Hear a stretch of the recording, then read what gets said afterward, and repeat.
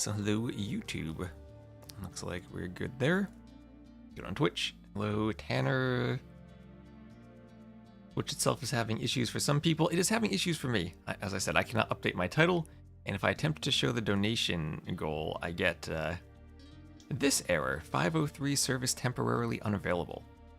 KV get failed. I guess that's some type of key value. And hello Matt Atter on YouTube. YouTube hopefully works if Twitch is down. I don't know if we're going to cast this entire set, because T90's set was moved up an hour, which is now 45 minutes from now. So we might just cast Valley of Kings and swap to the other set, and then come back to this one. Might do a little flip-flopping to go back and forth. Because I do want to do T90's live, because that is probably the most clickbaity.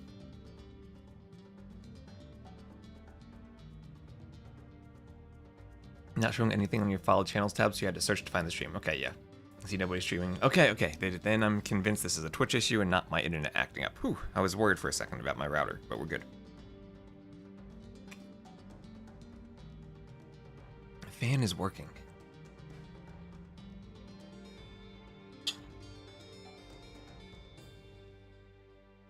I randomly stumbled upon it. Okay, let me also just share the YouTube link then.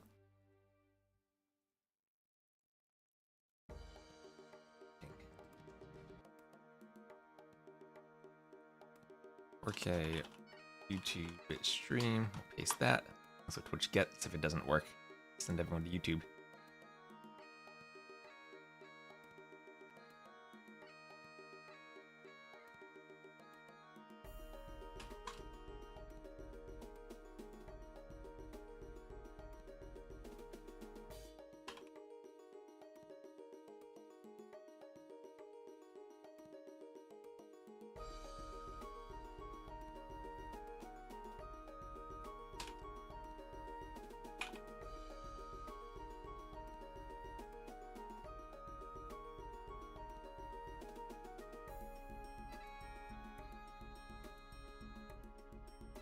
Live on both.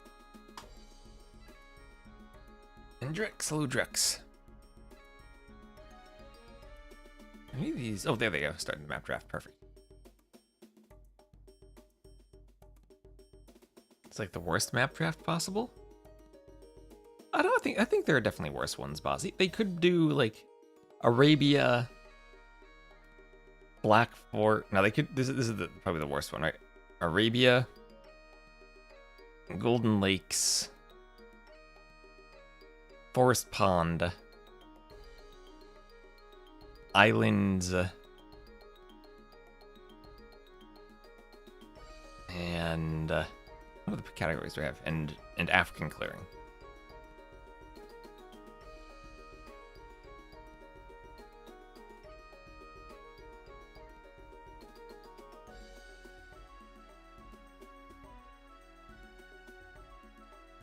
Excuse me while I try to eat my lunch while doing this. I had a rather bad migraine. Yesterday I ended the stream, I was super tired so I took a nap, and I woke up 2 hours later and I had a migraine, so I tried to sleep it off. Feeling a bit better today though. Hopefully I'll make it through the stream.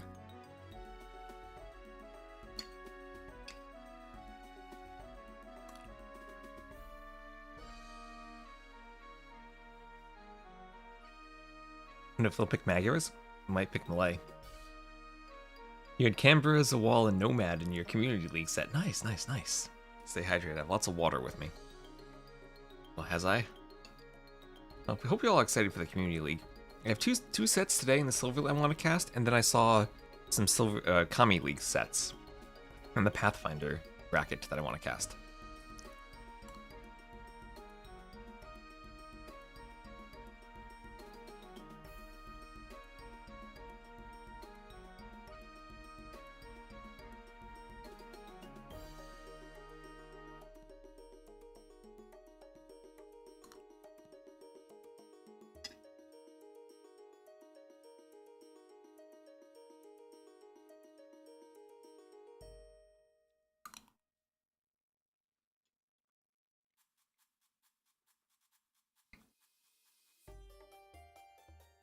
So the Khitans were banned, and thus we have a double Armenians pick.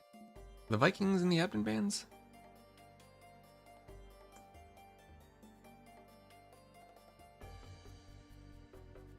I muted myself while I sneezed there. Are the Vikings in the admin bans? Not that I see. I wouldn't be surprised to see Vikings then for Sumatra.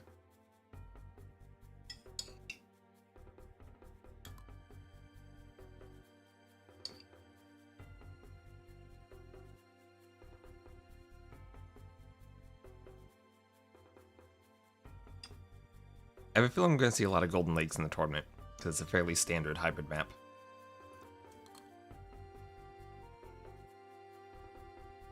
Can watch without working, nice. Well, I hope Twitch is working for you. It's not working for me. I wonder if anyone follows, will I see your username? Because right now I just see unknown user followed. I have a list of 20 unknown users.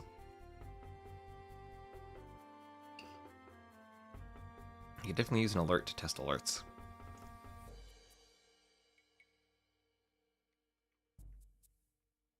You can see how the viewer, follower, and sub numbers are not displaying. So maybe hold off on subbing then, in case Twitch doesn't register it somehow. You must be one of them. Well, hello, and thank you for following. Twitch is back for everyone. Okay, let me see if I refresh some of my browser sources. Oop, that was not the one I wanted to refresh. Oop. I just cleared my scoreboard. Still looks unavailable for me. I'm not gonna mess with it.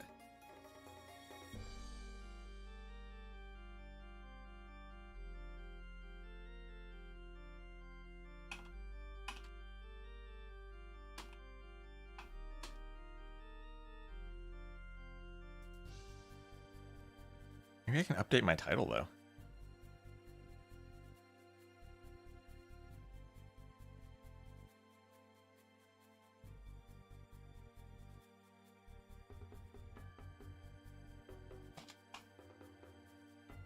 Oh yes, I can update my title. Wonderful. Maybe someone can follow now. It might show it. See if Twitch starts working again during the stream. I always restart the stream and see if that fixes it, but I have a feeling it might not.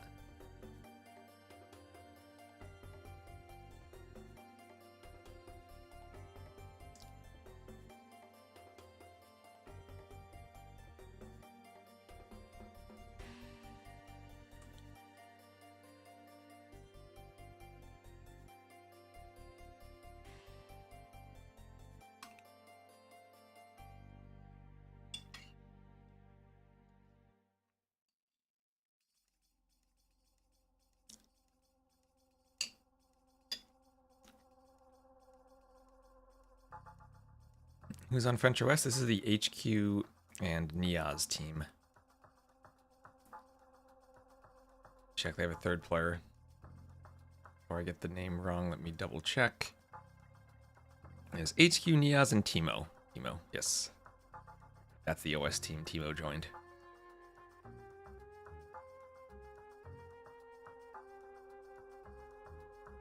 Magyars. Told to emphasize the yar. And de-emphasize the G's. Maybe it's more like Magyars.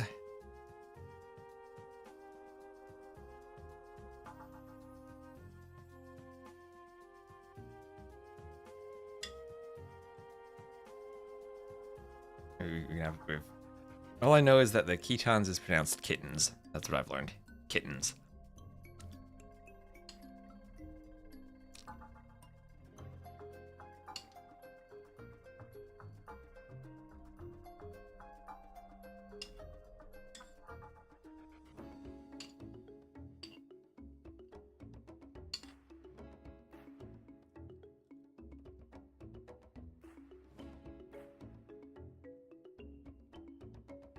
Imagine trying to do a Y sound, but you start with a D sound?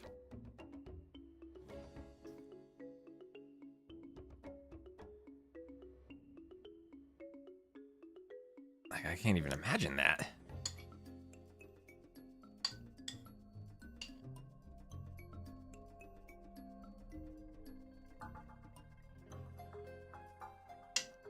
I'm gonna need to hear this. I'm gonna need to hear this.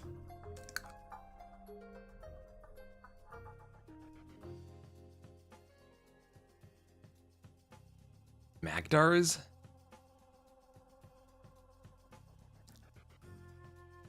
Yeah, it doesn't. That's what you probably said that last time in the chat, that it doesn't exist in English. That'll take some practice.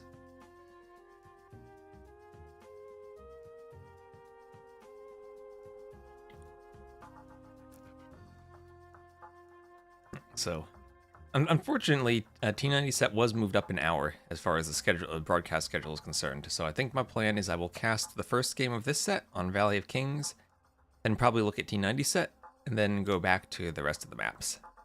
And as much as I love Sumatra as a map, I really do hope at some point that someone picks Mediterranean or islands.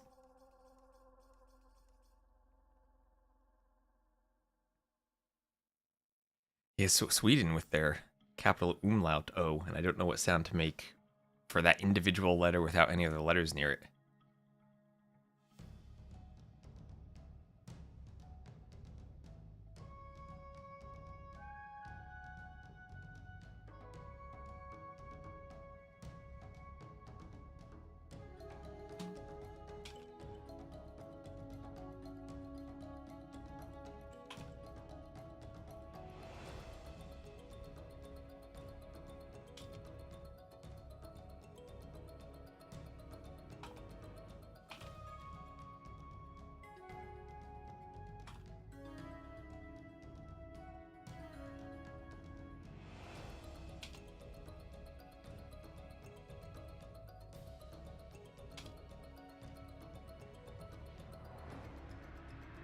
It's be like the Ian Herd.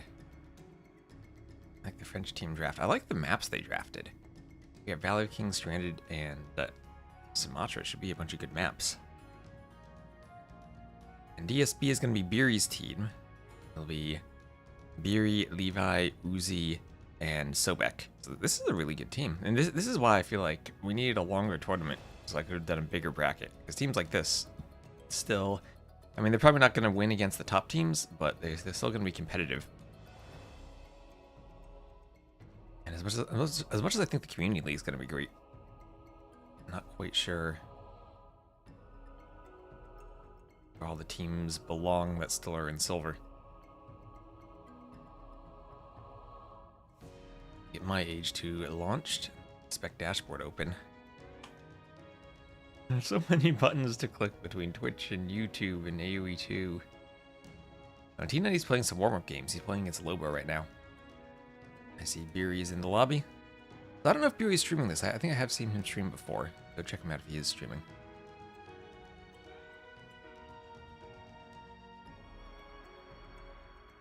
See, Ozone is streaming. He's another Darkside player. He's on Darkside A.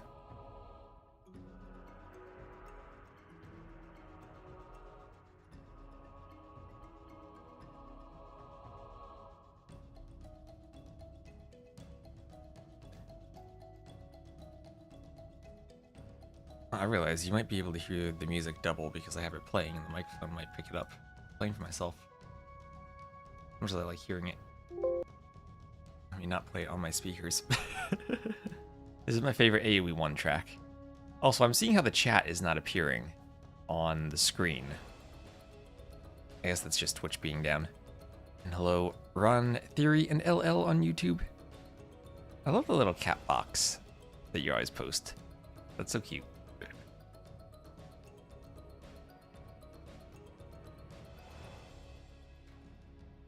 Yeah, Twitch is having issues today. That's what I've seen. But that's why we have the YouTube stream. We have backups. Maybe if I ever get fiber internet, we can do Twitch and YouTube and TikTok and Kick and Facebook and Twitter and bring Mixer back from the dead. Do all the streams at once. Yo, API down, should have used Rust. I agree they should have used Rust. I've never actually programmed in Go. I do enjoy Rust. And Justin TV. And MySpace. MySpace is probably before the internet even had video.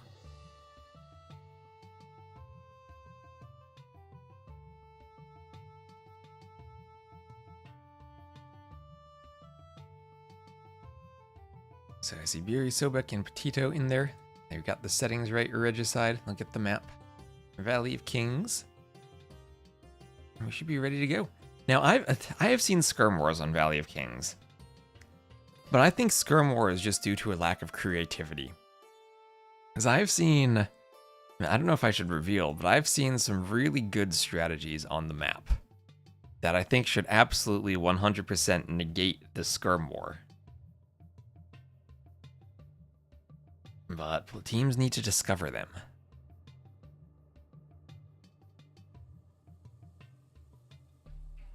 I think that's the counter to Skirm War, just a bit of creativity. So look at the civs for the map. Certainly Koreans, Portuguese, Bengalis, Berbers, and Bohemians are possibilities. Good unique unit civs.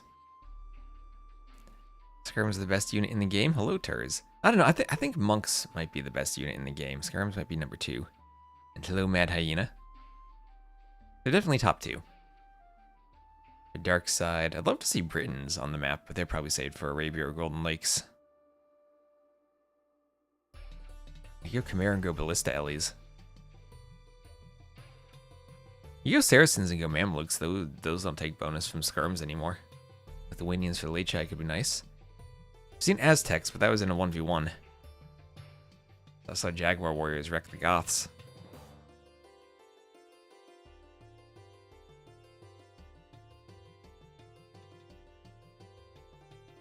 I think the key to winning the Skirm War is realizing you don't have to fight the Skirm War. You can just go to the outside of the map.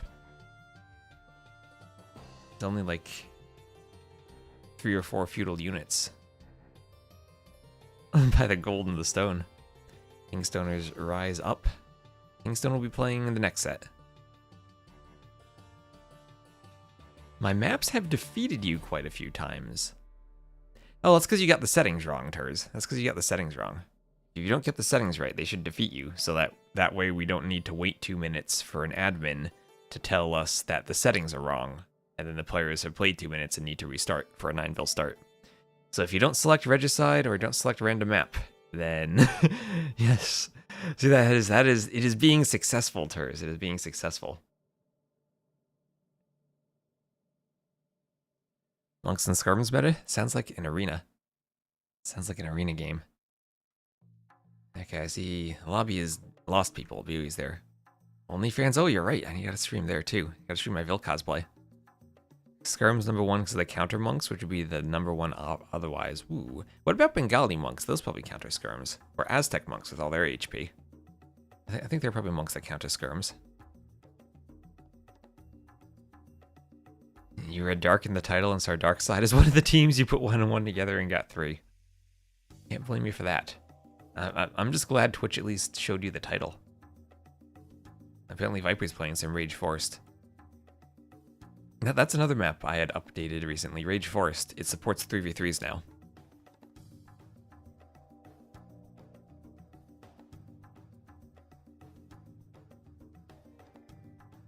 There's a 3v3 version of Rage Forest. And after Cartographers, maybe I'll update it to support 2v2s. But I need to do some more work on the Cartographers version of the map first. It's too large of a file size.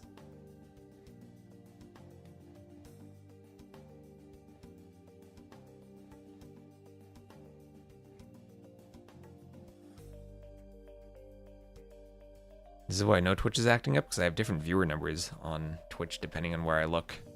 On one spot I got 117, on another spot I got 144.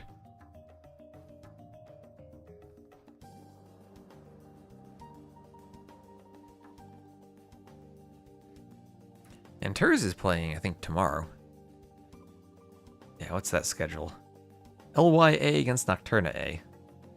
At 10 a.m., so what's that? 14 GMT. A map that skews the resources in favor of the lowest win rate. Blue shell map.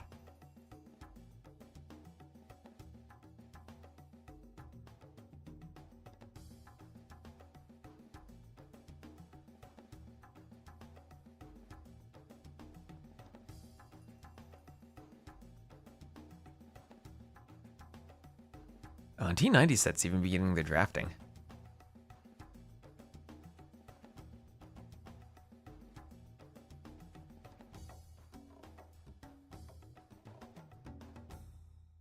Okay, let's see what's going on. I would like to cast one game before going. I want to see Valley of Kings. Otherwise, I'm just live for an hour casting a lobby.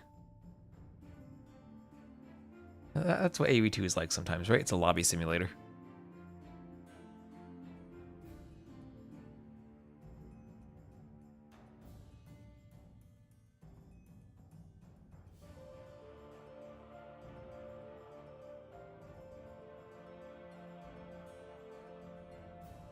It's like the pre-game show for a sporting event.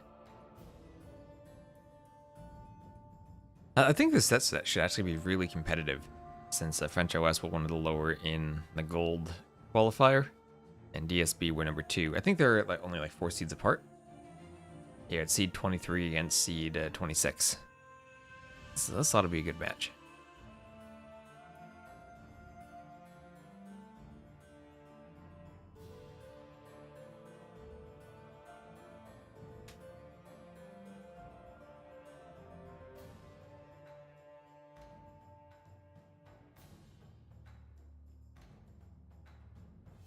How's Twitch doing for everyone now? Is it still having... I saw that it wasn't showing followed channels for anyone. Apparently Twitch is also doing some gifted sub discount. But apparently the sub gift is now I also get less money from the gifted subs. So I don't know if it's actually a discount. I remember when Norway used to have a 24-hour show on deadline day for Premier League soccer. They were very lucky the first year because there was so much action. Then the second year nothing happened. They were like... whatever that is, for 12 hours. Engineer. Follow channel works again. Nice. Hello, Sir Yak. I still don't know if I'm gonna see anyone's name if they follow. Let's see, can I get the donation goal back up? I really need to use APIs that are independent of Twitch, I guess. Nope, that still looks down. Staring at the camera looking for things to talk about. It's like when we had that delay and Dave and I had to talk about the waffles. There were some good waffles. We didn't have any syrup for them though.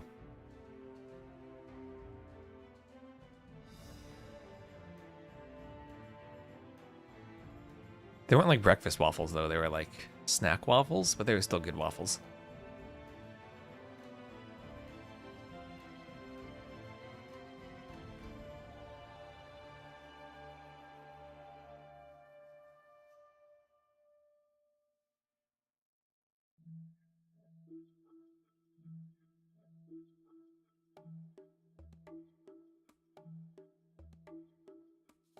Your waffles with jam now.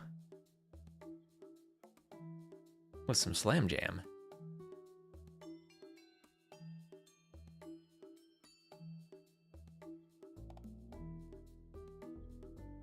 Boysenberry.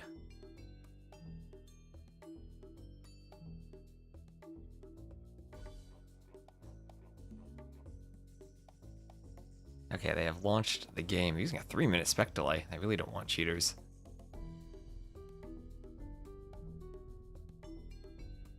But we will indeed have Valley of Kings, a map that definitely should work now. Hello, Red Clippy. Alright, we're good. We got a game. So yeah, that's the plan. I'll do one game of this, I'll swap to the T90 set, and then I'll swap back and do the Rex of the rest of this one.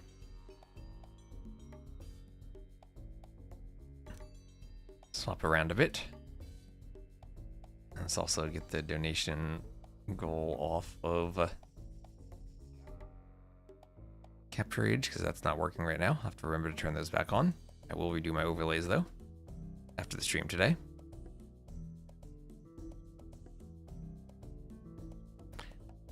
And then I also wanted to cast in the Kami League. Aurora versus Sweden. That's essentially Kamigawa versus Spaden, those teams.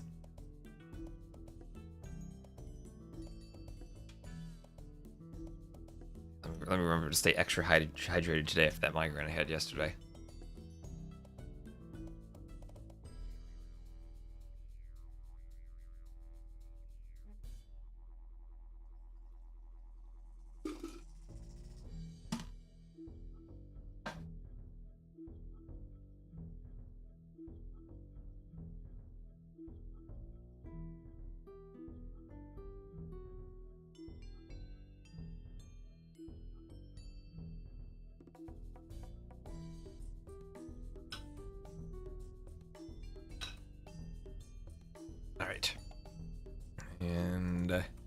44 seconds. What a spec delay. Oh, and maybe teams have learned about monks. I'm kind of... Oh. Beery. Okay, as soon as we load into the game, we got to pay attention to Beery. Because he is the Khmer. And he might be clicking feudal right away. He might have an insta-feudal.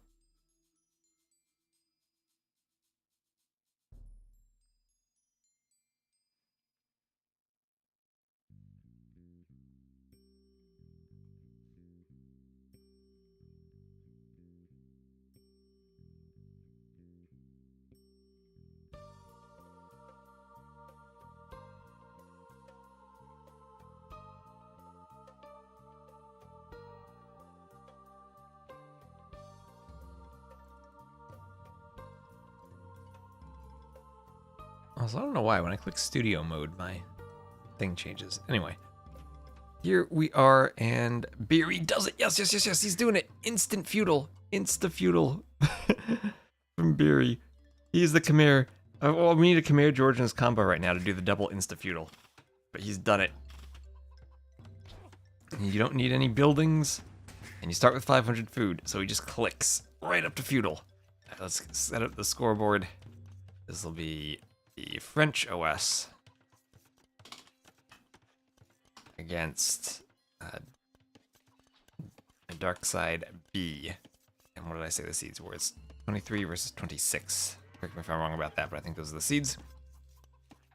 And let me also just take the chat overlay off, because obviously we don't have any chat. Remind me to turn that on again later. But clearly the chat isn't working. So we're just gonna have a good old, let me also update the scoreboard. So many buttons to click. If only I could do this before the game. This is the silver, and this is the round of 16. Boom. Yeah, you're not your sentient sloths. This would be the OP time to have the YouTube chat working, but apparently it's not. So, threatened by unknown. We're gonna have by unknown's archer. We're gonna have a lot of Gaia units threatening kings as they try to explore the outside. Ooh, trying to lock a bit. He's getting poked. Beery, red. Don't get trapped in the forest, Beery. Oh, HQ. Okay, that's HQ's castle. Beery has to worry about HQ's castle. Don't run into that. Is Beery gonna try to do a loop around the outside? We have a Drush coming in, so plan strategy from Beery and Sobek. Drush with the Aztecs, while pure feudal click from the Khmer. On the other side, we see kind of a standard feudal time from HQ's the Koreans. There's the range. He's gonna play standard and go skirms. Bengali's player up a bit later. I don't think that's enough vills to FC. But you definitely can FC on this map. And hello, David, on the YouTube chat. Does the king die in mysterious circumstances? It probably says unknown kills the king. And just to double check, the mouse cursor for everyone looks okay in Capture Age, right? Okay, looks okay to me in OBS.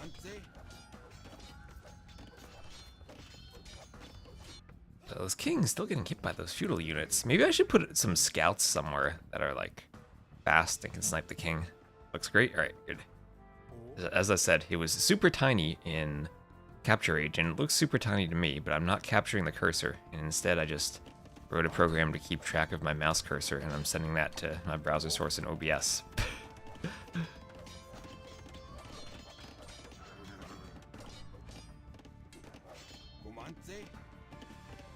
Include Gaia Saboteurs that can one-shot the king if you don't micro it. Ooh, now that would be nasty. So insta scouts, and if you go insta feudal, maybe you have the scout numbers to deal with all the skirms. Spears could be a problem, but then maybe the Aztecs just go men-at-arms. You can go men-at-arms scouts. Like double barracks would be nice. Oh, he goes for a range though. He goes for 2 ranges. He's gonna go 2 range skirms, but I like that he opened with the Drush. I like the Drush. And it's damaged the house. Golds and stones are kind of in the back. Drush can help deal with the spears, and here come the skirms. So it's gonna be a skirm war.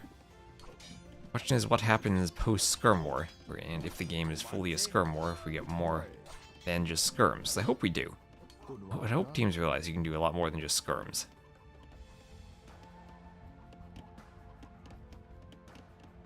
Maybe one day we'll see someone take the chickens, but no one takes the chickens so far.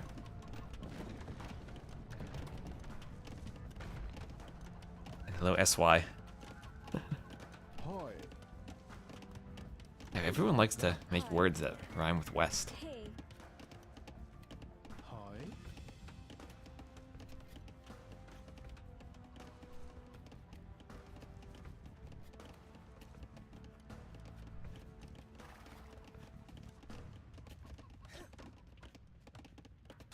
And okay, fighting the spear. You do it in jest.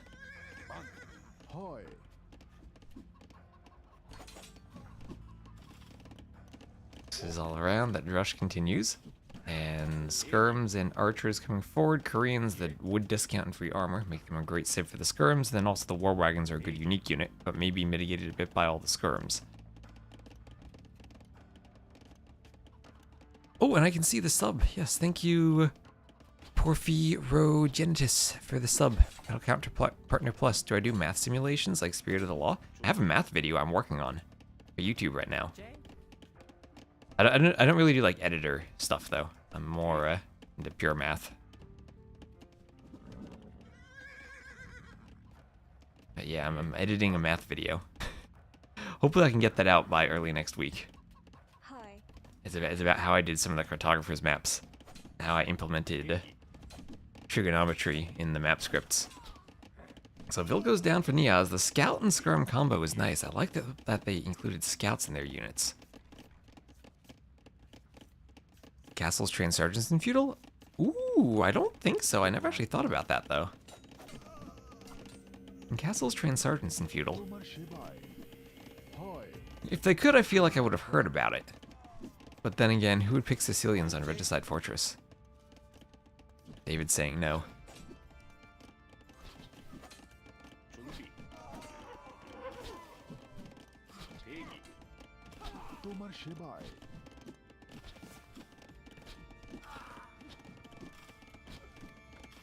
As it always, blue versus red. Oh, there's some green and yellow in here. That's what I like about the campaigns in AoE 2 compared to Age of Mythology. It's not always red versus blue. You have some personality with the colors.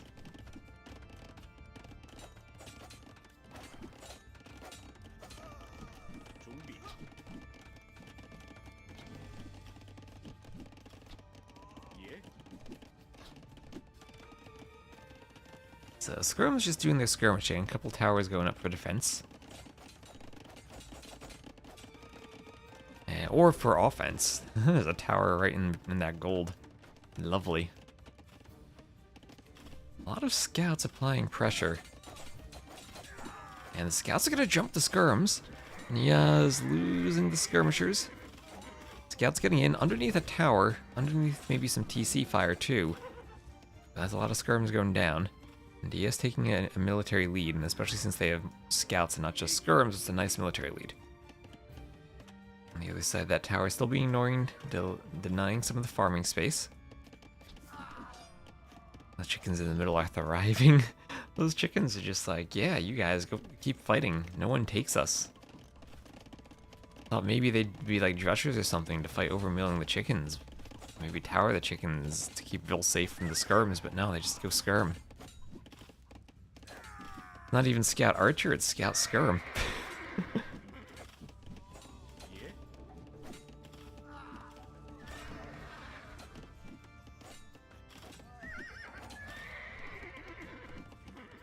HQ microing as much as he can, but he's down in numbers now. There still are these scouts hovering around, but more skirms coming from the back and try to close up this distance. Okay, in total, still a better army with HP for DS. And skirms all the way down. I think it might be skirms all the way down. What's the most broken civ these days? The kittens. By that I mean the Ketons. But they are the most broken now. They basically have super farms and scouts and step lancers with extra attack. Do skirms counter scouts now? Get enough of them, I think so.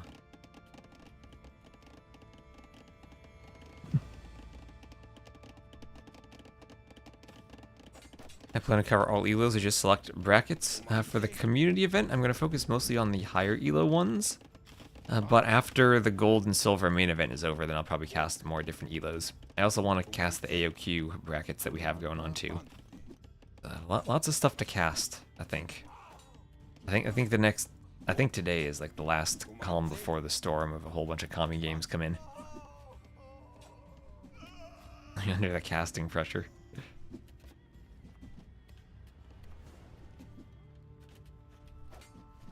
Yeah, Dad's the OG player who made 100,000 skirms in a game.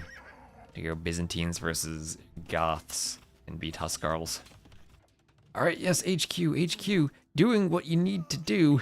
Getting to the outside, using the skirmishers to clear a path to the outside. And this is it. Wait, the Vil fight's back against the spear? Everyone telling me Vils can't attack the Gaia units. There he goes. I guess they can retaliate. They might not be able to fight themselves. Are they broken because they haven't figured out how to counter them? It seems every time new saves are released, they go to the top. Players don't know how to counter them at the bottom. They don't know how to use them.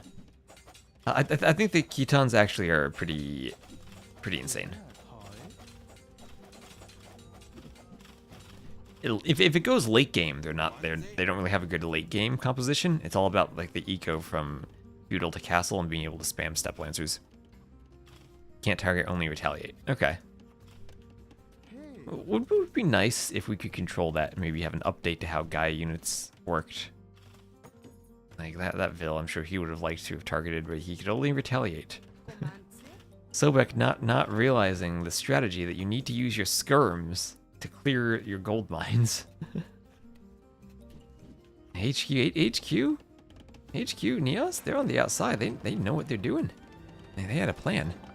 And, oh, Zever Landy, thank you for the follow, and also confirming that the follows, I can see them again.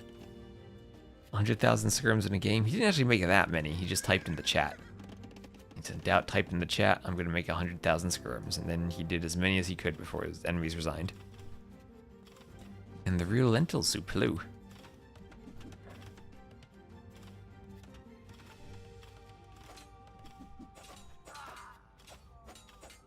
Scout's going to jump the skirms.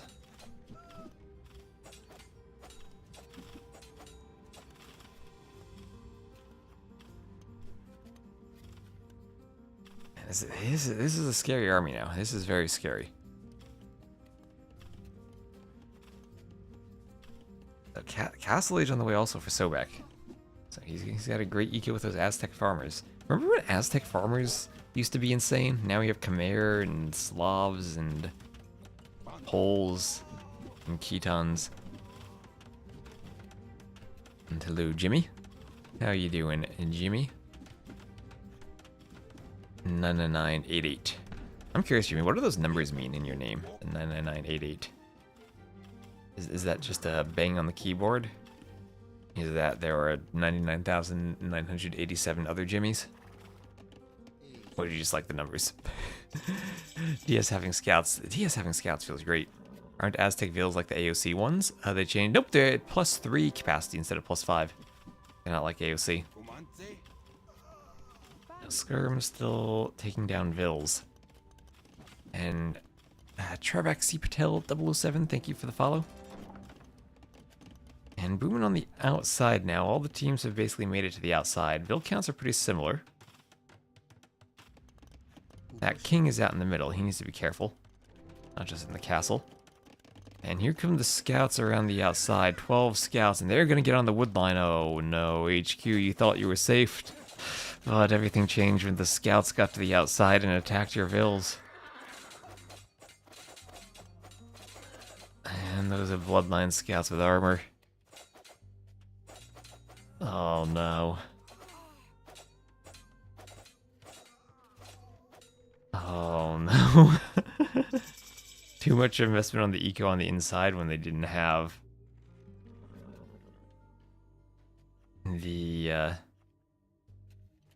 the advantage of the skirm war, and they lost everything on the inside.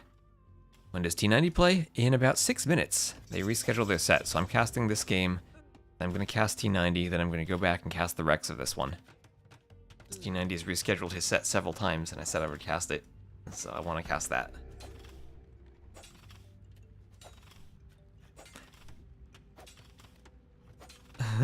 Yeah, but I don't actually have. Well, I have a content creator code for the DLC, but I haven't actually activated it. I'm just personally really not interested in new civs. Okay, the king is trying to blend in with the villagers on the gold. Is T90 playing in this same event? Okay, there's the king. He's noticed that it's outside. The scouts try to get him. Okay, the TC's not full. The skirms could pick the king off. He's noticed. The king is running. The king's running. I don't know if Niaz has noticed. There's... Niaz. Garrison your king. The king can go in the TC. Oh, the capture rate is sped up because the king died. Oh no. Disaster for French OS. And win for Darkside B. GG. But the Chimera instant feudal into scouts. That's what I like about seeing this map. I think it's more strategy than just go skirms. We had a scout play here. Yeah, it's Regicide. That's why it's called Valley of Kings. It's Regicide.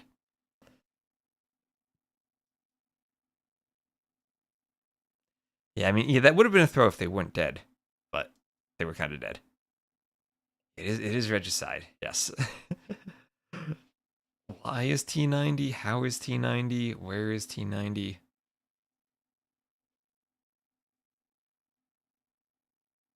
How many is T90? 62 kills in the Aztec skirms, faster training, or faster working military production for the skirms. Nice for the Aztecs.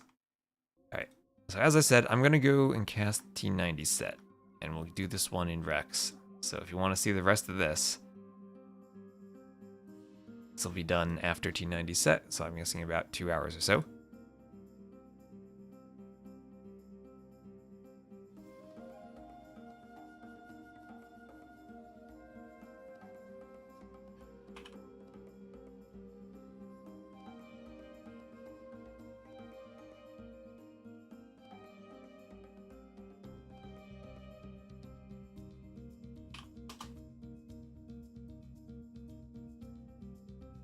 Oomfst. Okay. Now I'm gonna, as I said, we'll finish the DS set afterwards. Let's see if Twitch lets me update my title again. Done. Alright. Lovely. Should hopefully be getting this started now. Casting info. And swap the drafts over.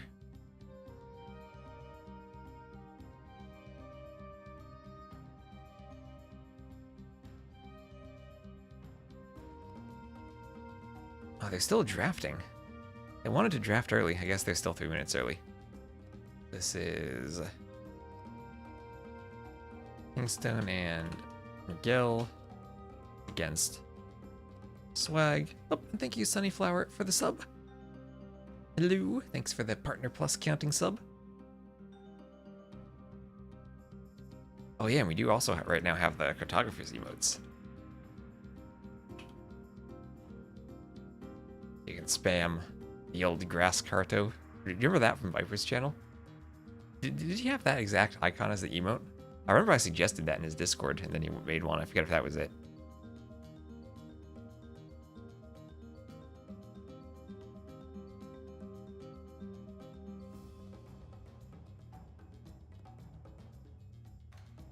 So, I feel like Dark is a very interesting player. And I wonder how he's gonna fare against KingstoNe and Miguel. Because individually, I don't know whether Dark or KingstoNe is gonna be the higher seed right now. And why is my service temporary unavailable in the top left? Is that my alerts? It is. It's also the chat.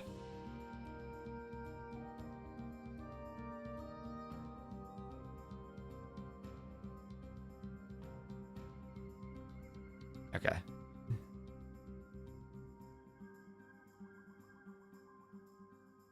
Do we have a command for the Wikipedia page? I've listed the brackets and everything in the panels under the stream, so if you want to see them, just scroll under the stream and you'll get them. I figure there's a lot of stuff to list, like the Discord, the handbook, the brackets, and other stuff, so I just put it down there. That way we don't have to spam all the commands in the chat too much. The donation link.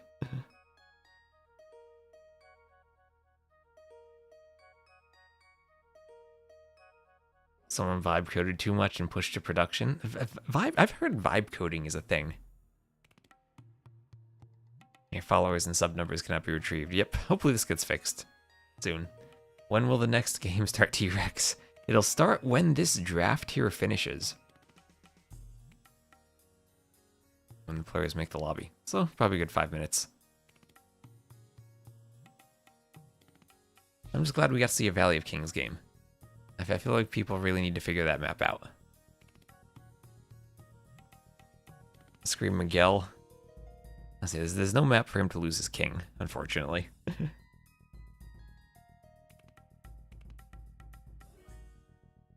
I thank you again, Sunnyflower, for the sub, and also helping to confirm that the sub alerts now work. Twitch is back up. Maybe we should cast that. I think it's better just to wait. I don't want to halfway join a game and speed up for this.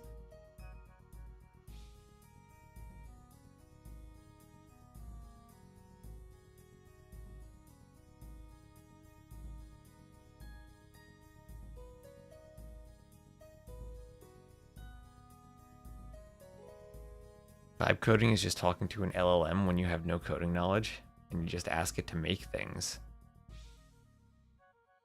Sounds like something lots of people will be doing. Time to vibe fix my overlay.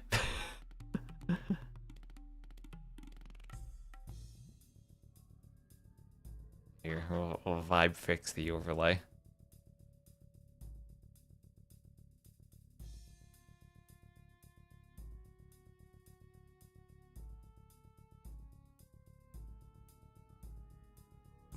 There. Vibe fixed.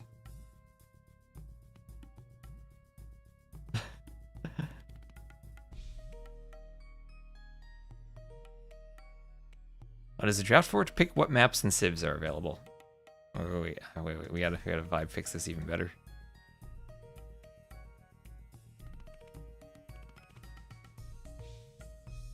There we go. Boom. Maybe I should just write subs and make the box give more space for the numbers.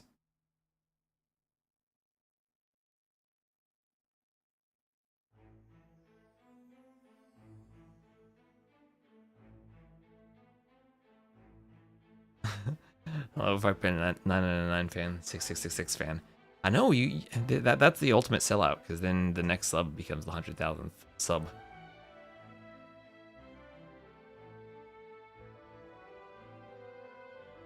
Miguel did get to experience Where's My Team. That's true. No, Miguel, he was on the team with... No, even better. He was on the team with Doubt and Eddie.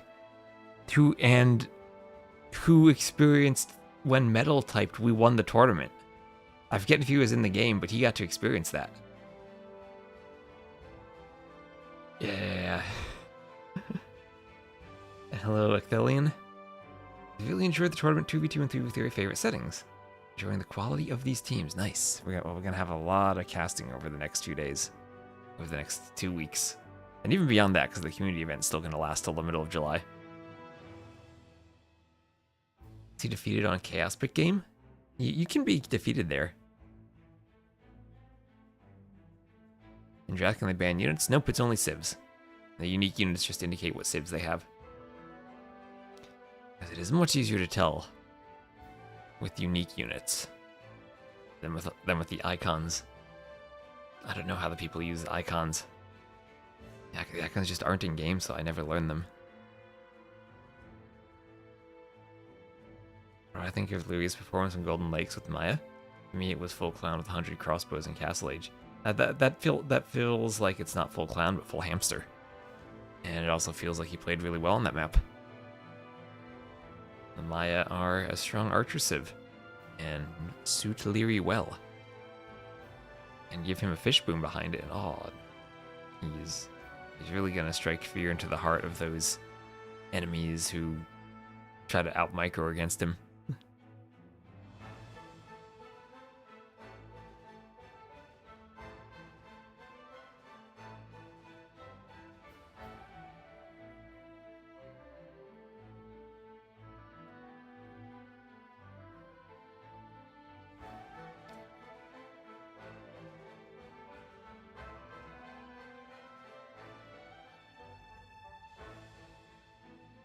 Okay, looks like they're gonna play on East US. And their lobby is up. Lovely.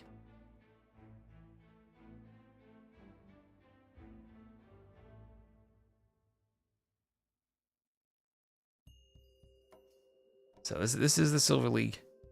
And or the round of 16. KingstoNe and Miguel. They lost against Hera against Hart and Leary for their play-in round. Swag, they did win their play-in round.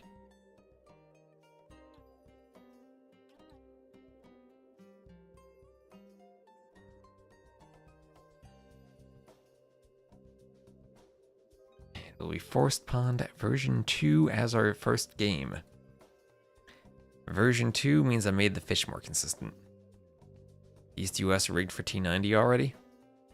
T90 will have great ping. KingstoNe and Miguel and Dark will all have okay ping, from what I've seen.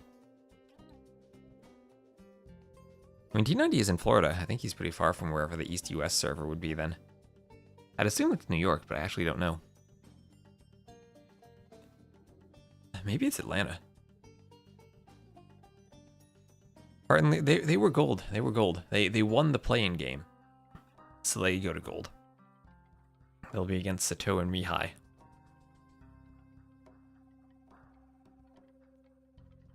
And they each won their first round of 16 match in gold that we casted yesterday, so they will be in the round of 8 playing next week.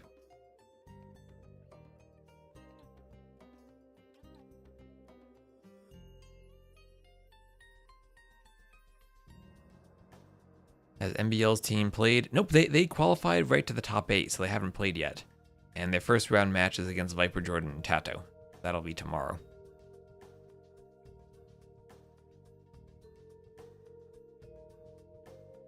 Forest Pond is the enclosed map with water in the middle, yes. You get like 25 ping in Atlanta? What ping do I get in Jersey? I get 62 ping, so I guess it's not New York. It might be Atlanta.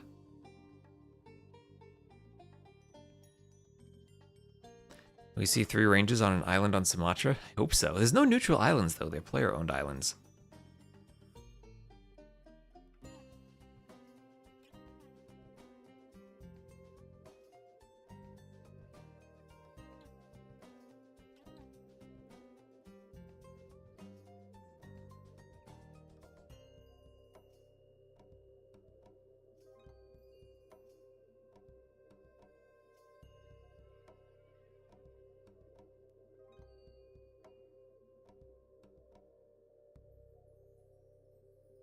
Twitch won't let me run another ad to get rid of pre-rolls. Oh well. I tried.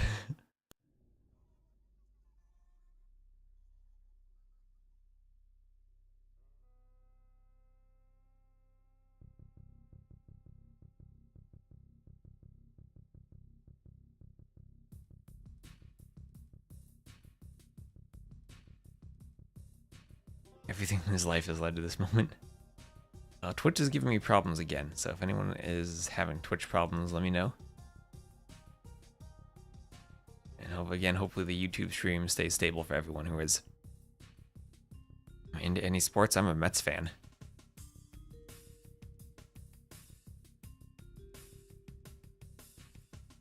That's what the sub alert is. Alright, they have launched the game, and it will be Forest Pond V2. V2 because I made the fish a bit more fair. Yeah, you're having Twitch issues as well. Am I based out of NYC? I am just west of NYC.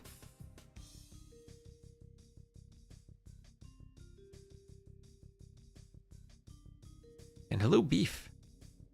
Our admin bans, they're random. It really should be random bans and not admin bans. There's a Cloudflare outage. Okay, that explains it.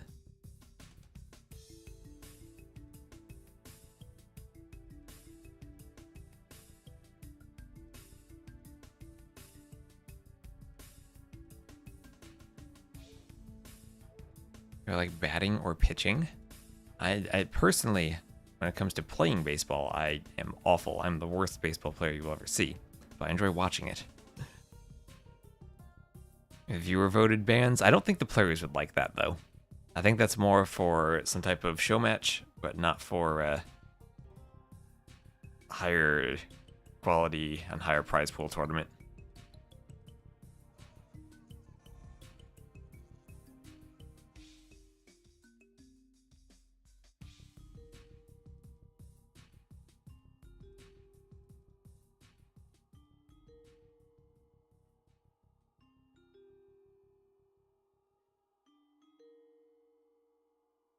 I have a civ that I just hate. You just dislike Portuguese. I feel like Portuguese are the one civ among the original like Forgotten Empires HD era civs that still are not properly balanced between the organ guns and the Vitorias. The rest of the civs I think are pretty good at this point.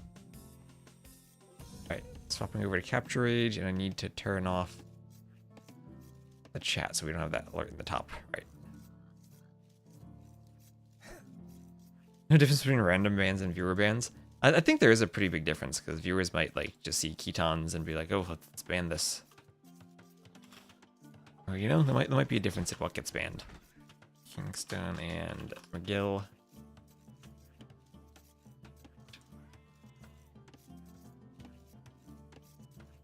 And should I put their seeds? Let me put the seeds as I figure out what the seeds are.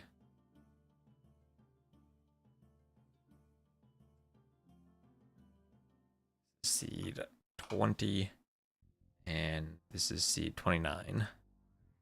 So, bit of an underdog here, are a T90 in Dark. Oh, shared exploration missing. Oh, sorry, new host. Let's. Oh gosh, guys, no shared exploration. They're really playing with cartographers. So I can't show off what I did to the map. Every player should have roughly 2 fish, or exactly 2 fish, that are somewhat close to their starting location. And the other fish are a bit farther out, but everyone should consistently get 2 deep fish. Missing the carto. The regulations are all players in the lobby are equally responsible for ensuring settings are correct. That's true. You get Carto when you do the market still for free. It's not like you have to research the technology, even without shared exploration. Or without allied vision. But, once more. What's the point of the single unit of walls along the water? There isn't a point so much as that's just how maps generate when you do walls. I suppose I could do something really hacky to avoid that, but it's really just, it's a walled map. And they stop. You're gonna have to probably do docks anyway at that same area.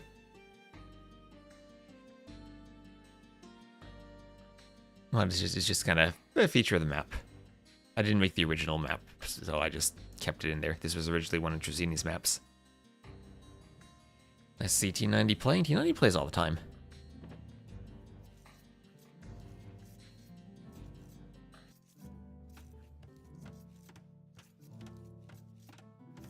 Yeah, Kato for the viewers. Okay, and we'll check the vision and see, yes, they did remember to enable cartography for the Cartographers tournament. So we will have Miguel and KingstoNe as the Malay and Bengalis to the southwest, and T90 in Dark as the Mongols and Italians to the northeast. The map is Forest Pond, which is like Hideout, but with an X of water in the middle, which, well, we've seen different strategies. Usually it's some type of galley fight, but it's small enough that fire galleys also are useful. And the fish also are not really all that plentiful.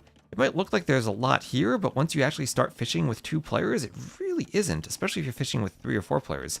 So we have seen instances where players just completely ignore the water. I've seen a double TC Kuman Boom. And that also can work out pretty well. And then you also have the fact that if you invest way too much on water, your opponent can FC and just castle drop right on your face on the outside. What civ had free cartography? That was the Portuguese. Portuguese had free carto.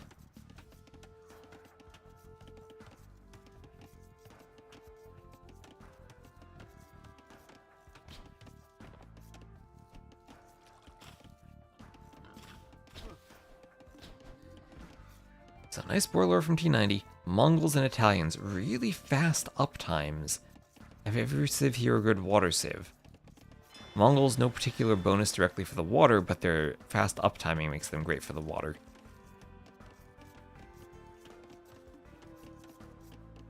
Mongols were, depending on the map in AOC, you'd probably see them as maybe the number 2 or 3 civ on water. Number 1 would almost always be Vikings, then number 2 would be Japanese on a map with a lot of water where you had room to run and fish and you didn't have to go as aggressive for the galleys. But then Mongols would be your very fast up, your rooster civ. If you wanted to go really fast up and start pumping galleys right away. Yeah, they were the AOC era water civ. 4v4 would usually be Vikings, Japanese, Huns, and then either Mongols or Saracens. Again, depending on whether you wanted the fast uptime for the early game or the faster firing galleys for the late game. So Feudal Age on the way, both for T90 and for Dark. Tier list video of removed text/bonuses. I was thinking of doing a tier list of just rating the bonuses that have been added in DE. Like Schrammschreider, that gets an F.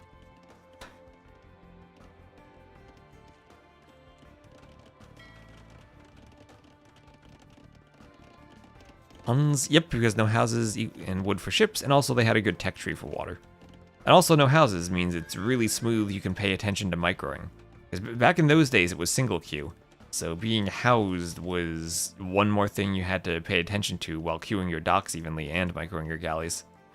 It wasn't just select all docks and spam the galley hotkey. There's no chat. That Twitch is dying today, and the chat is not working. That's why it's not there.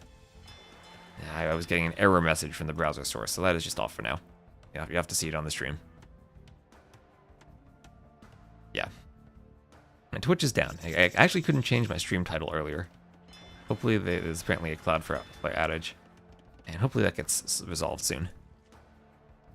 ALC single queue. Yep, ALC was single queue. The user patch introduced multi-queue. And then the HD edition copied that. And then they never actually fixed it. Like the user patch later on improved multi-queue and HD edition never did.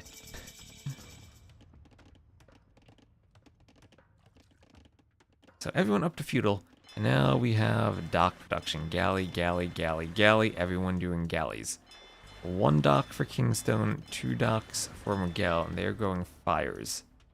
Now, fires will be good if they can pressure early before the galley numbers get amassed. I like galley on this map version. I like galleys too.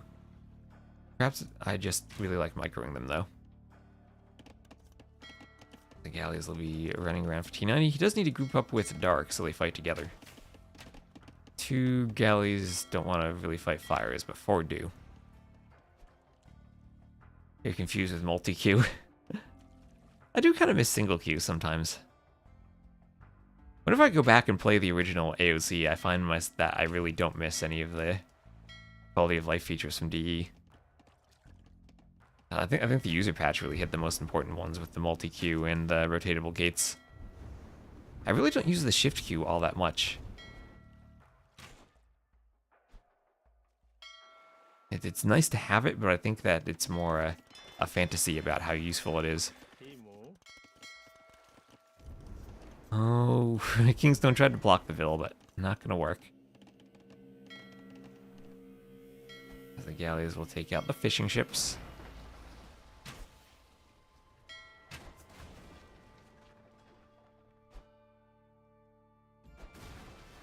And down they go. So good start for T90 and Dark so far. Okay, maybe as I say that, T90 is going to lose his fishing ships. But it feels like they've won the water. They have a lot of galleys out now, and T90 even defending that fishing ship. Nicely done. Fire galleys still splitting up. Was not having a 15-second lag at the start of the game. That was a thing too in UP 1.5. I think the most important one was, I mean, there's the widescreen patch, of course, but in terms of actual features, was they did spectating. You wouldn't be spectating without them. So Castle Age on the way for KingstoNe. He is clicking up first. And as the Bengalis, the team's going to have to worry about Rathas. As will this be a stone miner? Nope. Are those vills going to stone? No? Okay, maybe they won't then. I'll have to worry about a monk rush instead. Miguel is still scouting around the outside. Mongols not the greatest at defending from a monk rush. They have fish, they can go for light cav. So the plan is KingstoNe goes up fast and goes to monk rush while Miguel harasses on the water, tries to force Dark and T90 to continue investing. And T90 doing more galleys. I think Dark is enough to the point where he probably needs to go. Fishing ships. Yeah, that's the great thing about the user patch too. It gave players the option. It didn't just force changes. The one thing Voobly actually had, or the user patch had, but Voobly never activated, was shift delete. You could shift delete in the user patch. I did it in campaigns all the time, but it wasn't on Voobly.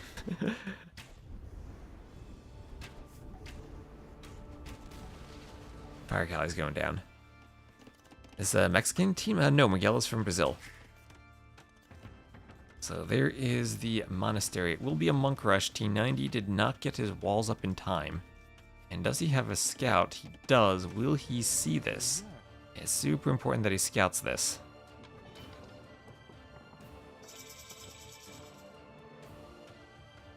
And there it is. He sees it. He sees it. He sees the barracks. Oh, it's not a monk rush. It's the barracks. It's the barracks. Barracks and a workshop, and then a monastery.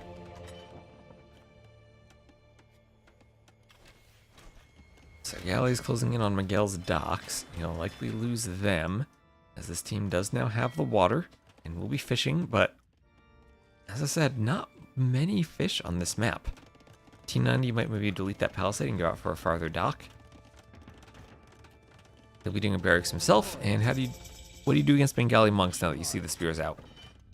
This light cav?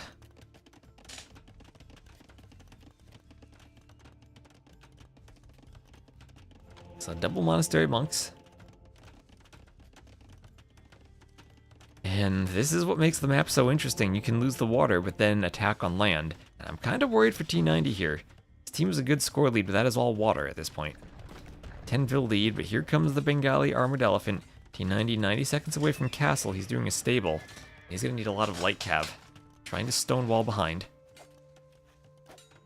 I have an error message in the top left still. Oh, where the heck did that come from? Oh, from the alerts. Thank you. Thank you. See, Twitch is down. That's why there's no chat, because Twitch is down. Twitch is having problems. Just landed his base. And that is also something he could do. He could just do a bunch of steppies, hop on a transport, and then land here. And KingstoNe is completely dead. I would love to see that. I'd absolutely love to see that. And no, he doesn't have a transport yet. He doesn't have a transport.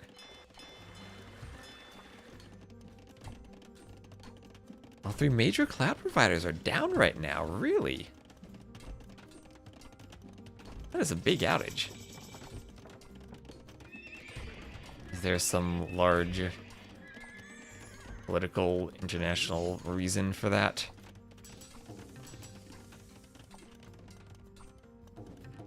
Some coordinated drone strikes on cloud providers.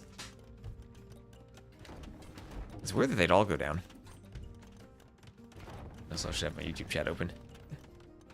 You couldn't live without shift Q? I definitely can. I've gone back to no shift Q, and it actually works. I think for a lot of the time, shift Q can actually be a waste as you spend time setting up a big shift queue, and then you retask your units when they only do the first 1 or 2 flags of the shift queue. So the Vills are coming forward. So why not?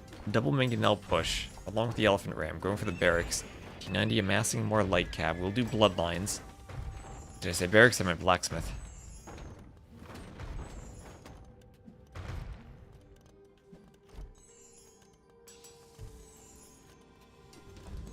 And that workshop, T90 doesn't have space for a workshop.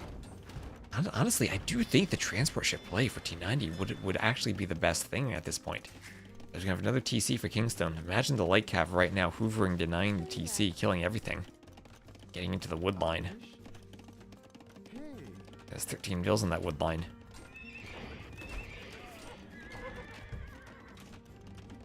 There are the light cav. A lot of spears out though. Pikemen would probably be a good option for KingstoNe too. And with 3 monks, with all those pikes, they probably will get 3 conversions. So T90 nowhere near the numbers he needs to take the fight.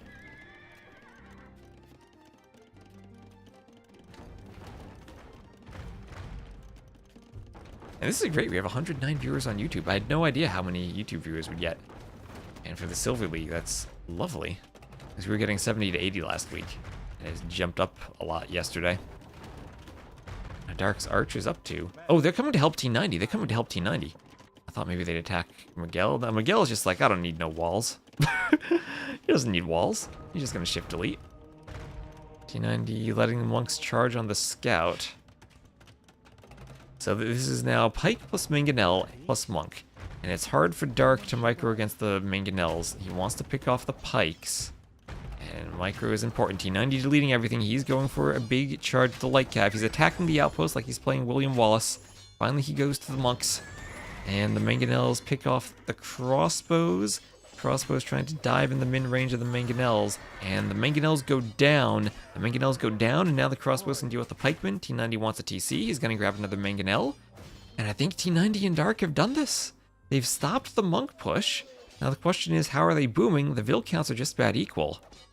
And late game, Mongols, Italians should be pretty darn scary. I mean, Bengalis are good. But we generally use crossbowmen to help deal with elephants. I guess elephant archers probably have enough HP, they're still okay there. And now they're going forward. This is where they need the transport ship. Imagine you transport ship 5 crossbows right now, while also pushing on the front.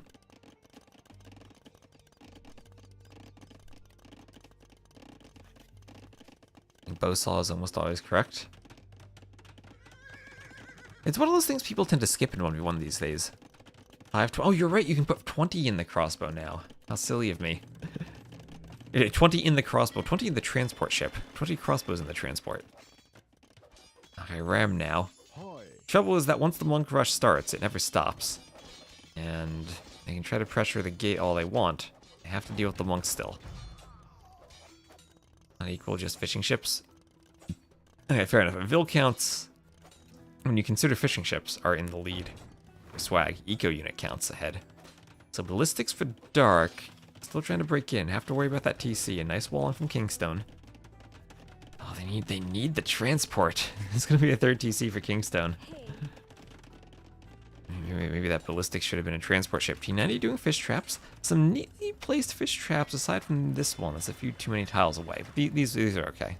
These are okay. I'll give him credit for those. He's had to deal with monks.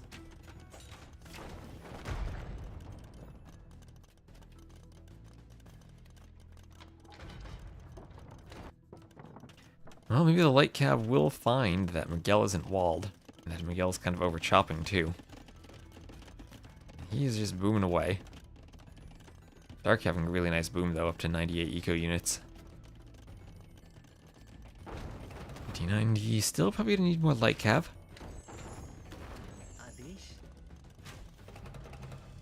Or maybe not, he's going for the Mangonels. Gets 1 and is gonna run from the monks, has his own Mangonel now. Redemption is in for the monks though, so they will try to convert the Mangonel. Needs to get a shot and then delete. Ooh, doesn't get converted. The monks had to run. Ooh, double kill on the Mangonels. And oh, they got in. They got through the gate. KingstoNe was microing and didn't wall. The light cav are in, and quickly he throws up a wall on the wood line. A TC, 2 houses. And maybe a bit too late for raiding though, as 3 TCs, a 4th TC on the way are now up, and a defensive castle at home will be there for KingstoNe. Lots of galleys here, attacking Miguel's base. I think they could do War Galley and Bodkin and hit this. They could sit right on the beach and hit it, I think. Anyway, we do have Imperial Age. Imp for Miguel. And Imp for Dark. So melee against Italians. I think I like Italians in that matchup. But we'll see who has the initiative. That'll be 9 crossbows against 8, but 3 more on the way. And Miguel going for a castle. If more crossbows were to come forward, this could be nice for Dark. Miguel gonna do some CBA micro and try to dance the crossbow. Wolf getting involved, eating the villager.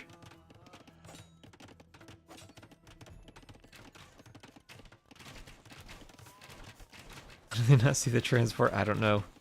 I don't know. I just want them to transport. What do we have here? Fishing ships. We have too many fishing ships and not enough fish. Dark with a huge score lead and KingstoNe struggling, I think. That's probably what's going to change the game, though. The monasteries are being cleared, and T90 now can get stone walls up.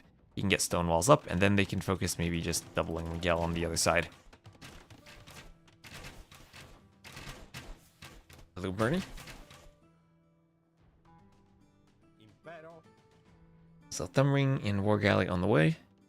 Imperial Age on the way too.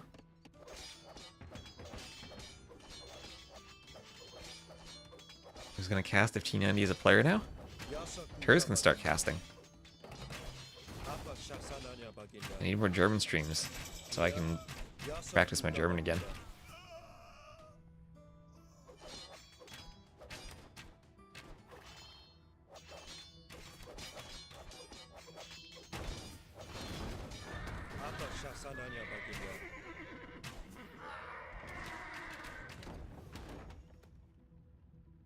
Yep.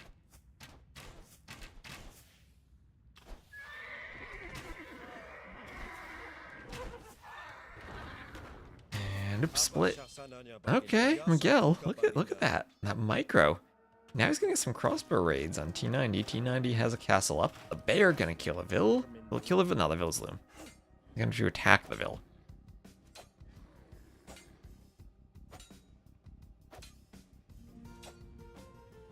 And vill survives, but now maybe the arbs get him. Because these are no longer crossbows, they're now arbs. Elite skirm and coinage on the way. He's gonna look to maybe sling KingstoNe back into the game. KingstoNe on 90 vills, so not like he's low. Actually, the KingstoNe and Miguel ahead in vills. It's Mangadai time now for T90. Are Mangadai a good unit against the Bengalis? They're just gonna run into elephant archers. They're probably good against Rathas, but maybe not against the elephant archers. And you might need a gate.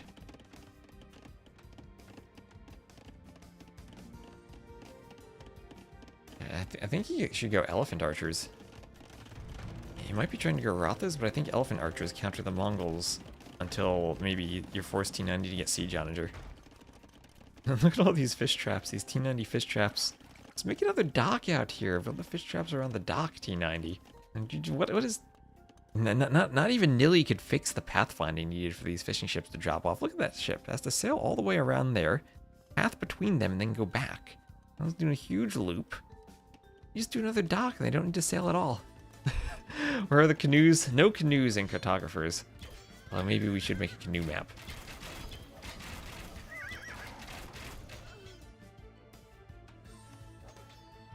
Oh, T90 can't get the walls up still. Even tried a fancy diagonal gate.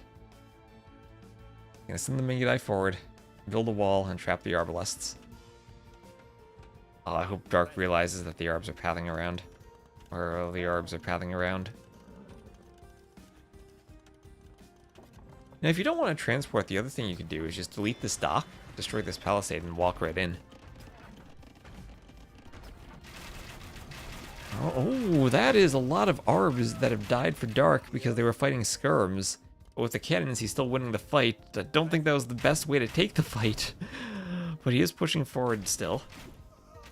KingstoNe and Miguel far ahead in villagers now. Maybe these teams on a timer to push.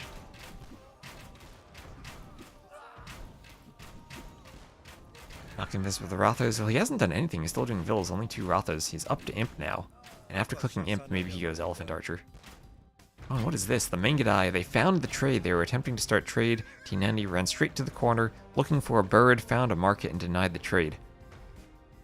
He's going to get a castle of his own. Added more workshops.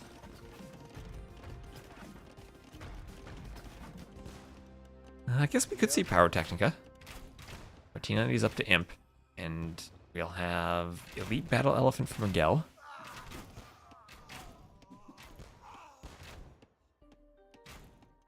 Now, Elite Battle Elephant is something that Genoese crossbowmen should do well against for the melee because they do not have all the extra armor upgrades, only +1 armor. So Arb's actually fairly decent against those elephants, but the Genoese crossbows would be even better, I think. And, ooh, nice hit on the skirms from the cannons. Yeah, Miguel is stalling Dark for now.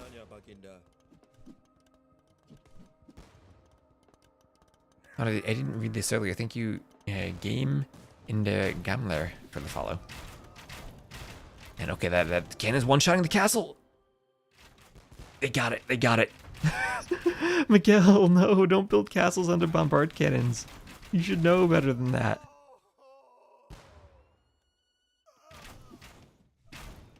Oh, they got that easy. Treb goes down, and now Dark's pushing. Miguel. That loses all the stone, yes. That loses all the stone. If you're in a bombard cannon fight like this, you gotta keep your eye out for opportunities like that. Miguel just gifted Dark an opportunity. Dark took it. Now the cannon's dealing with the skirms. Elephant switch not quite in time yet. See, Siege Ram, Steppy, T90. And the Great Siege of the Mongols probably helps them deal with the Bengalis. Normal battle Ellie might actually be a bigger problem, but it's going to be a Ram and Steppy push. Siege Ram just about in. We need to see some drill. We need the Ferrari Rams. We need to go vroom.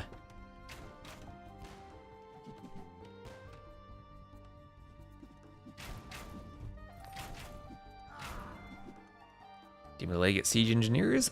I believe they do. Yes, they do. Oh, that was a nice clump of arbs going down. And what is that drill? There is a drill. Ferraris for T90 coming out soon. And the cannons need to get hits here. Not quite landing. Feels like Miguel doing a better job with the cannon micro at this moment. As the elephants are forcing the arbs back, at the same time though, T90 is pushing with his rams, KingstoNe desperately trying to defend, but those are some Ferrari rams. Those are speedy, and they will make short work of those walls. Get right into the eco where that castle is and continue to push. No defensive mangonels or onagers. And at this point you could even consider onager cutting. If you do onager, we'll have coinage for T90. He's thinking he'll eventually sling. And caravan, blast furnace, all the techs. Did he get nomads? Yes, he did do nomads. And is he gonna delete some houses? Well, he maybe deletes houses for farm space. Nomads is legit a useful tech. People will be hating on nomads, but on these clown maps where you have a small base, nomads can save you. And castle being rammed. Castle being rammed.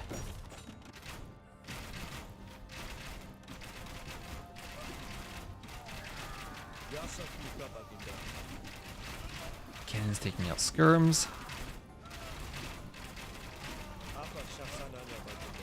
And how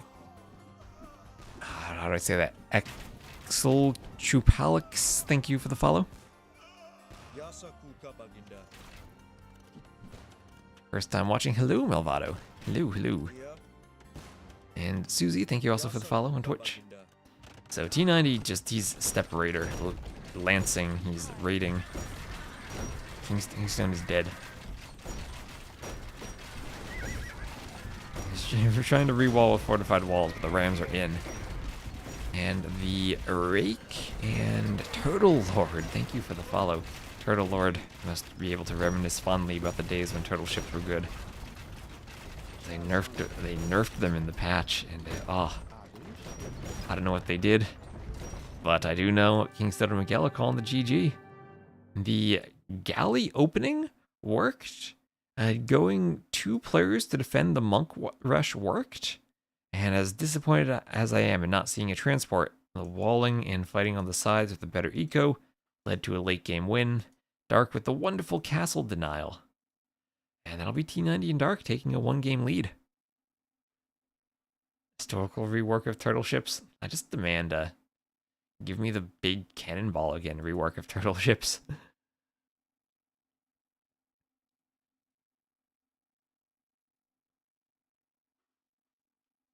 All right. So, updating the scoreboard. Swag takes game number 1, the underdog team, winning the first map on Forest Pond. As much as they have Arabia and Arena, I don't know if those are really home maps. But looking at the civs, that was Bengalis and Malay, fairly high picks, losing against Mongols and Italians. A bit more of a mid pick on the civ draft.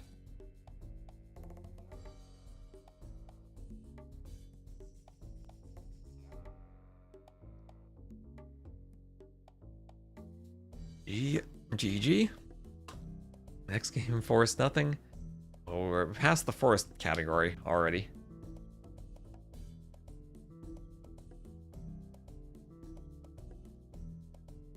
And they're in the lobby for the next game.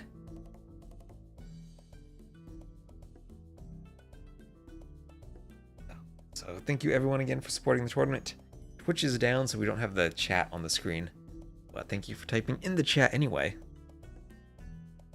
If you want to type all your secrets in the chat, no one will see them.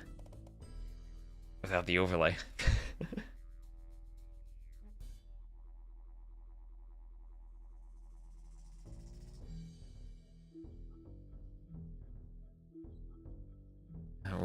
We're down on Twitch. I can see you on my chat, but not the browser source.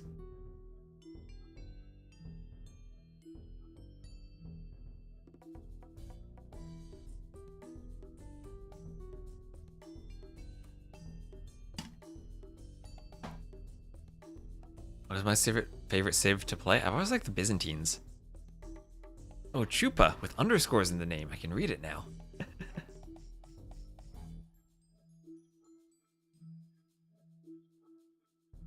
I've always been a Byzantine fan. I like their cataphracts, I like their monks. Fixed it. Yeah, you take me back to those old, like, gamer names from the 2000s where you'd put X's on both sides. Aztecs all the way. Aztecs have been nerfed a lot, though. Looks like Golden Lakes will be the next map.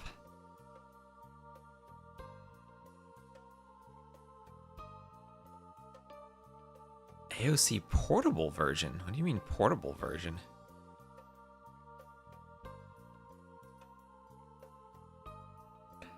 You hate that they're called Byzantines? What do you want them to be called?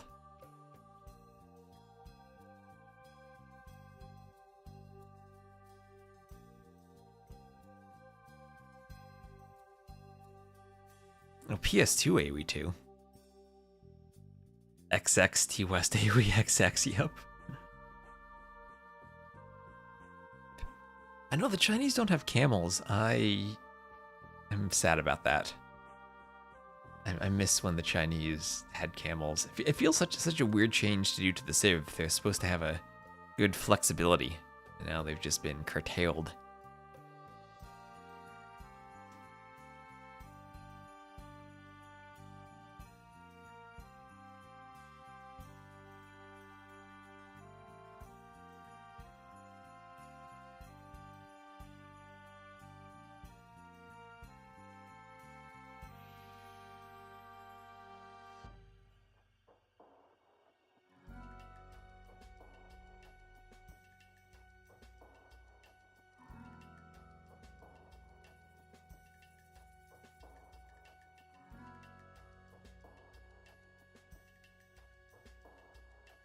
Loconic big raid incoming.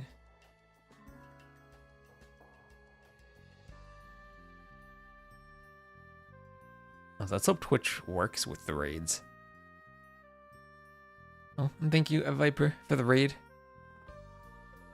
Of course, chat might know Viper from the Town Center podcast. A new episode just was posted on the Gamer Legion channel if you want to go check that out.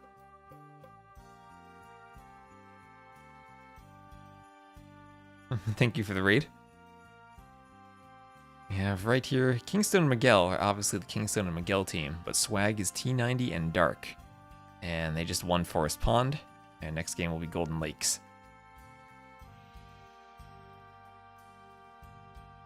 And hello, Tundra Blitz. Also, Twitch seems to be having problems, so the chat isn't on the side of the screen. If I try to display the chat, we just get an error message in the top left of the screen. So I've heard that the major cloud service providers are down at the moment, and that is affecting Twitch in various ways. And thank you, Reed, for the follow. Did I make Forest Pond? I did not make it. It was a Trezini map from many years ago. Just like Stranded, I had played it many years ago and I remembered it and thought it'd be nice for this tournament. And Bubba Baylor, thank you for the follow. And Sonny, thank you for gifting out some subs. And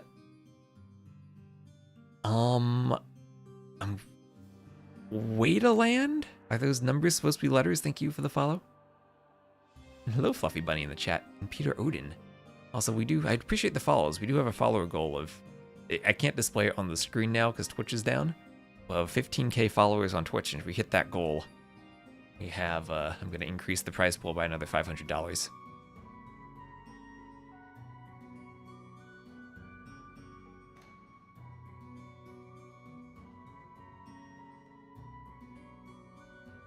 And Arluzi, thank you for the follow. And also, if you prefer to watch in 4K, without ads, I have a link pinned in the chat to my YouTube stream. I'm streaming on YouTube there too. I know Viper, I think, also does his streams on YouTube. We're dual streaming.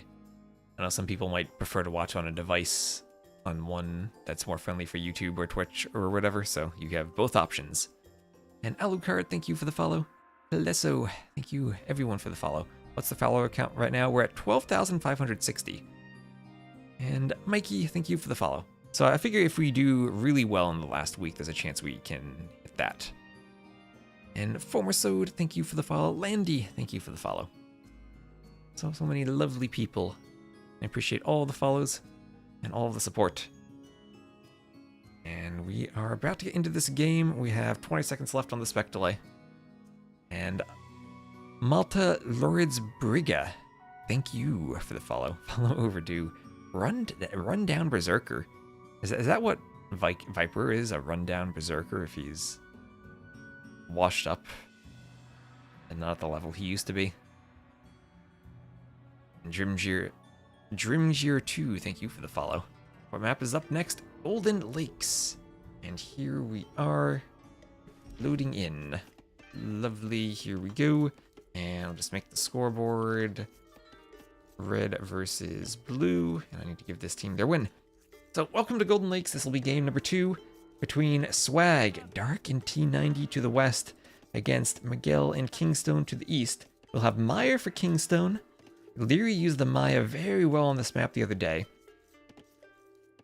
And maybe KingstoNe was inspired by that with their cheaper archers. Miguel will be the Persians. The Persians were the first pick from both teams. And they are against T90 and Dark as Persians, and Dark will be the Japanese. So Japanese, probably more specialized for the hybrid map, where they can dock and have a great fishing economy.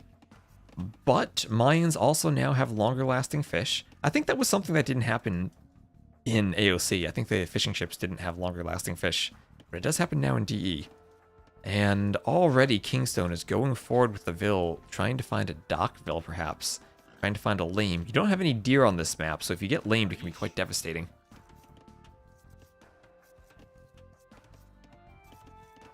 Oh, and Jimothy B, hello on YouTube. So KingstoNe, did he see the boar? He did see the boar. He's not going for it though. He really wants to find that dockville. And the dockville is walled in. So Dark, definitely with the TC, I think he would have seen that eagle running by, so he should know it's there. Not much HP on the palisades, but the dock should be finished. And Dark has the dock up, no problem. And T90 sending a scout forward. You always have options to go for 4 docks and sneak docks on this map.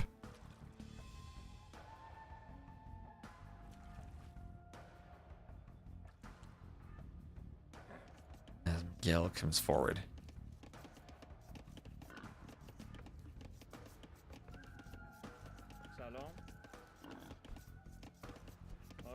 oh, the T90.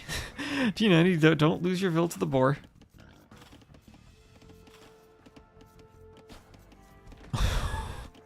That was close. That was very close. Okay. T90 scared me for a moment there. I thought he almost killed the boar with the TC too. Imagine that. The boar kills a villain and then the TC kills the boar. You get nothing. The worst of both worlds. Think it would be fun? Maybe for chat, not for T90. And Silas36, thank you for the follow. And Orfeo, thank you also for the follow.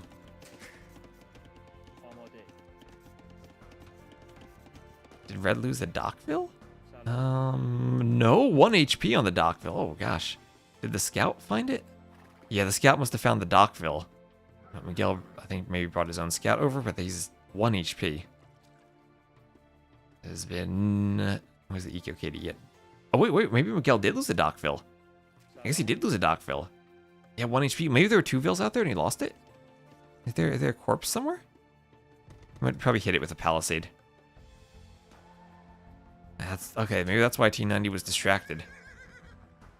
Imagine he loses a Vil to a boar while he's trying to kill a Dockville.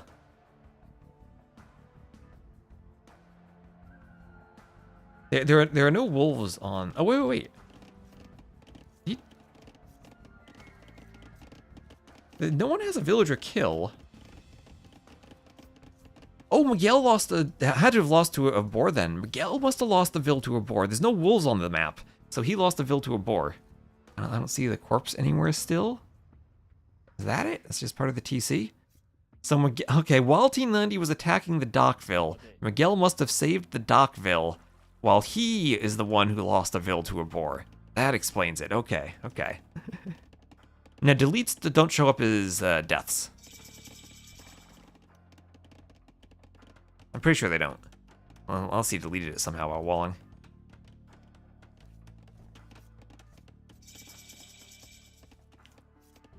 So, up to feudal now. Everyone clicking up. Let's look at the fishing ships. Persians with that faster working dock have already given 6 fishing ships to T90. The Japanese also have 6 fishing ships. The Maya only on 3, and I think KingstoNe's really going to focus on the archer numbers. And then 5 for Miguel. So 1 barracks and a spear, 1 range. Only 1 range. You have to be careful on this map. You only have 2 groups of 3 gold tiles and 2 groups of 3 stone. No neutral stone on the map. And then you have to go to the middle for more gold with the cracked terrain. The beginning of the map plays out as a fairly standard scouts, archers, almost as it would on cross. But then you have more interesting decisions for how you go to the middle. And we haven't seen any sneak dock attempts. Miguel are going for some very forward walls. This is also a pretty wallable map. So if you want to go for the sneak dock, you have to go early, and we'll have Dark doing walls as well. Hello, Salmon Fred. Best of 3, best of 5, best of 5. There are 5 dots there, if you can see.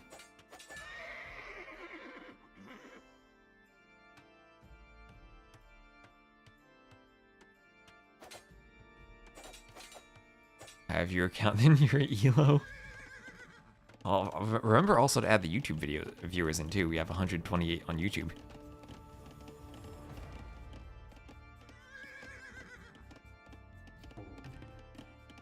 Miguel continuing to wall. Has a Vil there ready to wall. A Vil just pondering how he wants to build the wall. And he's not going to wall there. He's going to wall back here. That will leave the wood line very exposed should crossbows come in later. But I guess directly he is facing the Persian player in T90, so he's not as worried about crossbows as he would be over here on the other side of the map. If you add YouTube, we're at 1,000. Got 133 there.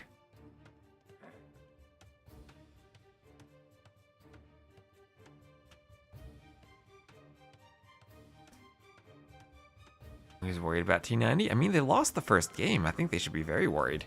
It's a single elimination now, so they're out of the tournament if they lose to T90.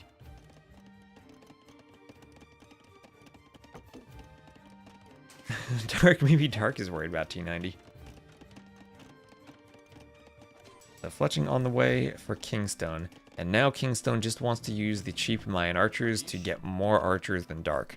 Right now it's 7-7, but KingstoNe needs to make sure he doesn't idle his production at all and keeps the foot on the gas in terms of making more archers, and eventually just use the fishing ships to go up. The worry, I think, though, is if Dark, as the Japanese with 2 docks and 9 fishing ships, is able to collect enough food to click up to the castle age and get to crossbow much more quickly. Some scouts coming over here, they're looking to double. Where are T90 scouts? They are on the complete opposite side of the map in a spot where they're not useful. He's worried about protecting himself while he walls. And Miguel not going to jump the archers. And thank you, Go Pack Go, for the follow.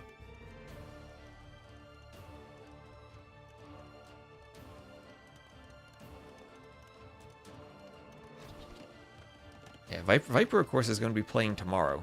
We have Doubt and Hera playing at 13:30 GMT. And then later on in the day, it'll be Viper's team against MBL's team. Is that the same Dark that dodges games? I have no idea. I don't know Dark's ladder habits.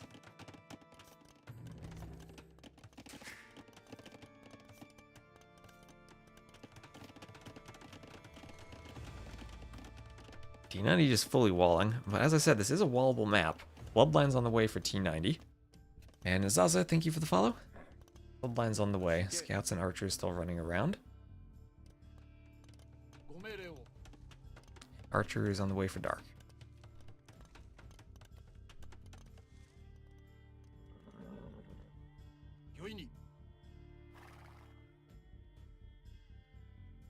At what point do they need to prioritize the middle? At the point when their gold starts running out.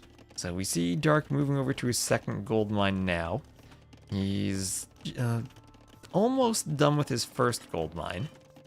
And usually as you get to the castle age, you start transitioning. You have some room to boom in your home bases, but then you have to move to the middle. It's always a risk to go there because it is cracked terrain, and you can lose your TCs very easily. The cracked terrain is a 20% damage multiplier.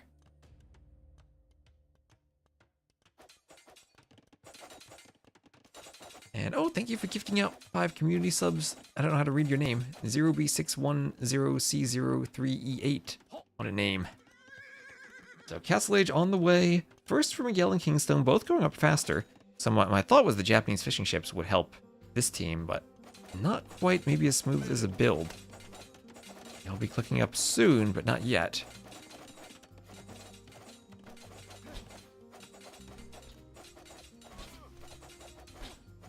Nope, it's not double, it's 20%. Skynet just gifted subs. Is no fighting for pawns normal? I've seen fighting for pawns. It all depends on the teams and what they want to go for. Some teams are more comfortable just playing scouts archers and not worrying about the water. I think if you do end up fighting for the pawns, it gives you a bit of a difference in your army composition. If you don't have as many archers from the crossbow player because they're fighting for the pawns, then the other player can go camels more easily. And this is a good fight for KingstoNe and Miguel. This is a very good fight right in front of Miguel's base as he's up. He can pump light cav now. They do the upgrades. They will take the score lead.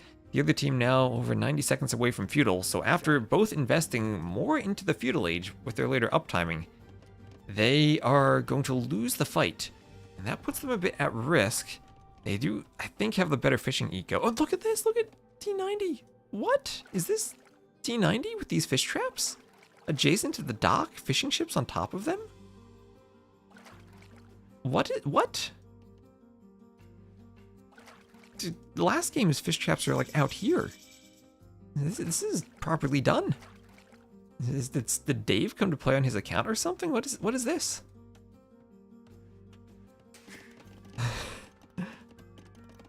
Dark Fast Im? Ooh, I don't think he can pull that off. He's kind of out of fish at this point, and he doesn't have the gold for it. Could be interesting to go straight for arbs like that, though. Maybe if you're the Byzantines on the map, you could pull it off. It would improve T90. I'll have to investigate T90.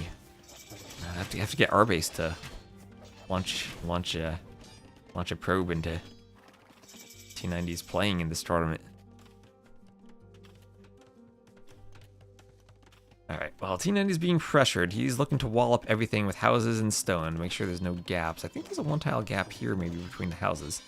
He's just going to wall behind it anyway. Auto fish traps when? Oh, no. Please, no. No auto fish traps. Auto farm is bad enough. So T90 coming over with his farms, but he is double teamed. He is still doubled. Dark, though, going to say, don't worry, T90, I got this. You can hold. And he's going to go forward. So T90 will rely on being walled. And this army is so far forward, as long as T90 walls, and there's a knight in his base, so maybe he's not walled somewhere. Maybe just glitched through the walls. Just D things. As long as T90 stays walled, these crossbows can do damage. That army all the way across the map is not going to be able to double team up here. And T90 with some scouts will find a small group of crossbows from Kingstone. Don't think he'll be able to deny the TC though. While Kingstone's microing there, these crossbows can come and attack the fishing ships, but maybe the joke's on Dark, as Kingstone has but 3 mere measly fishing ships in this pond. And he was thinking, oh, I'm gonna get a huge raid and demolish the fish traps. No, he's not. He'll cause some idle time and he'll force a defensive workshop and maybe break through the palisades. Should get through them rather quickly, especially if he stands on the hill. And now Kingstone is in a bit of trouble as he has to wall up. The woodline is idled. No ballistics, but Thumbring on the way. And crossbow's gonna run right under the TC. And it'll take 15 Vils worth of TC fire. And is this a good fight under that many Vils in the TC? 12 Vils inside. And the Mayans player at home producing lots of crossbows from the ranges. Still no ballistics. Thumbring is in. Thumbring is in at the same time, though. T90 is dead, maybe? Both armies getting into his base. They're in. He's trying to finish the walls. I've done a workshop to try to keep this walled out. Maybe this is okay. Actually, Miguel got in, and he got in before Kingstone was there, and he's actually going to lose the fight. So T90 OPS holes everywhere. Oh, but Kingstone, not paying attention, takes a mangonel shot to the face of the crossbows. And the knights are in. The knights are trying to kill Vils. Some light cav there. T90 might need some camels now. You do camels and clean that up. That crossbows from Dark run forward. He's still microing against Kingstone. Ballistics on the way. Armor on the way now for Miguel. He hasn't had the armor, but since there are no crossbows here, it hasn't mattered too much. Dark now coming over. He did some damage, and he's going to help out now. And 44 crossbows to 20. That mangonel shot hurt. And we have a pause.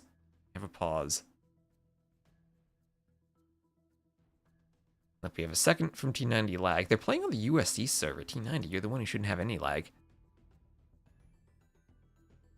Hello, enter the triangle. And hello, Sargento on YouTube.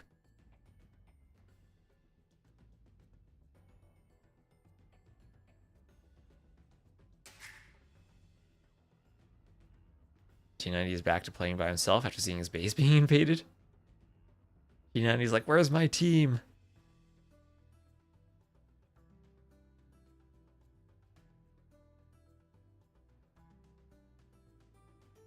Yeah. I'm aware of the internet outage.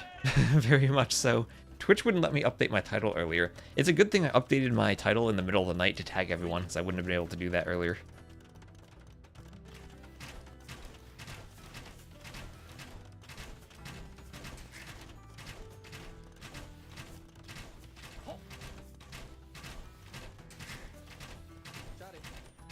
I was going for the TC, or crossbows. 20 crossbows, all stacked.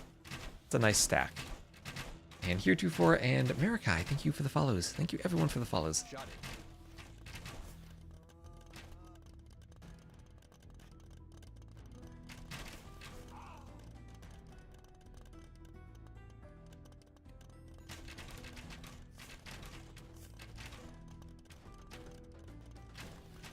This is very calming. It was very funny because you cast with Ben because it was the perfect balance. Nice.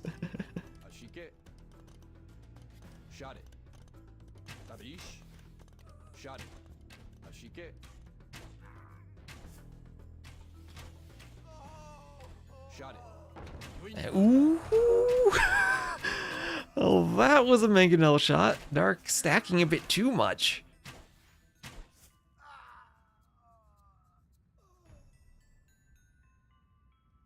Imp on the way for Dark, though. Don't lose everything before Imp. Score lead for Miguel and Kingstone. So, a very different setup here. Because T90 and Kingstone were the players being raided, it's now the Archer player in Dark who will be Imp, and the Cav player in Miguel who will be Imp. And then both kind of have options for each other. The Japanese, of course, can go Halbs to deal with Cav, and then the Persians can go Savar to deal with the Arbalests with their attack bonus.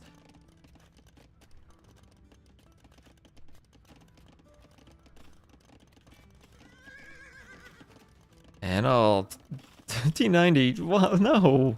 No, don't be open like that. Well, I deleted the wall at the wrong time and the knights run right in. At least he has faster working Persian TCs to make up for this.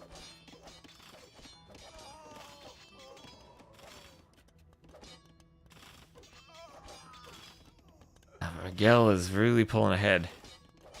And he's even in dark space. He's in dark space. Dark trying to micro the crossbows.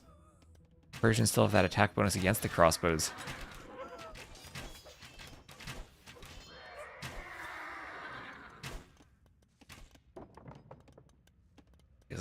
Feels like Miguel's gonna carry.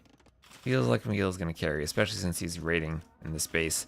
Dark will be imp first, and Dark will have maybe an opportunity with Arbalests to push the middle. I feel like these few knights distracting before Dark got the stone walls up is pretty clutch. The imp with no knights, but he has 89 vills. Maybe the good thing about T90 in Dark's position is just that since T90 is the player who got hit, he actually still has 3 TCs, and he's the Persians, so he is going to recover his vill count much faster than KingstoNe is. So Bracer, Arb, Chemistry. Not quite fast imp for Arb, or for Dark, but 1 TC imp into Arbs. T90 still losing more vills though. He needs some camels. Has he forgotten Persians still have camels? He might be so confused about the Chinese no longer having camels that he forgets he can still do them as Persians.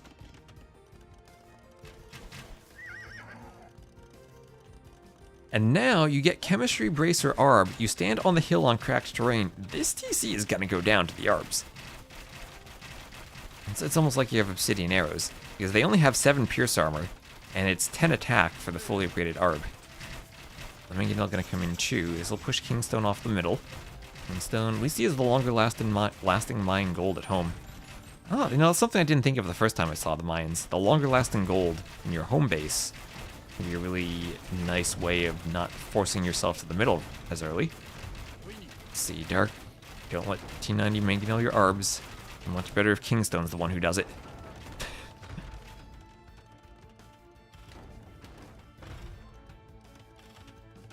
All the Arbs converging. He needs to take a fight against KingstoNe and clear the numbers.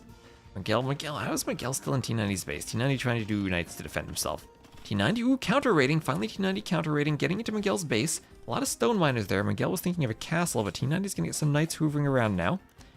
And Dark still trying to carry in the middle of the Arbalests. Japanese do not have bombard cannons, so it will need to be a castle and Trebs if he wants to push.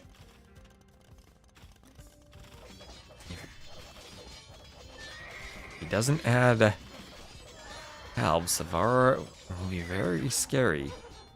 But he is Japanese, and he will have really good halves if he does add them. And I see Squires on the way, so he might be thinking of it. And Giundani96, thank you for the follow.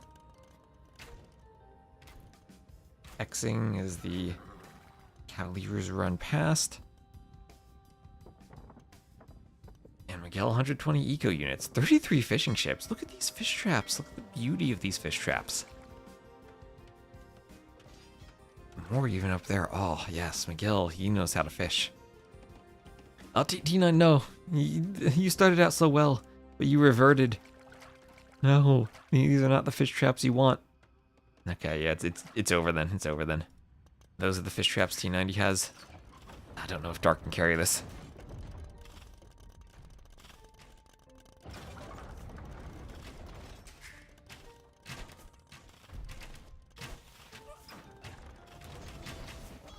And it will be Imp on the way for KingstoNe, so T90 stuck in the Castle Age.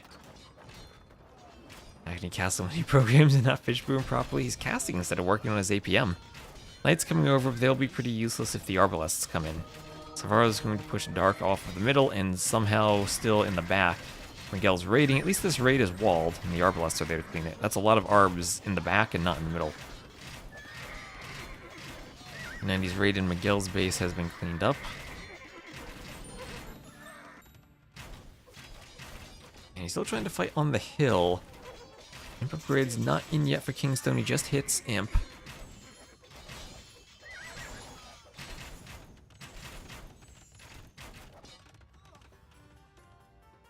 Arbs on the hill pushing this back.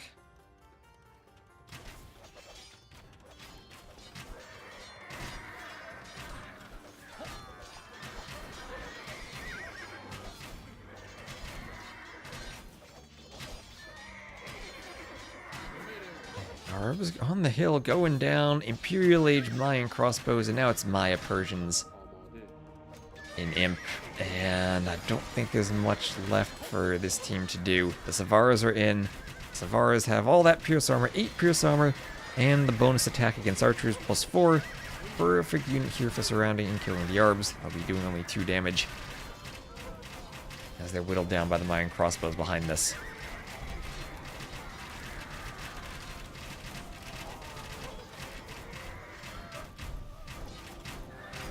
Castle being trebbed. A counter treb from Dark, but you never want to be counter trebbing when your castle's under attack.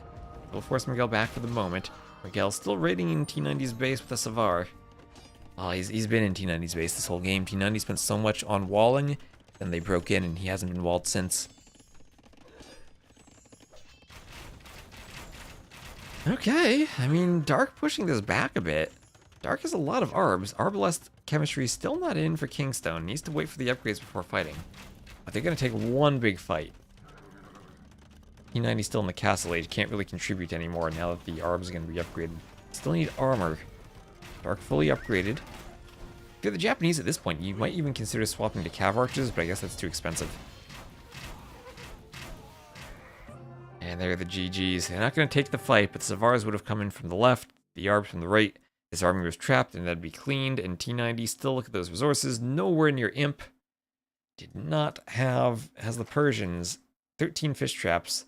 Fishing eco of Miguel, who had 34. Oh, and look, T90 somehow got a dock here. Hello, T90. Where'd those vills get in? They probably just walked in. Miguel didn't see him. Oh, yeah, he did houses and an outpost. He probably just walked all the way over there, built a dock. Well, if he could have destroyed the fish traps, that would have been scary. But they do tie it up 1-1. And that will be 129 kills for Dark, but only 48 kills for T90. Wasn't really able to contribute with his army. Oh, look at that eco. That's the eco Miguel wants. That's the boomer Miguel I know.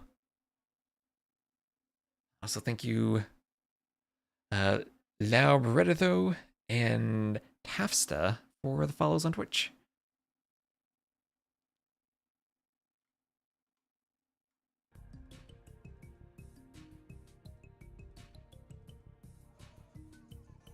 And also, while we're between the games, I'm just going to play an ad so we don't get ads during the games. So apologies for the ad. If you want to watch without ads, you can go check out the YouTube stream. I've linked in the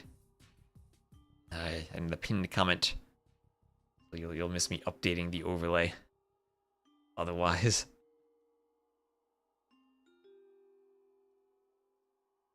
So that's 1-1. And a win on Golden Lakes is their home map. Very well done. Persians and Mayans over Persians and Japanese. And no ads for the subbed Red Cliffy. You just get a Teutonic Knight emote. You also get the Carto emotes. That's true. If you're subbed, you can use the Twest Carto as an emote.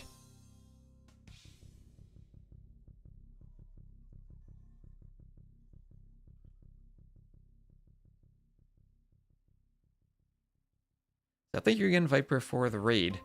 And, of course, Viper was the host of the first edition of this tournament. We helped with the planning all along. It will be Arabia as the next map.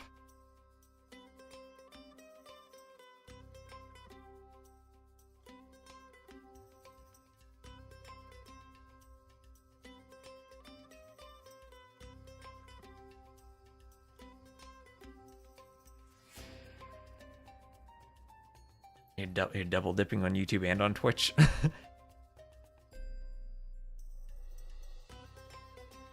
What is the T? The T in T West is for Travis. The T in T90 is, I don't think there's a meaning for it. He's just named after some Nike soccer cleats.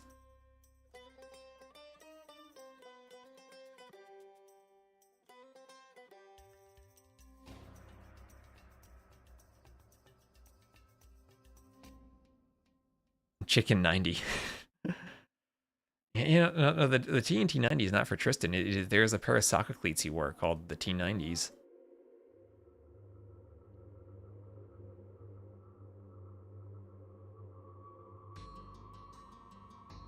'90 is his birthday, yes. On the 90th of April is his birthday. Not Lord Petito. It's not for his name. It's for the soccer cleats. He's named after the T90 soccer cleats. It also is a tank, but he specifically is named after the soccer cleats.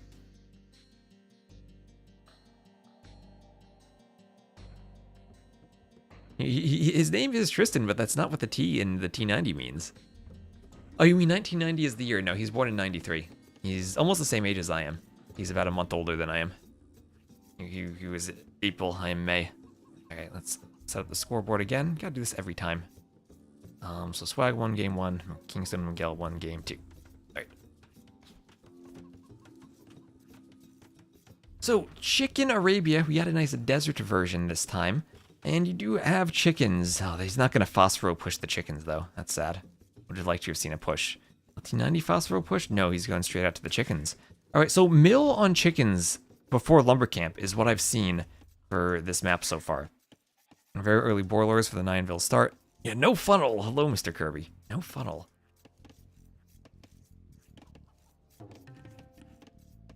More chickens over here. So we will have Ethiopians and Khmer against Magyars and Inca. I've also been told that the correct way to pronounce Magyars involves a sound that doesn't exist in English. So one day I will learn that and surprise everyone by pronouncing it a way no one else does. Do I know how many people are needed to have an over 50% chance of sharing a birthday? It's like 30 or something.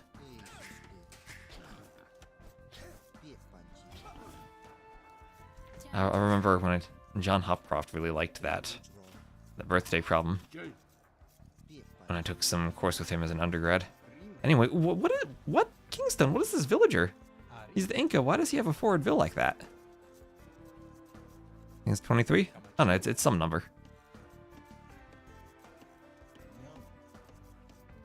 Gluttony. Hello, Gluttony. So yeah, KingstoNe is going on an adventure here. He's gonna lame some chickens? Why is T90 running? It's one ville and an eagle. I guess he doesn't have loom.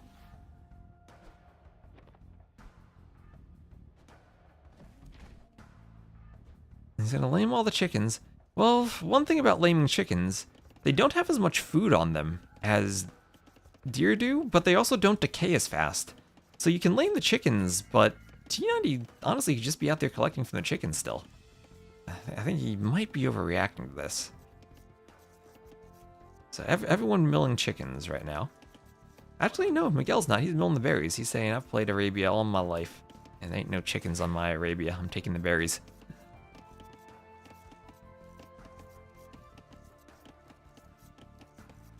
King 5 at once is kind of alright. I guess so. But still, like, they've decayed for a while. They haven't even lost 10 food. They're up to feudal. And up to berries being walled in. So KingstoNe being as annoying as he possibly can. The Inca player gonna have to be the scout player. And fairly decent on the flank because of their wood bonus. They don't have to do as many houses. With the 9ville start, they don't need to build any houses in the Dark Age. They can go up and go to ranges pretty quickly. I'll see if he goes out to the gold. Difference from Chicken Arabia to the old Deer Arabia is that you can't do the blacksmith and fletching as early. You don't have the food for it. So you have to just go archers without fletching for a while. Yeah, he's not the Maya. Maya were last game. This game is the Incas. Another American civ. And remember, the Inca don't get their Vil bonus until the Castle Age now. So no more super feudal age Vil fighting. Yeah, no, they should have watched Phosphoro. T90 could have had all those chickens under the TC. And nice quick wall from Miguel to save the Vil. Double scout on Miguel. Someone said they need to double Miguel. Apparently there's a meme about that. Well, they are. So both scouts up to feudal. They're going to try to pick a Vil in the lumber camp. Lose a lot of HP on the scouts and just get out. Yeah, they're not going to get the Vil.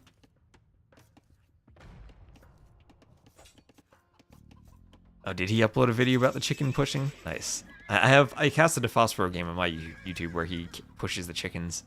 Thank you, Dragon Blend, for the follow. Thank you, everyone, for all the follows. Y'all are so lovely. So we have the Eagle fighting the Scouts. And getting its HP whittled down. Down it goes. Spear comes over for a poke on the Scout from the hill. Ooh, Dark. Losing the Scout as the Archer player. Not going to get another one of those. Doing one range now. free resources as the Ethiopians. We'll see if he gets the second range. Only one range also from KingstoNe. Don't have as much wood on Chicken Arabia as you do in normal Arabia. Full tutorial. Phosphoro has a full tutorial on his YouTube channel. You can check that out.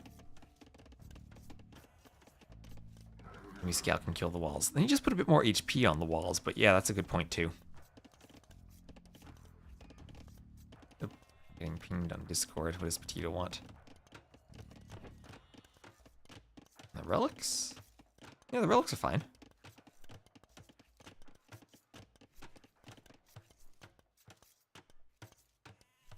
There's maybe like an extra relic for one team, but relics are never going to be perfect. That would be my ideal, have an Age of Empires game where I could just tell the engine balance the relics.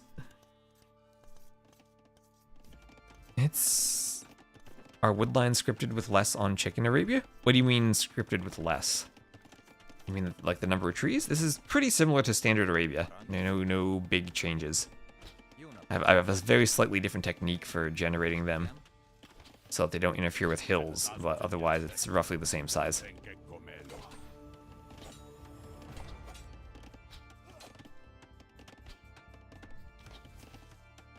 Oh, less wood as in you don't have as much wood because you need to build more mills. That's what I meant. You can't get the ranges in the blacksmith down as much because you have to spend on 2 mills. Since you don't have the deer to push in. So still 54 to 54 vills. And no real huge army for doing any pushing just yet. Decent archer numbers for Dark, and it's the Ethiopians that can become scary. I want to wait until late feudal before really fighting though. And we see basically what we normally see. Horse collar for the scout players, not for the archer players. I don't know if anyone's modded the chickens yet. Should you maybe save Japanese for this map? I think you still really do want the Ethiopians here. They're just a better archer save than the Japanese. I suppose there are situations where like the cheaper lumber camp helps, and then maybe late game you go heavy cav archer. But I think Japanese for Golden Lakes, Ethiopians here makes the most sense. Should mod the chickens to be more quiet. And people don't like the clucking of the chickens.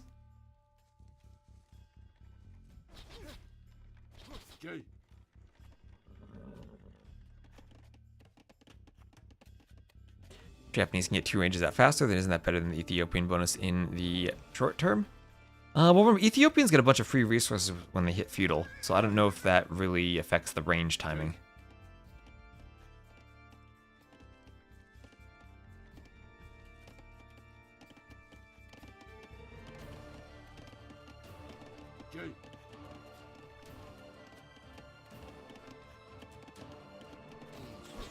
Vil, KingstoNe snipes one of T90's Vils. There you go, that's the first eco kill of the game. A bit more idle time for this team, though. They're down in villagers.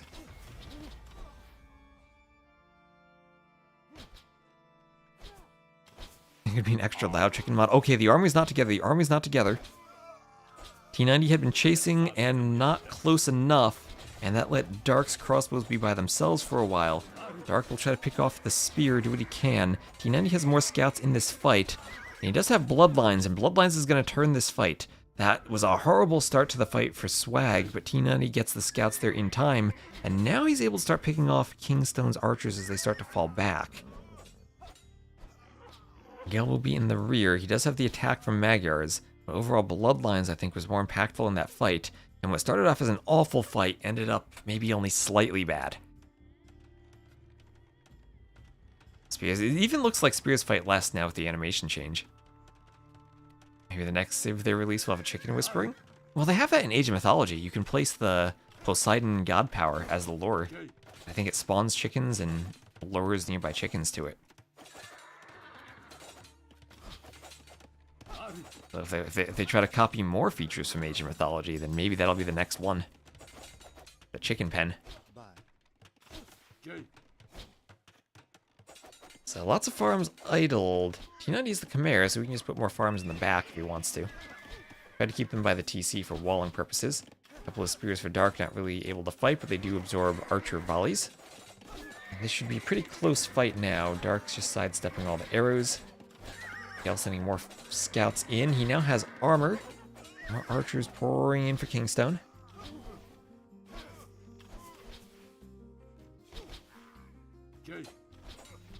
Scouts will go for the archers. Our last game to focus T90. Well, Dark is the player you'd want carrying.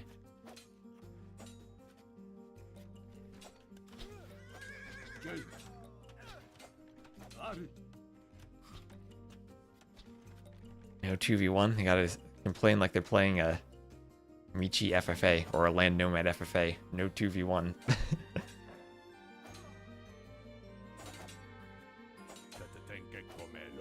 Archer goes down to the scouts. A bit of an X there from Dark saying, hey, there are some scouts here. But they're just going to push forward. As Dark looks up to the castle age. Nice eco management to go up. What do his farms look like? He's got 15 farms. And he'll have an archery range on the front. X over by the gold. No holes in the wall. But a lot of pressure that could come in. 2 ranges still for the Incas. We'll see if Dark decides to do the armor on the way up since he has all those farms. Turning wild chickens into ducks.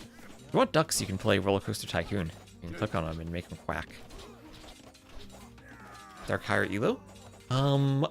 I'd say he probably is the best 1v1 player in this game right now. I don't know exactly what their elo ratings are. You can do match and see that.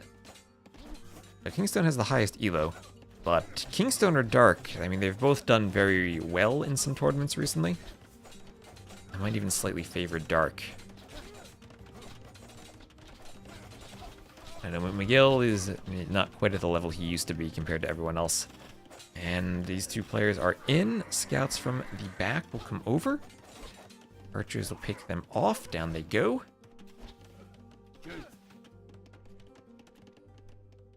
As the scouts come over, everyone going to fight and fall back. More archers coming around in through the houses. And we'll have Castle Age on the way for everyone. Archers coming in. And trying to pick villagers.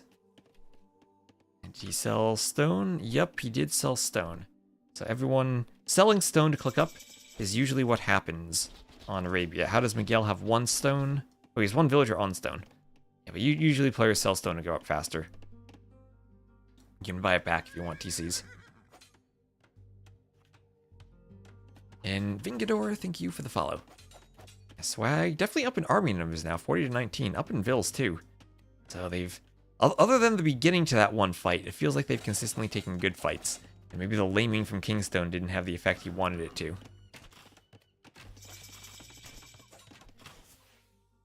Of a pause.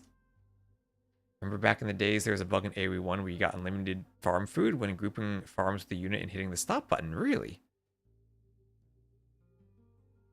And Spearsid, thank you for the follow. Pathing around the stable was horrendous. Spearst. Ooh, like pierced and spear combined. That's a fun word. My units are stuck there, Miguel. Well, I don't think that will change much, 11. Well, let's try 14. Yeah, T90 has to hit the stop hotkey, and then they'll path again. I think Survivalist has a video on that. If that happens, I think you just gotta hit the stop hotkey. So it'll be 3 staples for Miguel. They paused because they were stuck. Did the scouts teleport? I do have a clip from a game recently where a ram teleported. It like dodged a mangonel shot by teleporting.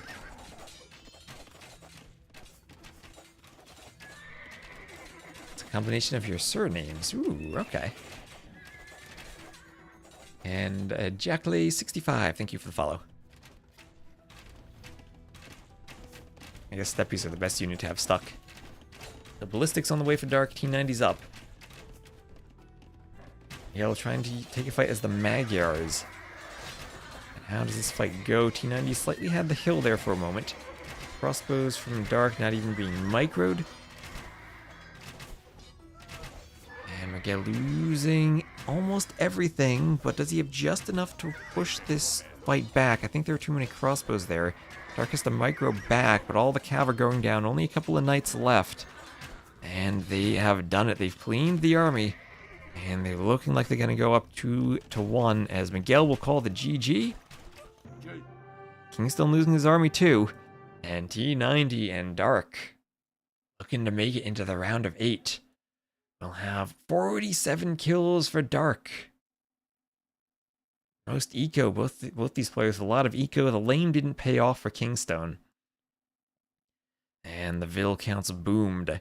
The one thing I did like on this map, it's laming can be really tricky to deal with because you don't have the deer to push. And we did see Vietnamese picked for LYB. They both ran forward and double lamed and it was successful. So maybe there is room for laming. I don't know if KingstoNe's Vil to kill the chickens is the way to do it though.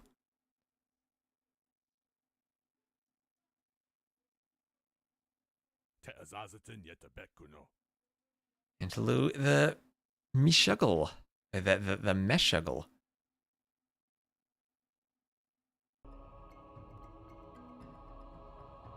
I wish the Twitch names came with pronunciation guides. The Swag winning their home map. If you have a Game 5 on Arena, that would be hype. That's Ethiopians and Khmer over Inca and Magyars.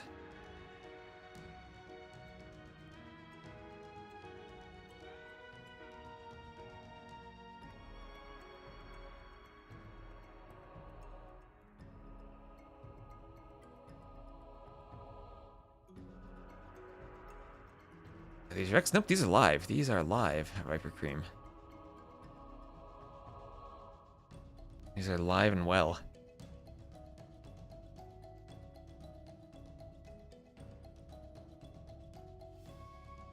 And it will be Sumatra for the next game in the lobby. I'm just going to grab some more water between this game. I'll be right back.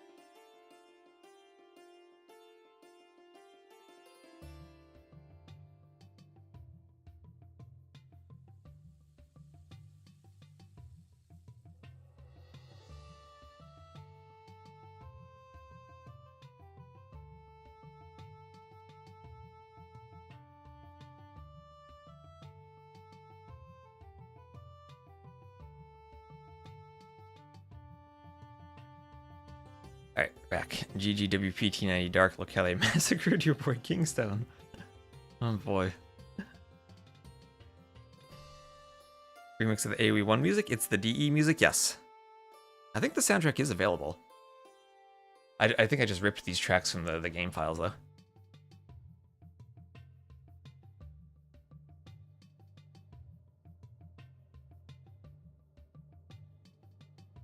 Alright, it will be Sumatra. Vikings and Georgians against Dravidians and... Oh, no. Against Dravidians... No, Dravidians and Georgians against Vikings and Huns. They're in different slots in the lobby. It confused me for a second. 10 seconds and we will go.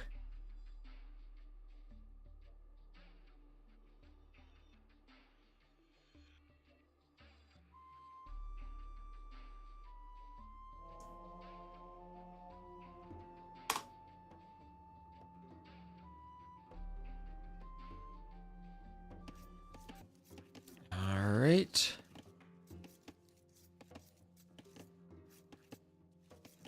And there we go. So 1-1-1. Alright. Game number 4, KingstoNe and Miguel trying to stay alive now. One more loss knocks them out of the Silver League, and I'm sure they don't want to lose to T90, as T90 and Dark will be playing as the Vikings and the Huns. Vikings will be played by Dark on the island, and Huns will be played by T90 on land. On the other side, Miguel will be on the island. He'll be playing the Dravidians, and KingstoNe will be on the land. He'll be playing the Georgians. Still love that someone gifted you a sub. I appreciate all the follows and sub gifts we've had. It's been amazing. And It's Your Kid 94, thank you also for the follow. I think I was away, but thank you very much. You can enjoy this set. Well, hopefully you can enjoy it even if you're not subbed. That's what I'm trying to do with the ads. I keep them between the games so you don't miss the games with ads. So Georgians should be better than Huns on land, I think. I would think so too.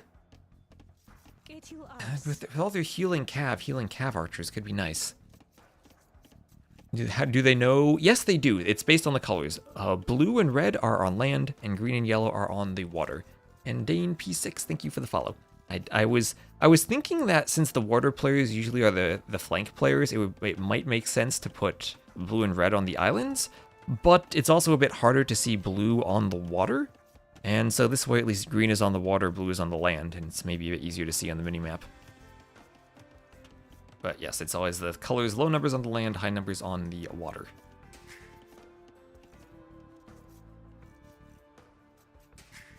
Rhino on its way in will be shot by the TC and taken by the Vils.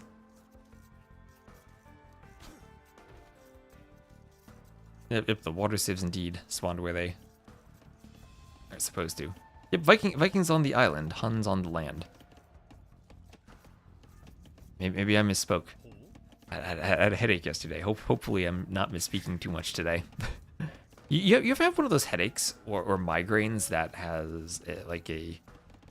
What do they call it? Like a phonetic aura or a language aura?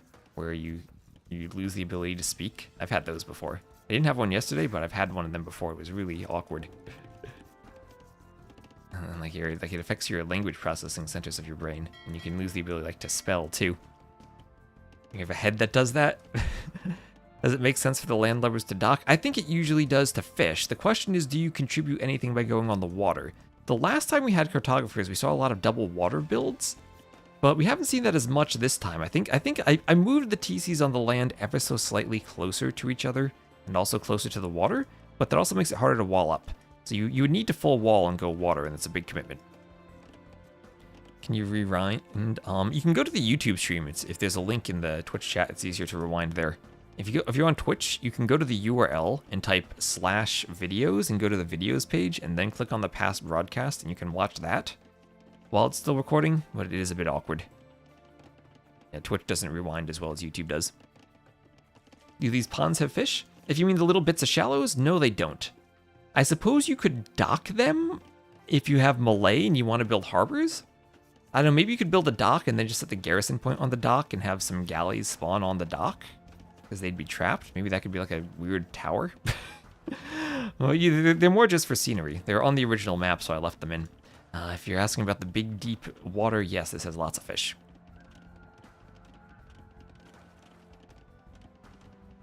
Yeah, garrison galleys in the dock and then delete it. Something like that. Imagine some cannon galleons in the pond. Oh, do Huns have dromons? Do the Huns have dromons? Instead of cannon galleons now? Yeah, ooh, yeah, T90 could do dromons at the ponds. Big brain plays there. So everyone up to feudal. The water players will, of course, be going galleys. Dark is the Vikings, starting with 2 docks. We'll probably go up to 3 dock galleys. Miguel with 3 docks right away. Easier to start with 3 docks as the Dravidians because of all that extra wood you have, both from the house plus a dock combination that you get 5 pop space from docks, and also that you get the 200 wood as soon as you hit feudal. So great combination there. A bit stronger than the early Vikings bonus of just the cheaper docks, but over time the cheaper galleys will pay off. You do that with longboats in little shallows.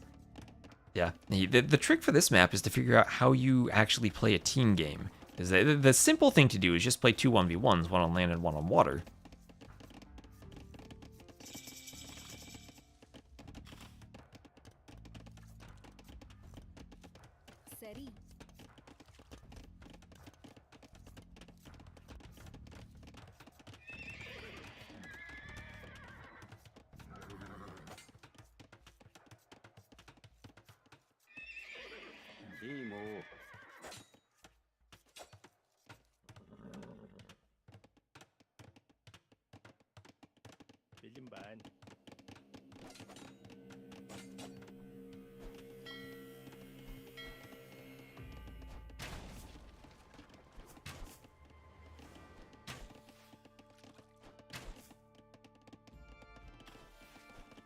Okay, I was muted for a second. Thank you.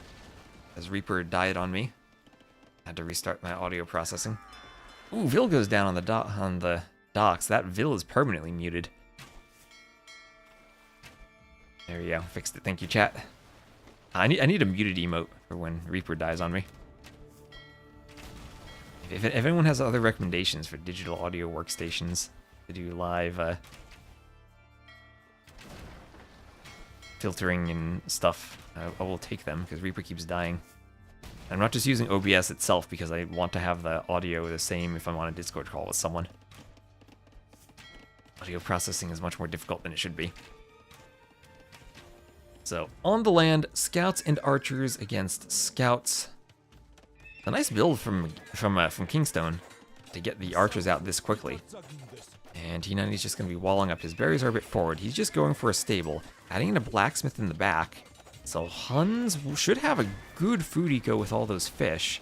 But Miguel's still forward, and feels like Miguel is starting to win on the water. Miguel, a very good water player, even back in the day. And his galley micro has been on point, even against the Vikings. Even against the Vikings. And so KingstoNe, where are KingstoNe's fish? KingstoNe doesn't have any fishing ships. Maybe Dark picked them off. T90's still fishing though, but he is pushed on the front by KingstoNe. Still a higher score than KingstoNe, but that might just be because he has fish on the water. He has a lot of scouts. A lot of scouts will pick off a spear. He can take the 2 spears, then he could probably take the fight. But it's important to pick off the spears as fast as he can. Maybe bring his own spears over. Oh, and now he can jump. The gold mine separated the scouts from the rest of the army. That is a good fight. And he's going to bring his own spears up, adding an archery range. And everything here being cleaned from KingstoNe. T90 pushing forward, Miguel taking a huge score lead on the water.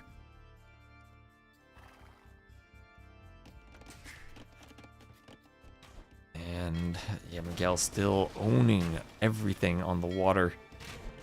Galley's going down, Fletching coming in for Dark and for KingstoNe. Miguel has had Fletching for a while. Dravidian's OP.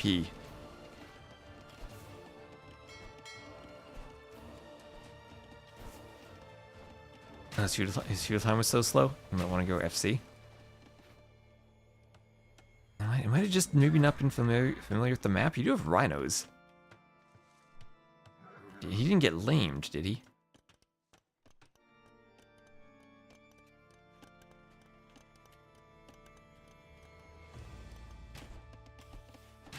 The galley's taking out Dark's galleys, and now gonna go for the fish. Or not? Yes. There we go, Miguel. Taking out Dark's fishing ships. T90 still has 2 fishing ships left, but they'll go down shortly. And T90 still being pressured on the land. That second range not going up. He's trying to attack himself, but only scouts, no ranged units forward along with them. So as long as KingstoNe pays attention, he can wall and wall and wall.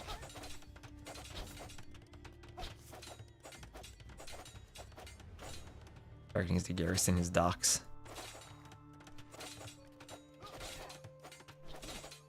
He's a minute 30 late to feudal if he initially planned feudal army. Okay. It's hard for me to tell the timings the 9 vil starts. I'm still not quite used to them. I'm used to my good old 3 vil start timings. Tower going up on the gold. So far, this has been a really smoothly played game from Miguel. 50 Shades of T90 dying. Now, Dark's still holding, but Miguel's done what he needed in sniping the fish, and he will also be up first. T90 is up, but also dying? Trying to go 3 ranges for cav archers, but that's not the unit choice to go for when you're dying. You need to amass quite a few of them, and early feudal armies still can even deal with early cav archers. Going for a 4th range because his first range will be knocked down. And Miguel's galley micro has been absolutely terrific. 5 dock galleys from Dark. But he will then have to contend with Miguel's castle age timing. So Dark trying to get back on the water. Miguel falling back to his own docks. Miguel only on 3 fishing ships, so it's not like he's gained a huge water advantage at this point other than the Castle Age timing. And what he's going to want is more docks. He's going to get 5 as well, and once he researches War Galley, the ships will be produced faster. So Dark's still on a timer to go up before Miguel starts getting the numbers again. Right now, 15 galleys to 12, slight advantage for Dark. Huns is a house, why? Oh, because it's a 9-ville start, and they start with houses. That's why. I can only change that right now if it's in Empire Wars. And this is just the standard random map.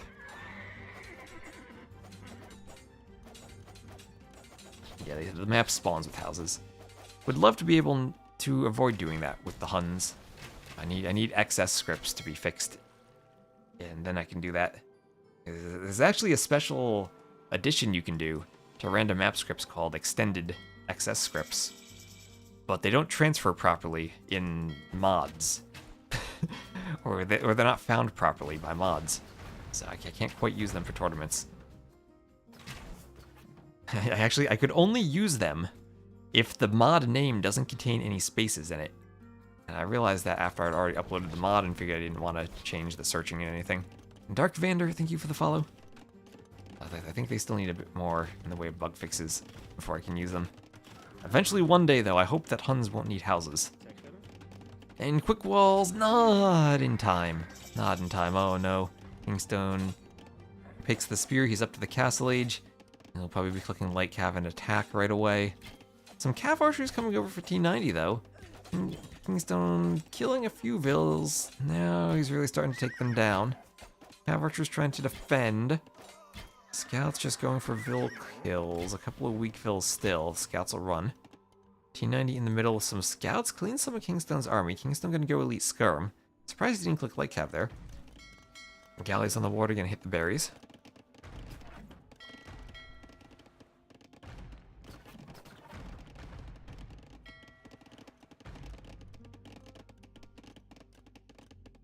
War Galley is going to be surrounded.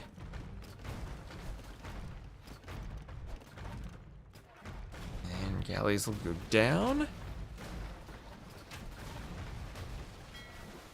Everything going down? Couple more, yeah, everything going down for Dark. Oh, Miguel, huge score lead on the water. Dark has completely been pushed off. The 5-dock feudal galley play has not paid off, too far apart. Miguel could add in more docks.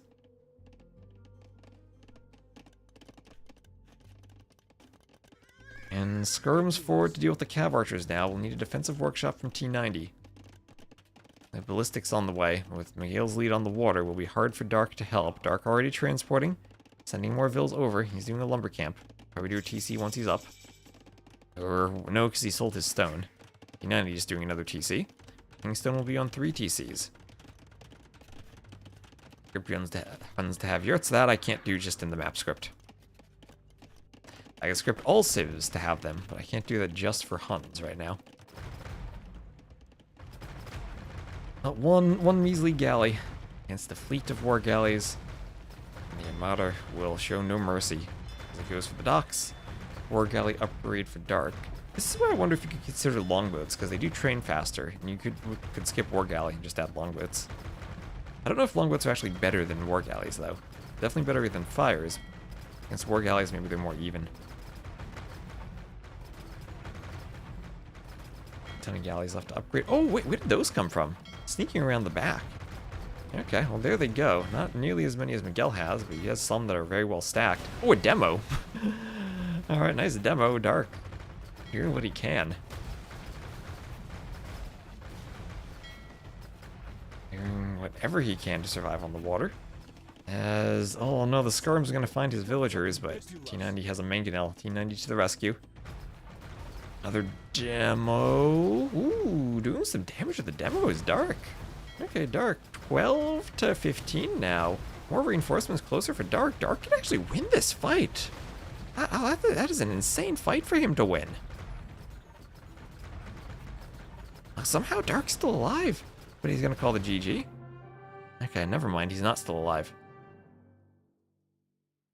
I must feel like T90's too far apart, or too far behind on the land. No ballistics for Dark. Made one less valiant push, but we will have a game 5. And it will be on Arena. So 61 kills for Miguel. Well done to win the water. T90 I felt like he was even slightly behind on land too. A very fast castle time and very good build from Miguel to start with 3 docks. And DJCE16, thank you for the follow. And Satyr, thank you for the follow.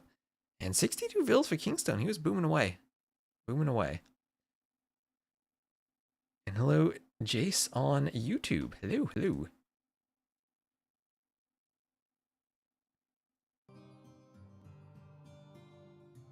Alright, so game number 5. Arena.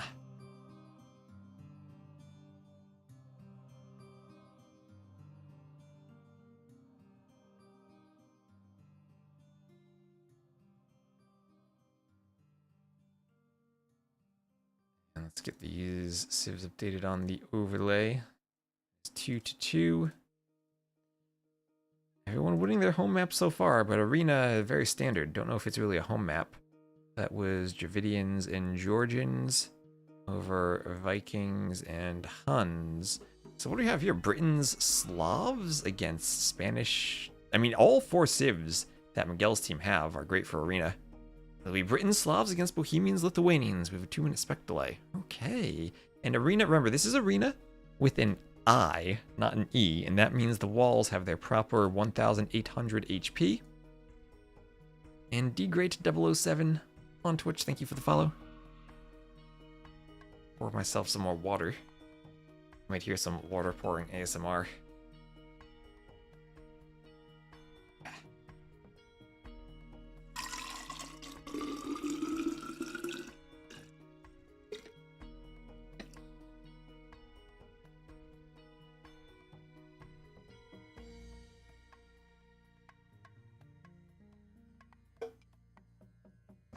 Here we go. Extra important for me to stay hydrated today, and with the headache I had yesterday.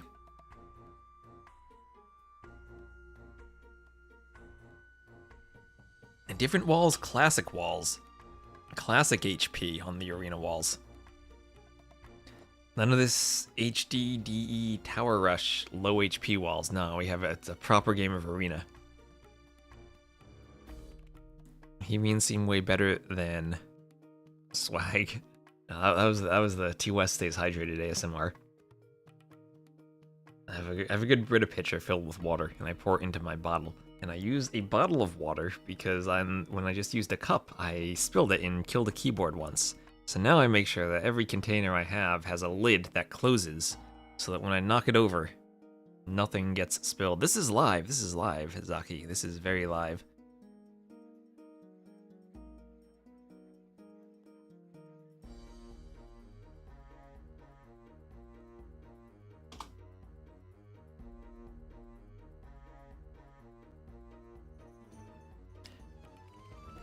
I think Slavs Britons are a good civ combo. Don't know exactly to think, though, of this, so I need to set the scoreboard again. Every time I close and restart Capture Age, which I need to do to avoid VRAM overflows, I gotta reset it. Okay, here we are, game number 5. We are tied 2-2. KingstoNe and Miguel will be to the west. We'll have KingstoNe playing as the yellow Bohemians and Miguel as the red Lithuanians, deleting his back walls. On the other side, to the east, we shall have T90 as the blue Slavs and Dark as the green Britons. All 4 really good arena civs, and all 4 very different. Lithuanians want to prioritize the relics. There are 1, 2, 3, 4, 5, 6, 7 relics on this map. Of course, if you get to Lechai with +4 attack, ignoring armor, you probably slaughter everything. And potentially even a nice counter to Slavic Boyars, which are very heavily armored, if you ignore the armor. Do elite longbowmen outrange Haufnitze? No, they do not. Elite longbowmen get up to 12 range, Haufnitze with siege engineers get up to 13. Same as any standard bombard cannon with siege engineers. The only cannon that outranges them would be the Turks with artillery at 14 range.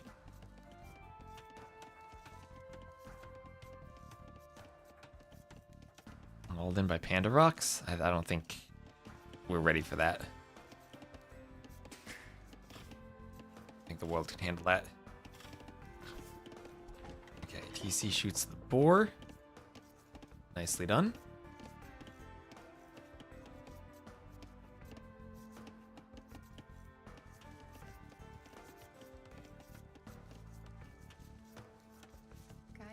Bill goes for the boar now. You're gonna guess KingstoNe and Miguel have this. Miguel is a former master of Arena. Let's not forget that. This honestly feels like it might have been a home map for Miguel's team, but it's the home map for Swag, T90 and Dark. Everyone's won their home map so far.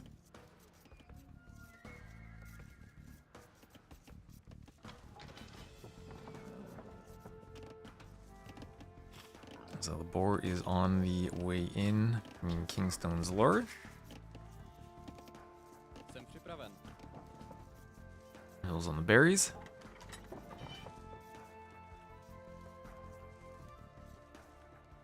KingstoNe was basically the second best player in Master of Arena 7, going the distance against Tato.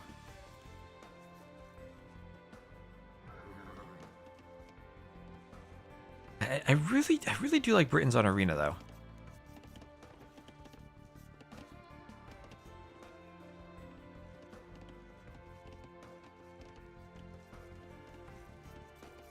Probably have. I mean, could we get Hussite wagons? Not as good against the Slavs as I'd think against the Britons.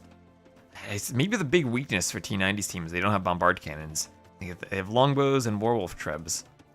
And Slavs have good siege themselves, but no cannons. Britons overrated? No, I think Britons are still a great arena civ. I'm still a fan of the Cuman's Teutons 2v2 combo on arena. Lith bonus for Bohemian Monk Siege Push. You think kills Dark? The faster working monasteries? That can be a nice bonus. The Britons definitely can deal with Bohemian Monks, though, if they go crossbows. The tricky part is the Hussite wagons. I feel like Werewolf Treb should be great against Hussite wagons, but of course you gotta get there. 20 pop up. Britons can go up really fast. He's doing a barracks. I hope he knows that he can't trush with the wall HP. It is 1,800. Let's still try it, though. We go Paladins here, because Briton Archers are late shy for the momentum. Probably late shy if you have the relics. Late shy are just OP.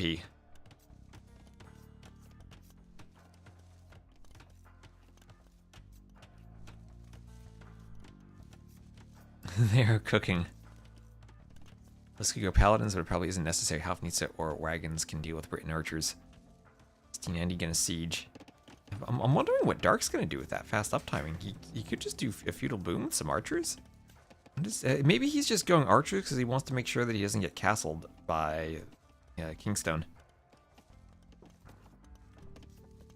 Expo siege towers could be an option. Didn't push one of his deer. I don't know why I left the deer there. Oh dear.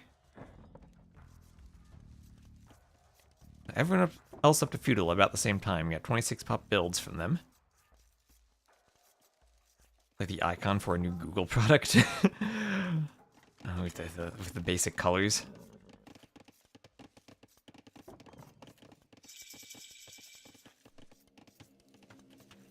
So everyone else up to feudal. Same time for everyone.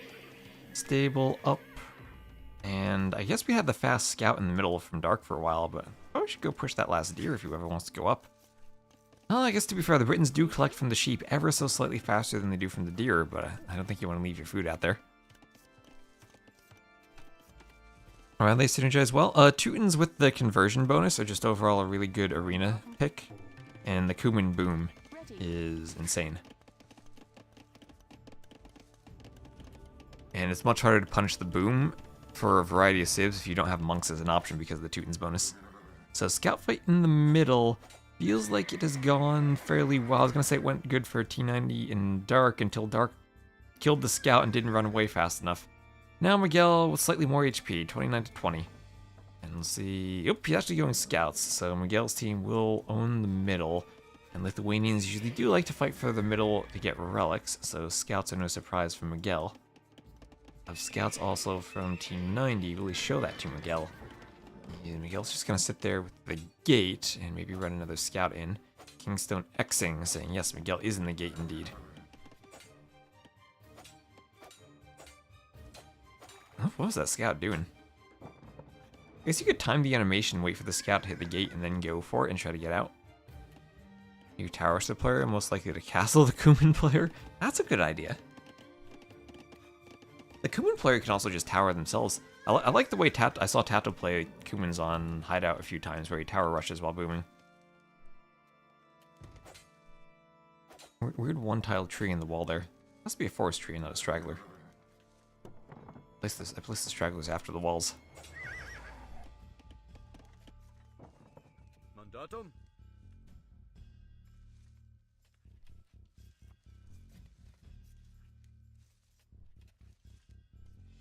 Bohemian's Fast Imp, maybe? Ooh, no, that's a strategy. Almost at 200 viewers on YouTube, too. That's insane. We have just about 1,000 viewers for this. A good old Silver League game.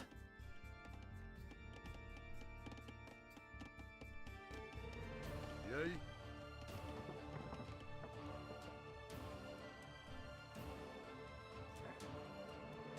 Dark making mistakes showing the archers. I think his goal is don't castle me. So it's just going to be 1, 2, 3 TCs from KingstoNe. Not going to go for a forward castle. Not going to go for any Hussite wagon shenanigans at the start. It'll be T90 doing husbandry. Extended feudal. I don't know if you want extended feudal on arena, but he will be up. I mean, he will still be up like 16 or so minutes. So it's not like he's super slow. But compared to... Well, actually, never mind. I'm thinking of a 3-vil start. Yeah, that is a really slow up. If it was a 3-vil start, he was still up around 16 minutes. That'd be okay, I guess. But here, like, 14 is probably what you want. Yay. Even if you're doing feudal army. And could it be a feudal boom straight into imp? I feel like you probably want to be feudal a bit longer, but yeah, it's a possibility. You'd basically be getting bracer and doing a forward castle at that point.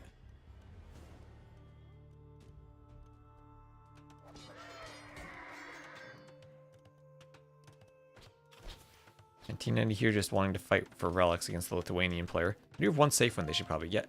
And Magic Sticks 51, thanks for using your Prime on the stream. Appreciate the support.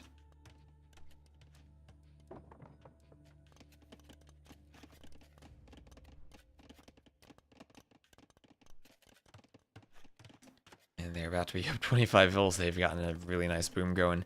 And the Britain's TC bonus has not been used yet by Dark. Oh, Game 5, hello, Arbase. And hello, Specific God on YouTube.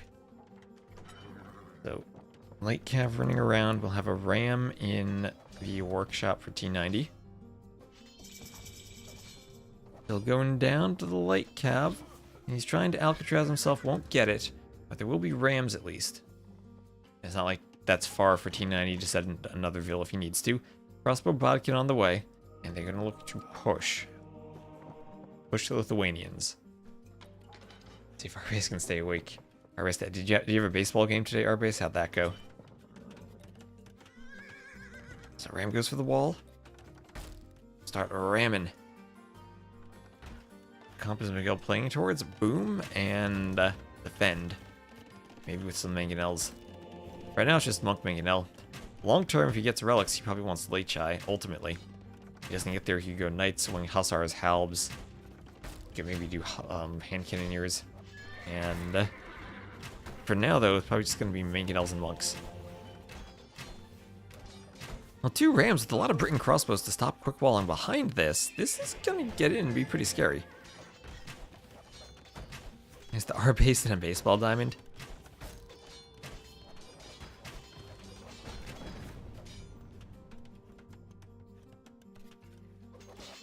Well, Miguel, under pressure. Is he in trouble or is he just under pressure? 58 vils, 59 vils for KingstoNe, who has a huge boom. And this might be a situation where Miguel dies and KingstoNe carries, because Miguel is not going to be able to defend this himself.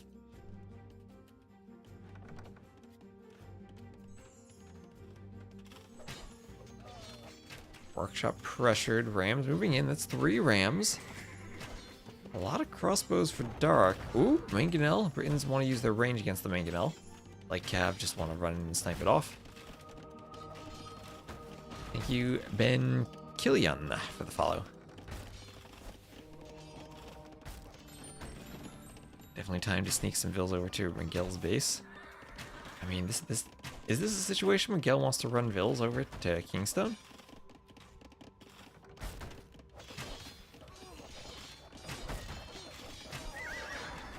Light Cav fighting under the TC. TC being rammed down. Dark and T90 have a huge score lead, but I'm worried. I'm worried about KingstoNe having more vills. And Miguel is running. Miguel is dead, and he is running. And KingstoNe, where are you going? Oh, KingstoNe's going to do a castle here. Don't think that's going to go up. You might have to castle in between the two of them. There he goes.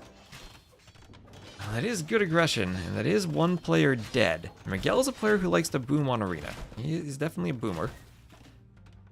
And behind the aggression, though, only 58 vills for Dark.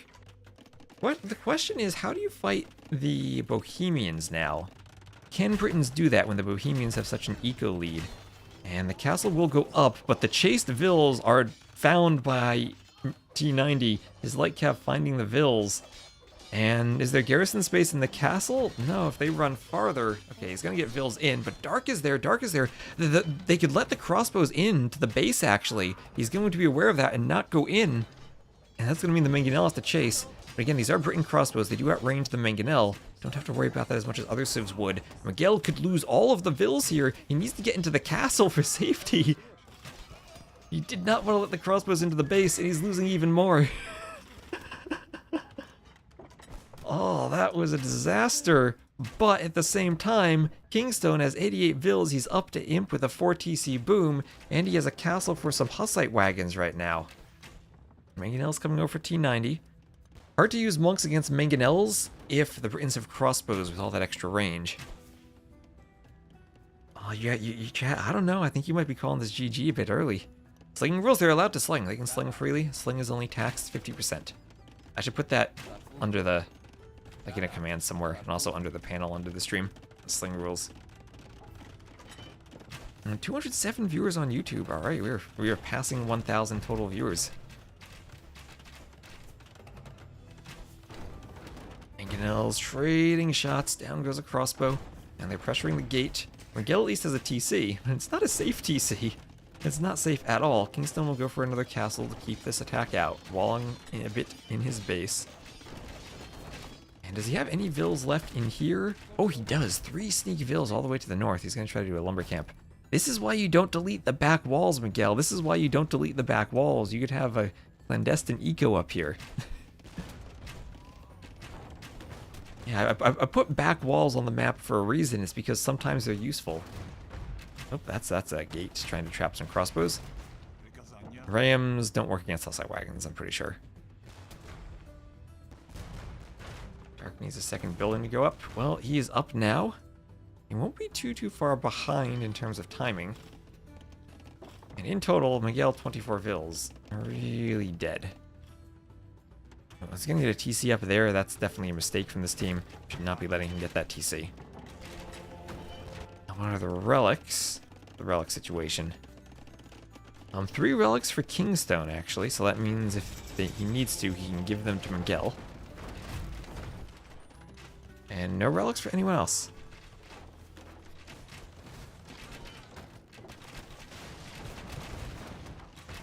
And Exoticas, thank you for the follow. And again, for those wondering, Twitch was having problems earlier and the chat wasn't working. That's why it's not displayed on the screen. Side wagons being hit by the light cav.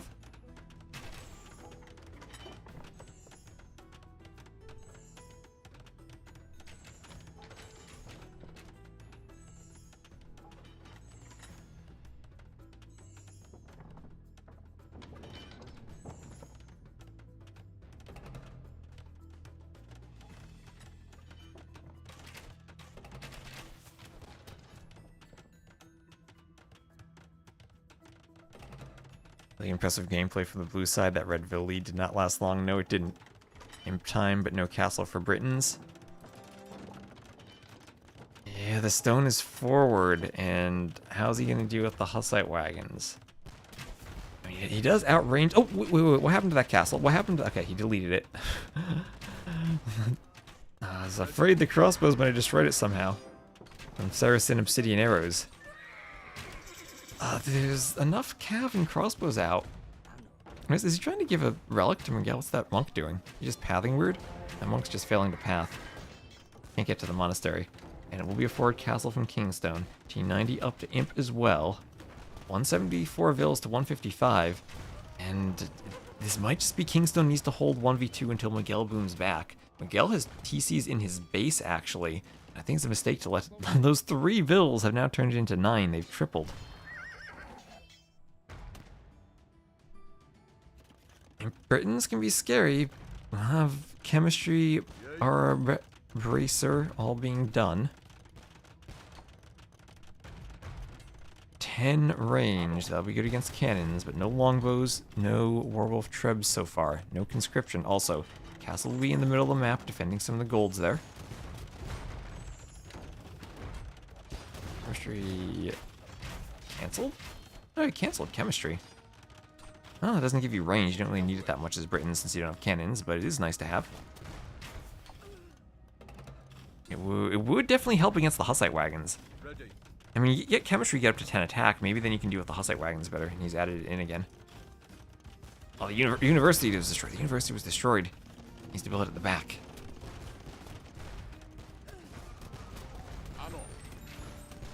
Siege engineers on the way. And it feels like T90 at some point needs to take another raid on Miguel. And just make sure he can't boom back. That's the most annoying thing if you're trying to boom back. If Cav keep raiding you. But Miguel's gonna get a gate up. And it feels like they're leaving Miguel more alive than he should be. Now Dark trying to defend against Haufnitsa. Still a great score for KingstoNe. There has to push. And chemistry not in yet. Haufnitsa with a lot of HP. And again, they outrange the Arbs. They outrange the Briton Arbs. But the Hussite wagons now with chemistry in will be much less effective. The Arbs can pick them off quite well. And then should, if they don't get splattered, be able to kill the cannons. Haufnitsa. Dark has to realize he maybe needs another set of ranges for production facilities. He picks off some Haufnitsa. He's trying to pick them off with the range. He's doing it. Gets 2 of them. Can he get a third? Repairs don't come in time. Oh, and he got 3 cannons. That was great installing the push. Eventually, something will kill the Hussite wagons if T90 can come over with the Cav. Still raiding. Oh, he's going for a big ram push on Miguel. T90 says, Dark is holding well enough. I can ram push Miguel. Siege ram on the way. Another castle for T90. He is booming up 97 vills. 117 for Dark. Dark needs to hold, and he's trying to hold the just Arbs. And the Haufnitsa going to clear more Arbs. I feel like T90 needs to help down here. A ram push on 2 castles could be a nice elite Hussite wagon on the way. I've never seen an updated graphics elite Hussite wagon. While T90 is pushing, could maybe try to push this castle. Hell's 70 vills for Miguel. He is rebooming. They'll let him reboom so long. Dark's still just going pure Arb. Huge score for KingstoNe now, 9,000. I feel like KingstoNe and Miguel are still in a decent spot as long as Miguel can boom. Now they have a bit of metal on them now. Okay. The elite Hussite wagons. Slightly more curved, maybe? And they do look tankier. Well, the Haufnitsa push continuing. Dark might soon be the one who needs to run vills. Now they have 10 pierce armor, so the arbalests will be useless against them now. They'll only do 1 damage. At the same time, though, the Trebs are there, Werewolf is in, and Werewolf Trebs, I think, will be great against the Hussite wagons if they do splash damage and can hit them. But now T90 really needs to be the one to save Dark, as Dark can't go pure Arbalest against Hussite wagons. in some other unit, and unless the Werewolf Trebs can do it, maybe they can. Where are the Trebs going? Dark, don't lose your Trebs like that. Now, can the Trebs unpack and attack? I don't know. Miguel being raided again, but still 69 Vils. It's not like he's dead. He managed to run just enough earlier. We'll have the final armor on the way for T90. T90 up to 119 Vils. And Dark just trying to stall out so maybe T90 can win the game. Yeah, T90 better kill Miguel quickly. Or else Dark is dying to the Imp Hussite Wagon push. He needs a teammate. Dark saying, where's my team? Where is T90? Where are the Cav? Why is T90 going pure Scorpions against Hussite Wagons? Where are the Boyars? Dark's Arball's not just gone, but also useless against the wagons now. The only thing he can do is try to snipe down the Haufnitze. He's even taking big shots as he does so.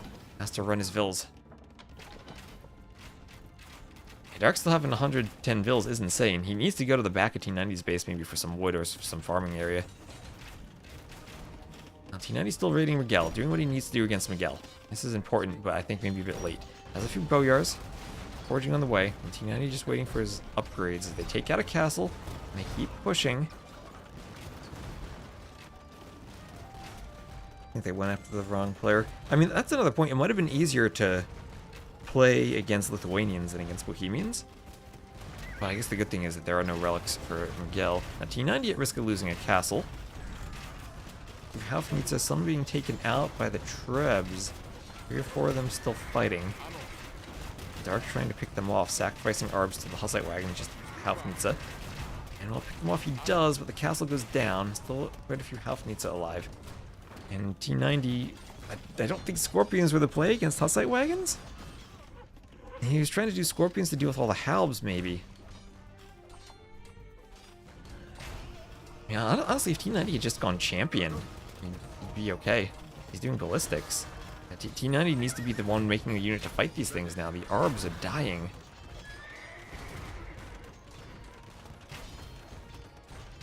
Where are the siege onagers from T90? On 120 Vils. At least they're not letting Miguel really come back. He now has wheelbarrows, so if he needs to run Vils, he can do so faster. Herb is taking damage.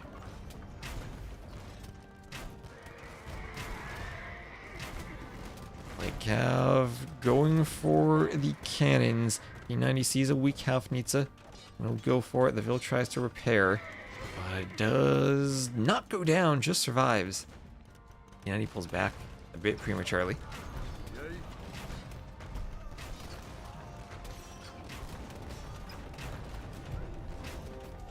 And, well, at least Dark is killing off more Vils from Miguel. But Miguel's still 74 Vils despite all this pressure.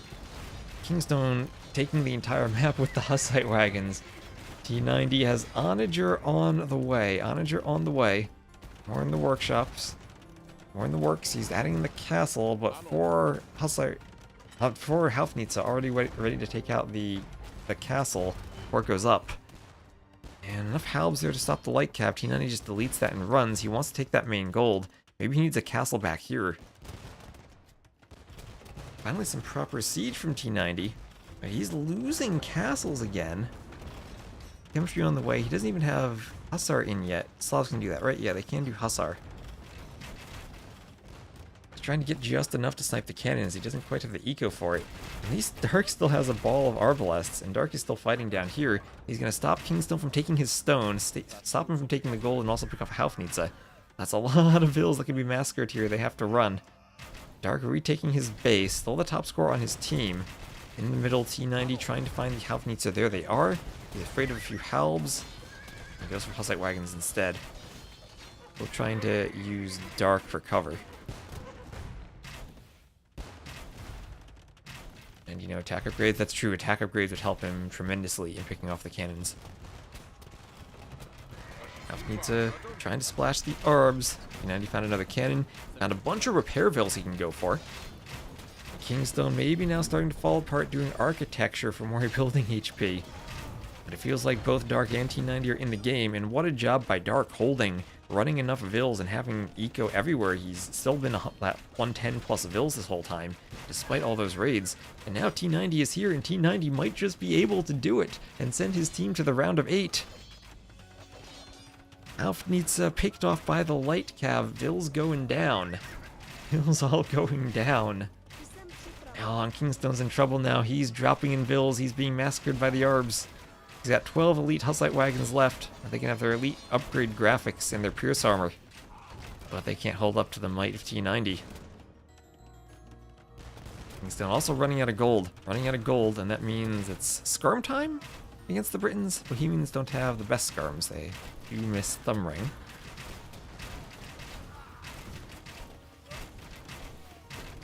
He's going to add in eco upgrades. Miguel 97 bills. Miguel almost back, but still in the castle age. T90 going for another forward castle. The light cap will start running around, hoovering in the economy. And continue raiding. Thumb Ring's unimportant for skirms. It still helps them ever so slightly.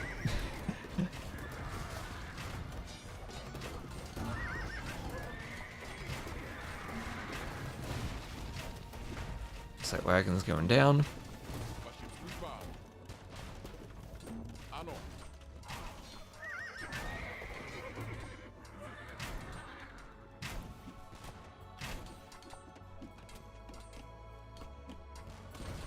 Oh, can we get a shot on the halbs? T90 attack ground.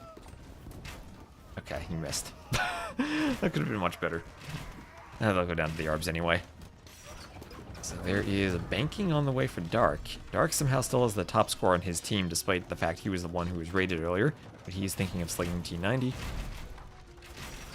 Anything he needs, Dark can send him. And Dark also is pushing here. T90 is still trying to raid vills in the middle.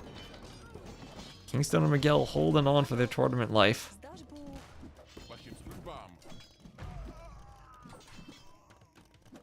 Alvin Skirm go down. Manager still running around. They'll go for the barracks. The barracks will have more ranges for KingstoNe. And he is going full skirm. There are the armor upgrades. But there are the GGs.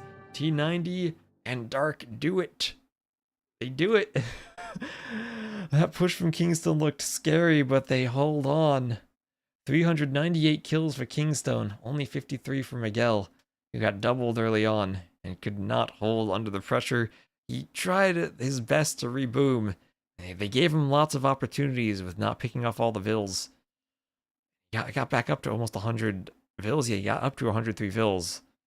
Couldn't contribute in time, and they do it. T90 and Dark will advance.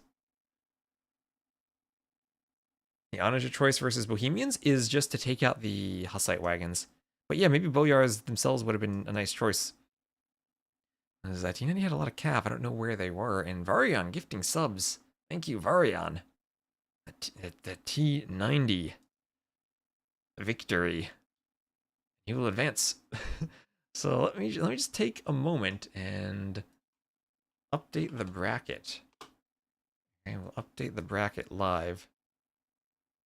Actually, I won't do that because someone updated the bracket for the other set I was going to cast. But I will tell you what team they're going to face next if we have that. Okay, they will face... The next team has not been decided yet. Okay, so that's 3-2. Swag winning.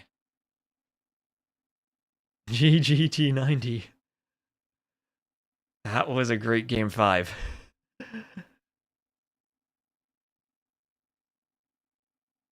Yeah. Oh, no, freezing point. The Twitch is bugged and the chat isn't displaying. He needs to go through and watch before it disappears. It won't be on YouTube. Never a doubt from T90. Never a doubt. So let me give that final update on this overlay. 3-2, they win.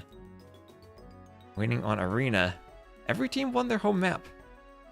There were lots of scary moments. There was that monk rush in the first game from Dark. There is that KingstoNe push in the final game. And Varian, thanks for gifting a sub to Ugly. Yeah, Ugly does all the thumbnails for T90. So thanks for gifting her a sub. Losses for Lithuanians and Bohemians.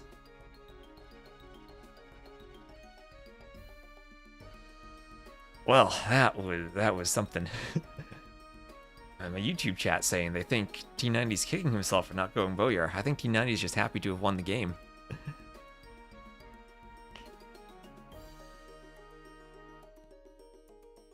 Dark should be posting it on his channel soon. Nice. Oh, and Dark, thank you for the raid. Thank you very much for the raid. Yeah, if Dark posts that on his YouTube, give me the link and I'll link it in the VOD too if you want to see his point of view. So thank you very much, Dark. Yeah, thank you, Viper, for the raid earlier. And congrats to T90 and Dark for advancing. So they're in the top 8 of Silver League now.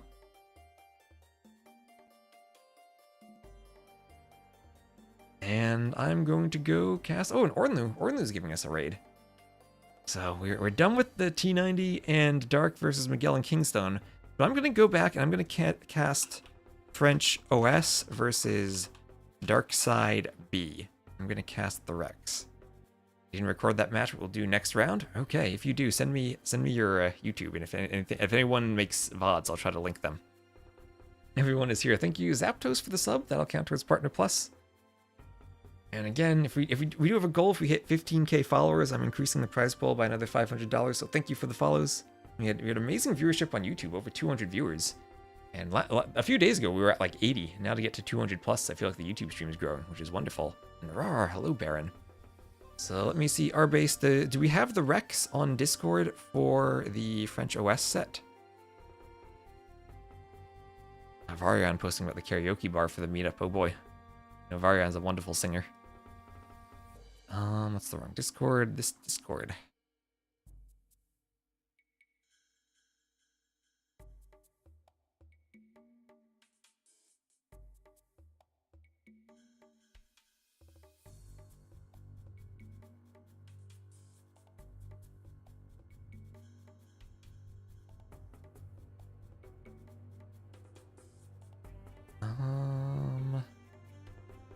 Rex?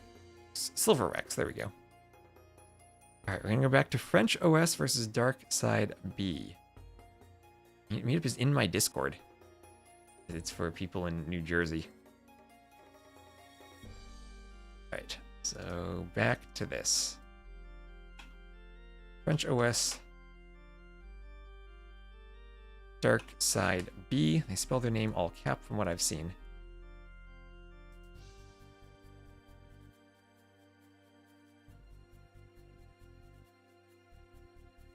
Links there. There we go. All right. So the question is, do we want to cast game 1 again? I casted that before we got to the T90 set because the sets overlapped.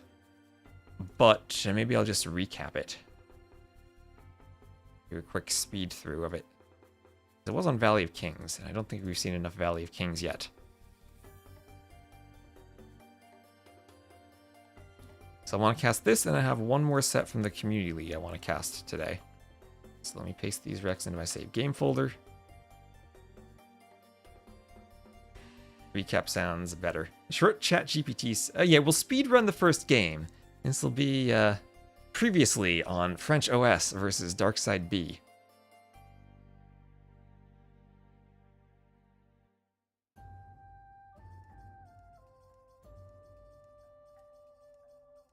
And let me see, YouTube's still there. Up to capture. I don't have capture age open. Need to restart that. And here we go. All right. So the French OS is HQ and Niaz. They are against Beery and Sobek. And the most important thing is it's Regicide. You start with 500 food. And the first thing Beery did was click Feudal Age. He went Feudal Age instantly from the start of the game. So I did cast this in full if you want to see it earlier. So we'll speed run it. Speed run it.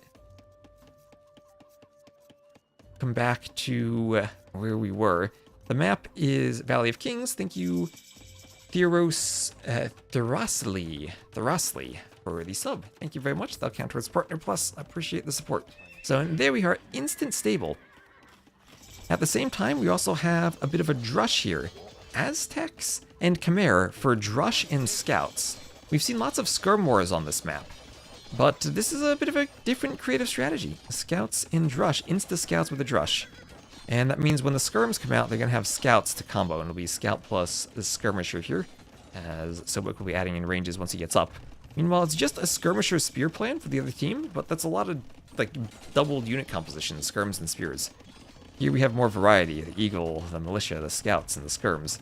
And Aztecs will have the faster working buildings, so they'll have a production advantage. We'll also have skirms from Buri. He's not going to miss out on the skirm party. I do think there's room for players not to engage in a skirm war and just to go to the outside. Also, this is Regicide. And Acro, thanks for using your Prime. Acro, oh, Acro, did you play games today? I saw you were in the in the dashboard. So I'll have some Kami League sets to cast. I was going to cast Rulers of Rome versus Sweden from your bracket. You did? Okay, well, maybe we'll cast yours too.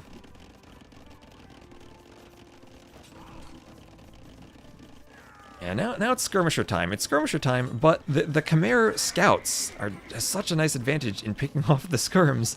The team tried to go double skirms, but scout skirm should win against double skirm, I'd think. And the Khmer eco is managed properly to do this. And I think just credit to Buri for having that many scouts on only 7 farms. Doing an amazing job of managing the eco. He's gonna dive the skirms, get under the TC. And at this point, HQ's team still has a Vil lead. But we have a good number of scouts again taking the skirmishers. And I think the simple way to play this map is skirmishers, but if you get creative, I've seen some really nice strategies on this map. I've seen players drush the units on the outside to clear the gold and then use the walls to avoid feudal pressure. I think teams need to figure out the map a bit more. Even make your Regicide castle start full. Hamster, yes.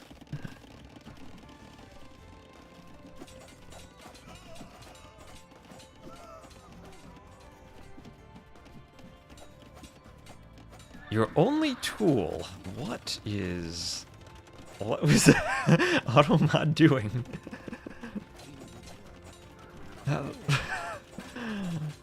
Automod. You're almost as bad as DE's chat filter. So yeah, lots of skirms. We have the players moving to the outside. Skirms killing the Gaia units, but you can do this a lot earlier.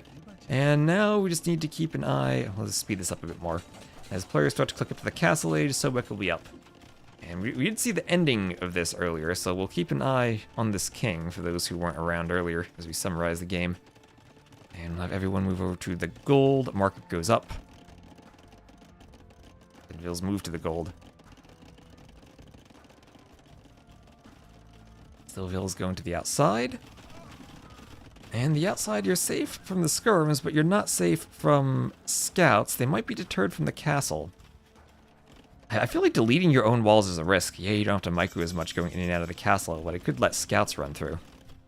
And we'll have a bunch of scouts if the king goes out and pops back in. The Gaia unit's poking the scouts. But now Buri, he's aware. He's aware that HQ is on the outside. And he is going to get right in on that wood line. Oh, the devastation is forging is even clicked on the scouts. If that comes in, the Vils have to run. At least they have a castle to run to. But the Vils will go down. And then on the other side, we're going to have a push. Some eagles and skirms coming in from Sobek. As the scouts now from Buri will come in from the other side. And where is the king? The king is heading to mine some gold. Niaz must have grabbed all his Vils and right-clicked the gold and sent the king. And now the king is hiding by the TC. The eagles are in. The skirms are in. The skirms see the king. Niaz doesn't see the king. He has space in the TC. He could garrison. But he's running into the scouts. He's running into the eagles. And there goes the king. Umbrella not enough to protect him. And they will be the GG. So Buri's team takes game 1. Buri's team takes game number 1. Yeah, can't you kite the Gaia units to your castle with 1 skirm? No, you cannot. They're on defensive stance and they don't run into the castle. I checked that. You can't do that. So, there's game 1. Game 1. The recap, because we had casted this already. And we'll do the other ones at normal speed. Yeah, they were super far ahead anyway, but... Niaz. Oh no, Niaz is here. Niaz arrives just in time to see that. And So that was Khmer and Aztecs. And does DE display the civs correctly? Was that Koreans, Bengalis? Yes. Yeah, the umbrella is for shade. He needs to fend off all of the archer bolts. So I'm looking at game number 2. It looks like it is Sumatra. So we'll head on over to Sumatra. Let me set the scoreboard up without revealing capture age, because I think that can show spoilers sometimes. Let me just make sure we have this. This is DSB against French OS. And it'll be red versus blue. Alright, there we go.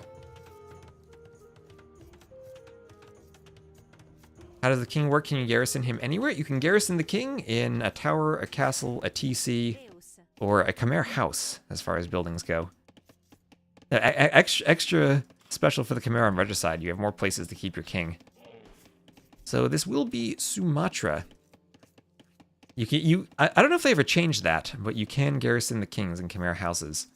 This is back in, what, 2017? Is that when Rajas came out? In 2016 even, I think, the end of 2016, early 2017. We were in the beta, and I discovered that. And Cision was like, well, I'll leave it in. So it's left in. I don't know if they ever changed it, but at least in the past, you could put the king in the Khmer houses. A real king would ever set foot in a common house.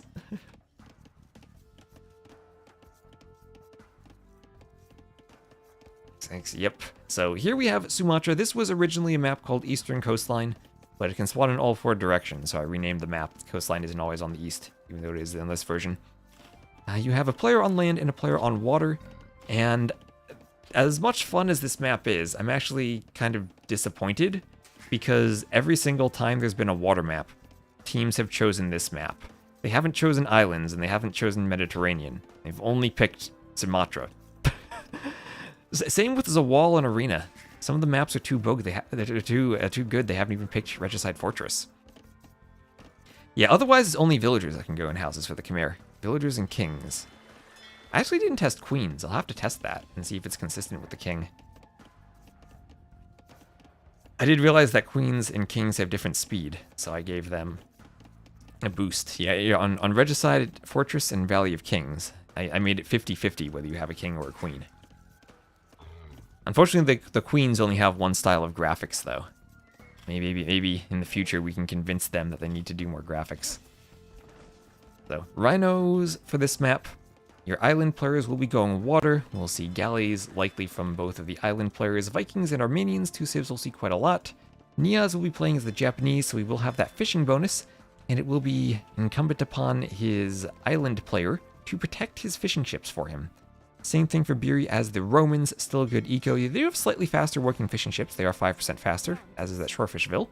So still a decent water civ, and a decent land civ. If we see Roman legionaries against Japanese champions, that would be amazing.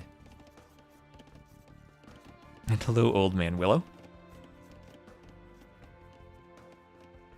Just as strange, it is only a fake water map, or a fake nomad map. This is a fake water map. I mean, in some sense, it's the most pure water map we have because of the galley micro. But only one player has to do it.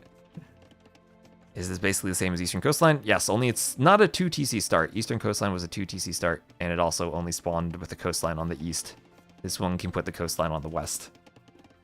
I didn't want to deal with the confusion of Eastern Coastline having a coastline on the west, so I renamed it. That's why it's renamed. The Champanese, ooh. Thanks for all the info on GL's podcast. Yeah, apparently I looked at the camera. And that's what all the comments were. I very hectically set up I had cleaned everything off of my desk because I was replacing the GPU in my PC. And set the camera up hectically like 5 minutes before we went to film. And was very much not prepared. Stared straight into your soul. Judging your soul. Is there a game in which the island player YOLO transported in feudal on the opponent's island? I haven't seen that from the island players. I've seen it from the mainland players transporting to the islands. I've seen a few scout transports or crossbow transports. It's one of those things, if you try to wall up on land, to the point where you're safe, then your teammate isn't safe from the transport. And, oh, buffalo snipes. Beery trying to pick the buffaloes, and the TC will take one out. Ooh, Niaz loses both of the buffaloes. You can end up being greedy trying to snipe the scout with the TC, and I think he was just a bit greedy there. So stable going up for Niaz. And Rezo, thank you for the follow. Climbing up the follower numbers, appreciate all the support. And on the water, it is galley time, and Sobek is not going forward, he's going to protect his teammate. So dock positioning, crucial aspect on this map, and we'll see if teams prefer the forward docks or the side docks. Side docks a bit more defensive, but you end up sharing fish with your mainland teammate. And here I think we can see the results of that. Niaz is soon going to run out of fish. But it is maybe a bit easier to get the galleys to protect everything. Love this tournament. Thanks for hosting. Well, thanks for watching. And thanks for following. Thanks for the support. On the other side, we'll have the scout running around the wood line. And scout trying to hit the Vil on the houses on the land. A spear gonna come over. Niaz. Oh, Niaz, look away. Oh, Niaz, no, you had gotten away. At least it wasn't a king. On the other side, this is what I love about the land version of the map, too. You can do so many different things. So, Men-at-Arms for Beery, he's going for forward range. He's trying to be sneaky. And the tower will hit the Vils as they have to run from the wood line. Men-at-Arms going up on the house. And Timbo NZ. Thank you very much for the follow. You hate herdable laming, it's so cruel. I really don't care about lamed hunt, but you touch my goats, and I'll give you hell. These weren't goats, those were water buffaloes, but all the same. They actually have more HP, I think, like cows, so it's harder for the TC to kill them, but same thing happens. So, defensive tower from Niaz. He's forced off of his woodline, has to go towards his gold. And on the back, though, he's getting the scouts in. Scouts hitting Beery's gold mine. But only 3 scouts. The Vils can turn and fight, and defend for a moment. As the watchtower will keep the archers and the men-at-arms away. And Bergwin, thank you for the sub at tier 1, and thank you, Ephraim, for gifting a sub to Kiki. Thank you very much.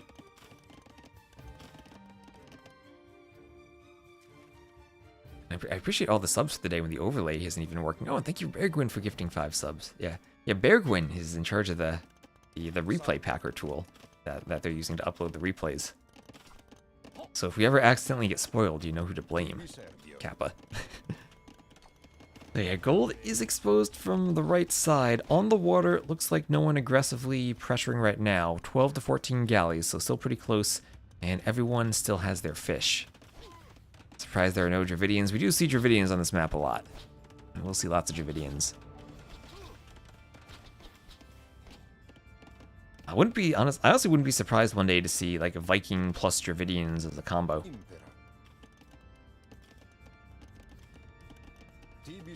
Maximize the Dark Age dock discount. The B in DSB stands for Beery. DS Beery. And Aurora, thank you very much for following. Making some progress on despoiling. Nice.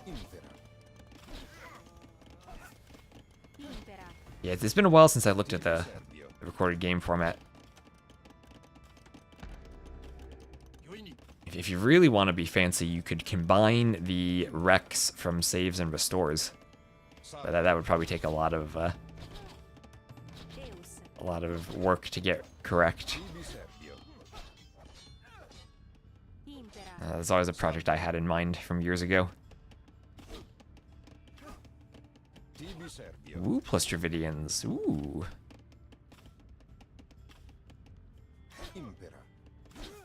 So, Skirm from Beery, but Neo's defending well at this point, and at the same time, he still has scouts getting in. Never quite the massive scouts he needs to pick off Vils, though. And the Vils winning that fight. Beery saying, "You're trapped in my base with me." On the water, Galley Micro still roughly even. That doesn't sound too good. The complicated bit would be if there is some type of discontinuity between the end of one rec and the save state of the next. And I don't know that those would always match up without any lost data, like if some players drop.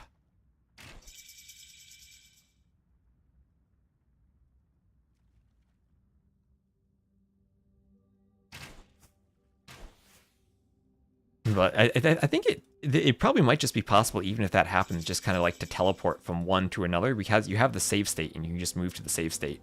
Capture Age might go crazy with some of the stats, but it should work.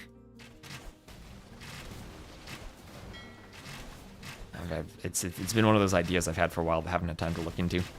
So galley numbers in favor of Teemo here, but Sobek's still pressuring. That's because he has War Galley on the way. But pressured before he had all the War Galley upgrades in. Bodkin now there for Teemo. As he's still microing, he might just go pure Galley in this fight. He might go Galley. They're so much easier to micro than the War Galleys. He might actually win the fight Galley against War Galley. No ballistics in. Now clicked for Sobek. But the advantage of War Galley is also the production speed. And War Galley just now clicked for Teemo. If you're not getting a numbers advantage here, then Teemo might actually be taking the better fight. I think he's microing so much with the galleys trying to run. He's not going to have ballistics though, and when ballistics comes in, then Sobek's going to take a really nice fight. Sobek's still down in score. 14 to 22, and honestly these galleys could probably just try to rush down the War Galleys. It's so hard to tell what the numbers are. Teemo 2 seconds from War Galley, he has ballistics on the way. And ballistics finished for Sobek, but Teemo going to be confident with the numbers to take the fight. He's going to be confident to take the fight, and he'll push in. Oh, the pathing, look at the regrouping. War Galleys, the most frustrating upgrade in the game. You need it because they're produce faster and they're stronger, but then you can't micro them.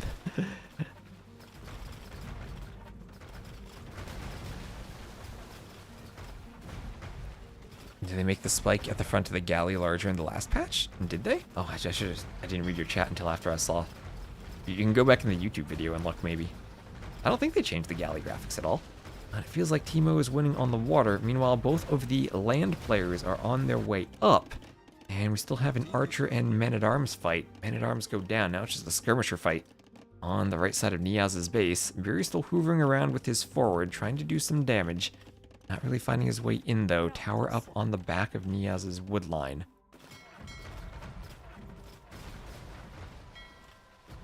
Fishing ships going down as the War Galleys come over for Teemo. Oh, maybe they did change it if multiple people are noticing it. Maybe it's just because I'm streaming in 4K on YouTube, you can notice it better. Okay, and now we have now we have transport. This is where the map gets interesting. So far it's kind of been a 1v1. Now it starts to become a 2v2 as the Vils from Sobek come over. And so far it's been fairly even on the water, but Teemo pulling ahead now that they're in the Castle Age. I think the key, though, is that there are still 10 fishing ships for Buri, and he's managed to keep the fish alive until he's clicked with the Castle Age. So yeah, there will still be Japanese fishing ships for Niaz, but it's kind of hard to keep fishing when they're so far from the mainland at this point. He's moving out for more docks, but also the land player could just come over and pressure the docks at this point.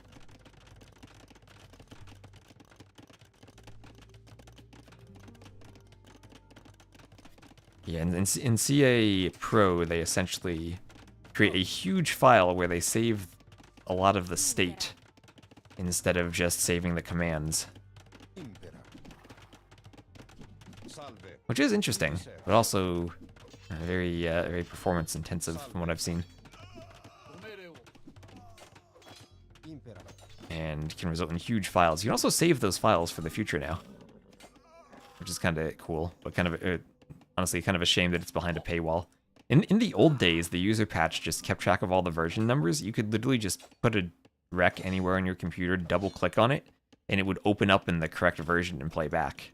Those were the days. Does YouTube support AV1 for live streams? Yes, I'm streaming in it right now. I did actually learn the hard way, though, as Niaz is getting into the middle of Buri's base and winning with the skirms, as Teemo is also winning on the water, massacring Sobek's Vils. And defensive TC at home for Niaz. I did learn that apparently Premiere Pro does not support AV1. Adobe Premiere doesn't support it.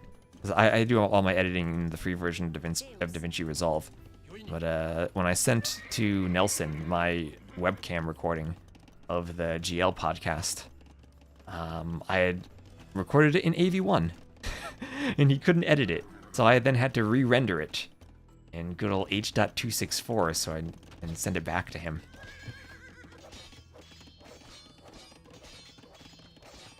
Windows also doesn't support thumbnails for AV1.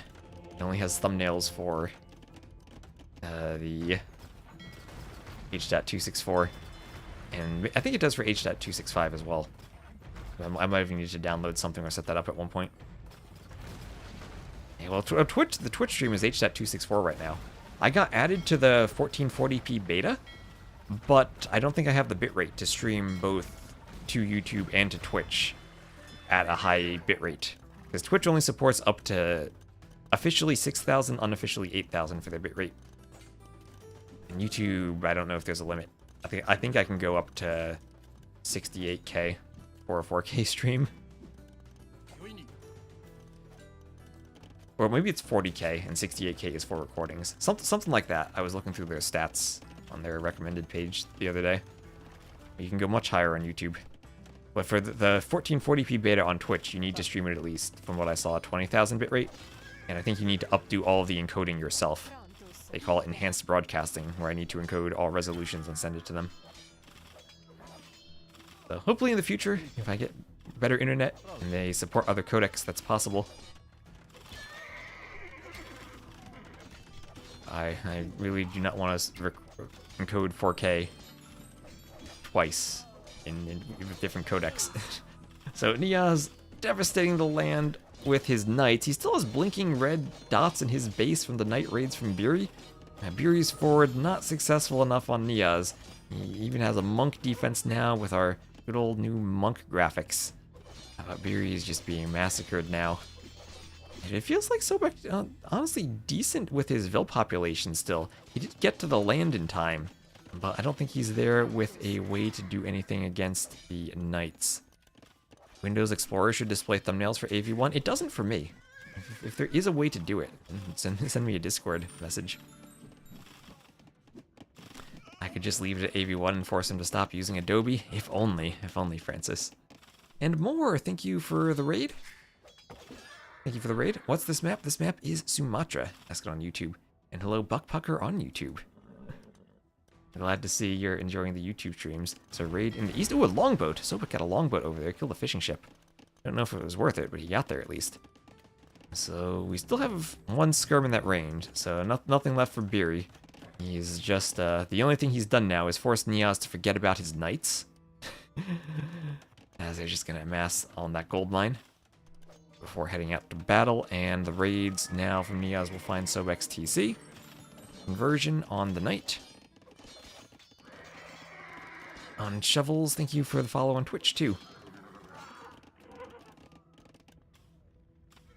Yep, and now again, credits to Algernon for making the original version of this map years ago. Longboat's on the way out from that dock. And Knights moving forward for Niaz. Morville's going to do a house. Sling is also a viable option. Yeah, so Teemo on the island gonna swap to Sling the land player. Sling is taxed heavily in the feudal age. You get a 50% tax, but once you research coinage, then it goes back down to 10%. Usually the same thing as usual after coinage. So in the Castle Age, you can do some pretty nice slings. We did see, I think it was FedEx and Monos was the team, where they tried this same thing, but Monos was in Castle Age and he didn't research coinage, and he paid huge taxes when trying to sling FedEx. It's 20% after coinage? I thought it was 10%. Maybe I'm wrong about that.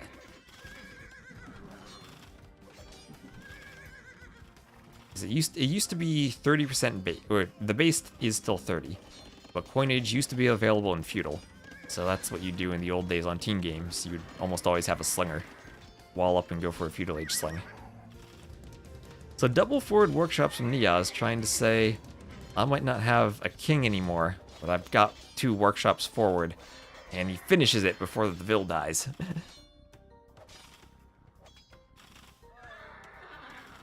AW2 Tech Tree says 20%? Okay, maybe it is 20% then. Maybe I've been wrong all these years. It lies. I'll need to test that in the game.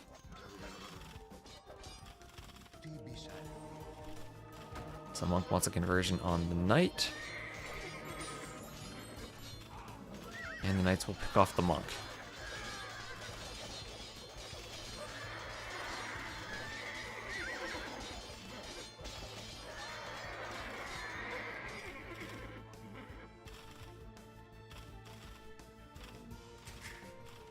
Lots of Vil still in the TC. And, well, Sobek and Beery holding on. There's a ram push on the TC. Game. Only 2k score difference, not at ACCM territory yet, but the TC goes down. And with a bunch of Knights, the ram push will continue on that castle. A beautiful Vikings castle. That doesn't really fit their architecture with the orange roofs on the other buildings. I think the buildings just need an architecture overhaul. Why hasn't Teemo moved onto land? Because Teemo is slinging. As someone pointed out earlier, Teemo is slinging. He is slinging to Niaz. And he has moved over. He is in the far right. But he's not doing any military equipment because he is slinging. Also did the fortified church for the relic. Just in green so you can't see him too well. There's a reason I put blue on the land and green on the water for this map. Now, even though I was thinking it might make more sense for the low colors, the flank players, usually who do the archers, also to be the water players, just for a bit of consistency, but I figured visually it's easier to see this way. On the other hand, it does make it harder to see when the green player transports. That's true. So Sobek's still holding on for dear life. He's at 98 Vils, but Niaz continues to spam the Knights and the Rams. He's ramming down everything. I always love to see a good Castle Age ram push. Rams are buffed now, so they deserve some spotlight. Here's the GG, and French OS will tie it 1-1. French OS technically the favorite, but they were very close in the standings. So this is a set that should be very competitive, and could go either way. So there is the lead for Inres collected for Teemo. Oh, look at that economy once he won the water. So smooth. Well done, GG. We'll head back over to the scoreboard. That ties it 1-1.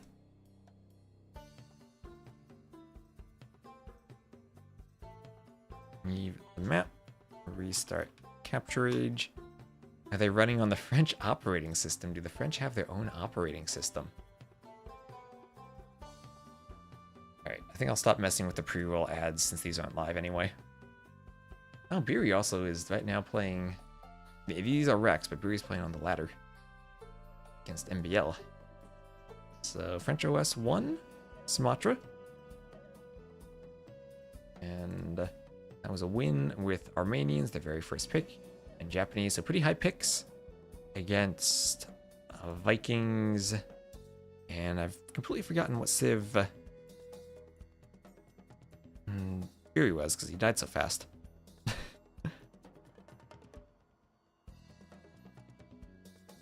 There we are. He was the Romans. Romans, yes.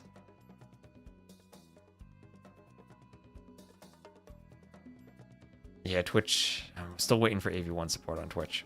But we will have game number 3, and it will be Chicken Arabia. Chicken Arabia.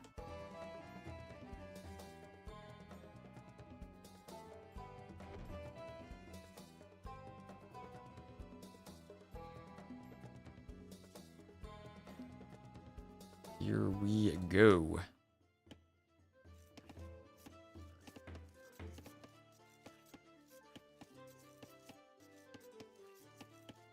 Arabia, the most boring map. I think actually the team games with the chickens makes it pretty interesting, and more so than normal team game Arabia, because it's not just a straight 18 pop archer play with the chickens. And there's more variety for doing the lumber camp first, or doing the mill on the chickens first, or just kind of ignoring the chickens a bit and taking the berries. And John Slow, thank you for the raid. Unfortunately, it is Arabia you raid into. Maybe next time you'll be lucky enough to raid into Zawal again. What is the best match of Cartographers 2 so far? And the best single game, I think, has been Jungle Rumble. There was a game between Nocturna A and B. That's on my YouTube if you want to check that out. Oh, well, that was an insane game. So thank you very much, John Slow, for the raid.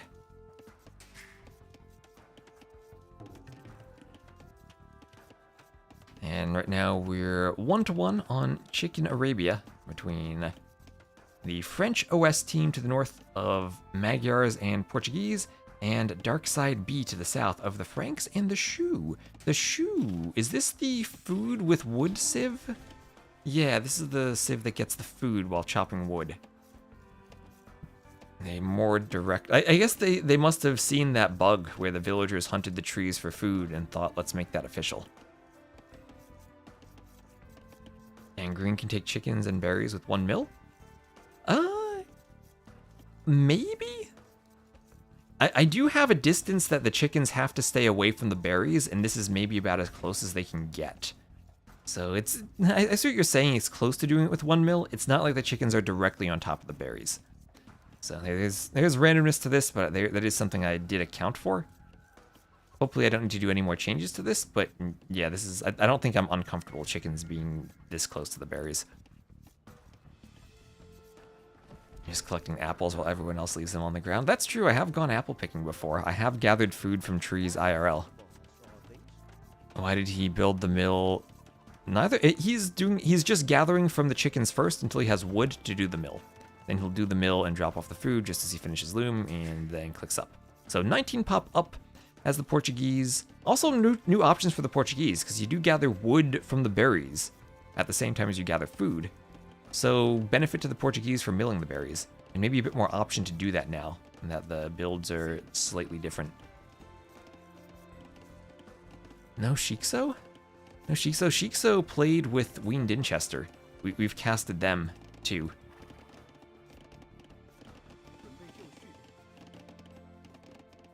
Lots of OS clans signed up. And I know Von Dutch was making his own spreadsheets. Before Nerfox even got our own spreadsheets released, Von Dutch, he messaged me, keeping track of the spreadsheets for the OS clan.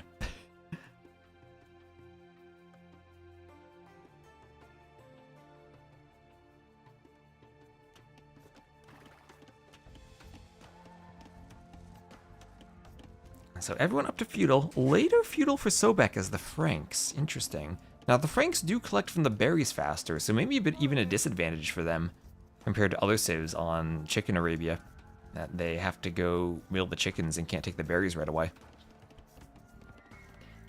Yeah, between the two civs, Portuguese gather wood with their food, and Viri the Shoe gather food with their wood. So everyone up to feudal, and Scout's gonna double team the chickens, and this is what makes Chicken Arabia dangerous, is it gives you another option to try to double team with your scouts early on. And won't kill a Vil, but at least will push them back to the TC and threaten them. So 2 feudal scouts here. At the same time, 1 scout from Biri, just trying to be annoying on the range, but he will take a spear as he does force he will take a poke as he does force a spear out from Timo.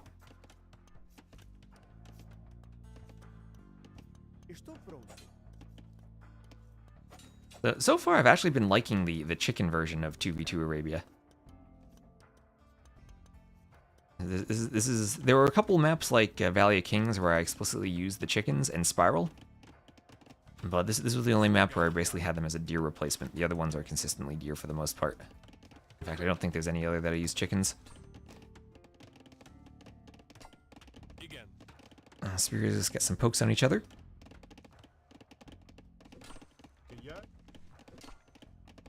Of the change from deer to chickens on Spiral. Yeah, I was talking with the original author, and we both had the same idea, so I went forward with it. Twitch chat censoring the word chicken.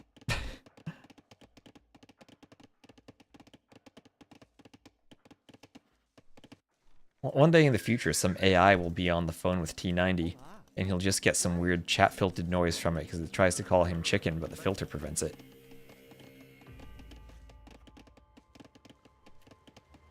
It's a cheap way to force deer pushing instead of making scouting more important.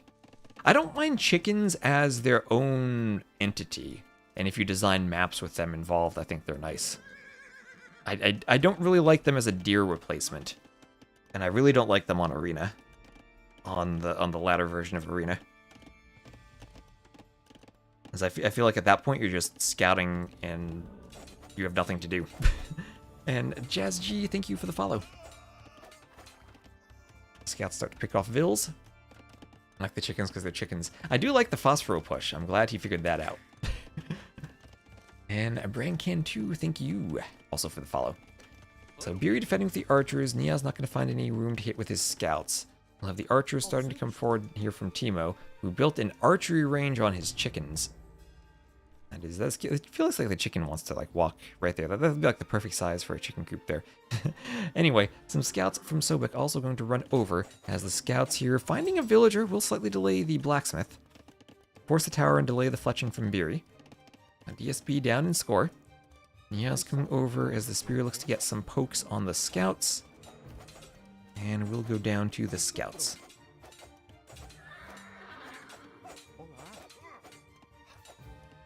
And the Vil goes down. Couldn't quite Alcatraz himself in time, but now with a few archers out, should be okay. These are Frank's scouts with extra HP at the start. And ooh, using a dodge and some dance moves on the hill. Archers going down. And they all go down and have to run from the gold. Cartographers, hello Marintho. The chickens would be very happy in there. Well, great play by Beery to hit the gold and keep the archer player off gold. And now Teemo's kind of on a timer to reclaim the gold, otherwise he falls behind in archer numbers and needs to start adding skirms, and skirms will be less effective against the scouts. Oh, on the other side, we have a bit of a scout fight. Looks like they just trade some numbers, though. Sobek and Niaz still hoovering around. Niaz a bit lower on HP. He's been doing a lot of hoovering with those scouts, but didn't quite engage at maybe the moment they needed to when Beery did get into the gold. Beery doing some armor now. And hello, Hideo. Hope you're doing well, Hideo.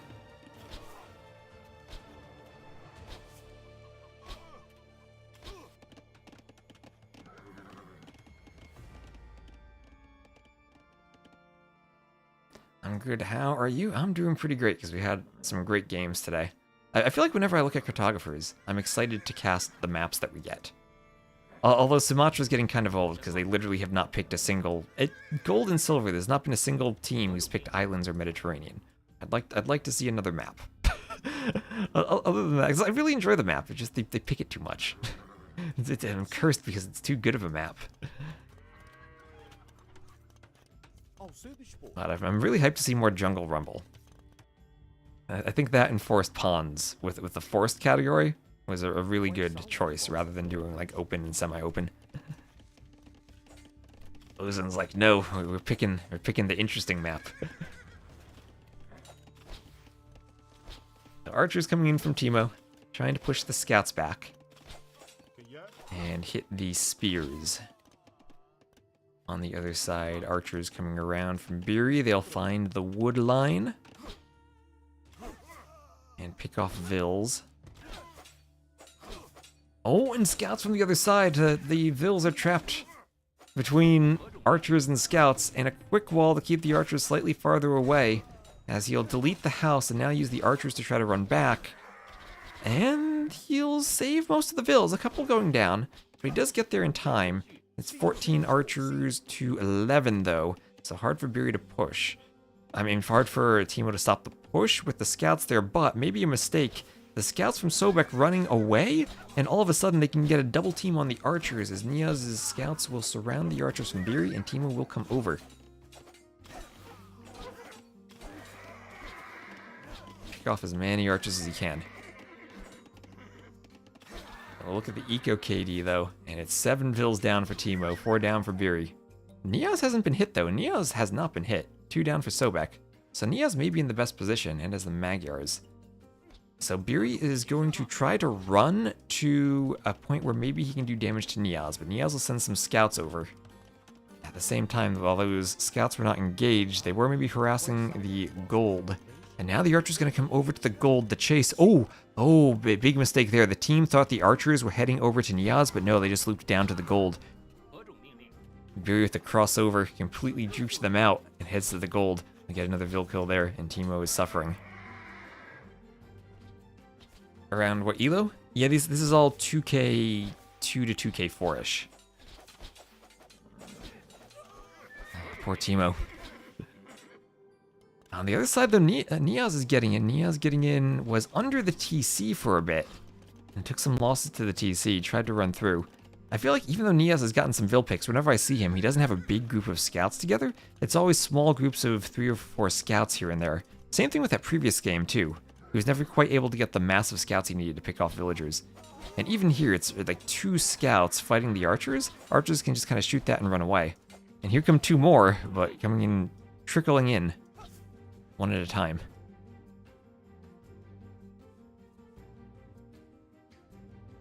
Sus trades, even with the tiger, he's gonna be losing scouts. Another scout over. But imagine he had 5 scouts grouped up here instead of 2 and a third in the back. It would have been able to jump the archers much better.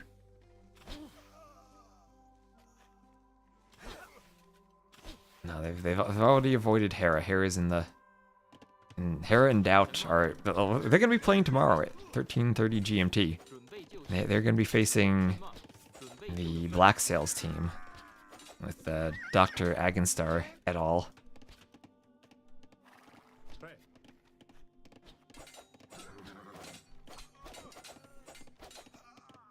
So spears go down. Archer picked by the scouts. Streaming Hera Doubt. I will stream that tomorrow morning. Yes, indeed. We'll have that, and we have a bunch of Gold League sets tomorrow.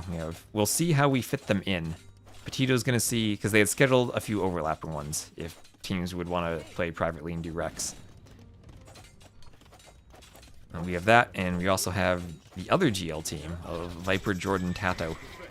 We'll be playing against MBL, Sorokuma, and Z40. So scouts getting in under the tower, archers hitting the house.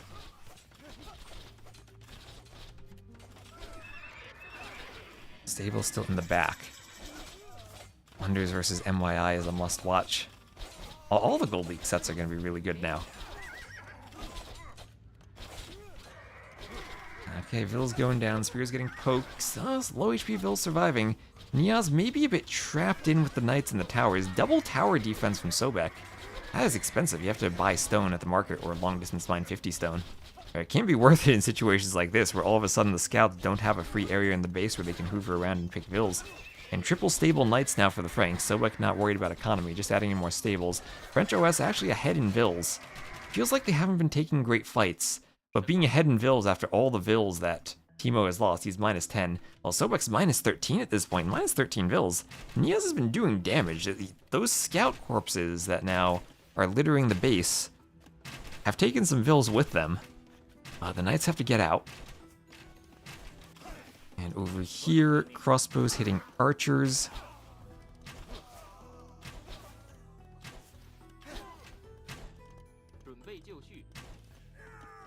And they will go down. Crossbows defending now for Teemo. Beauty a bit later up. And this has been a good game of Chicken Arabia. Now the scouts for Nia is going to get in. Again, though, only like 3 or so scouts. 3 scouts over there, 3 scouts on the other wood line. I feel like if he just had 6 scouts on one wood line, he'd be doing more damage than 3 split up here and there.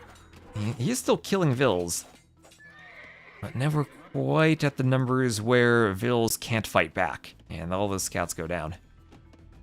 Spear out there just standing, taking a break. Crossbows can't do damage with the towers. This tower defense from Sobek is amazing. 1 on the gold, 1 on the wood line, and covering the farms too. Yeah, Niaz is 2 mins from Castle. If he were Castle now, it'd be a really close game, but I'm worried for his team now that they're dropping in score, as they'll lose their Vil lead as he spends time going up, and it's going to be on these crossbows now to stop the knights from doing damage. And if he had enough scouts, then he could maybe protect Teemo from the crossbows, but right now he only has 3 scouts. He'll add more on the way up, and at least they will be 3 stable scouts and will get the free attack upgrade. But Teemo now has to micro in 2 positions, and he's down in crossbow numbers. And he just needs to make sure the crossbows groups are thin enough that the scouts won't be able to jump on them.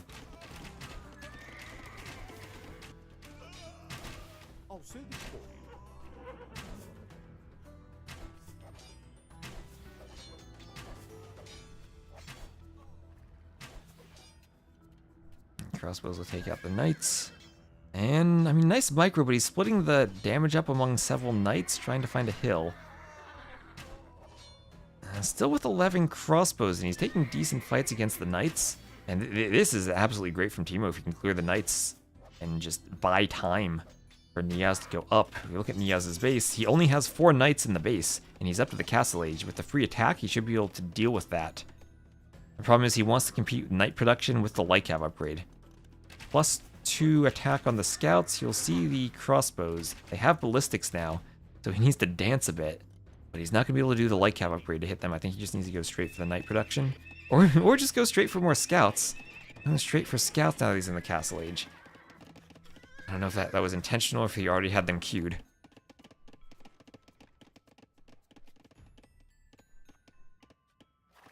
Knight's still running around in the back. Scouts taking some knocks from the crossbows. Crossbows doing some more attacks. Jinx, T90 needs to rest. He needs to rest. He just played an intense series. So knights will be hitting some villagers. And the villas start going down. So great knight raids from Sobek. Yeah, and I think this is the mistake. I think if Niaz queues knights instead of scouts and clears the 4 knights in his base, oh, he'd be in a much better spot. And all of a sudden, the team's down by 20 vills. How many vills has Niaz lost? 15. Remember when he'd lost 0? He's now down 15. And Buri's only lost 8. He'd taken some damage early on. But Niaz wasn't quite able to get everything he wanted with the scout raids. And still no light cav. So a bit of a, maybe a mismanagement from the stables? I feel like maybe if Niaz just clicks light cav and knight, rather than continuing the scouts, he might have had better timing on his fights.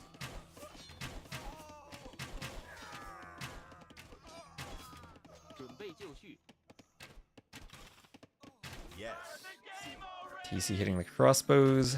Crossbows going down. TC fire covering the crossbows.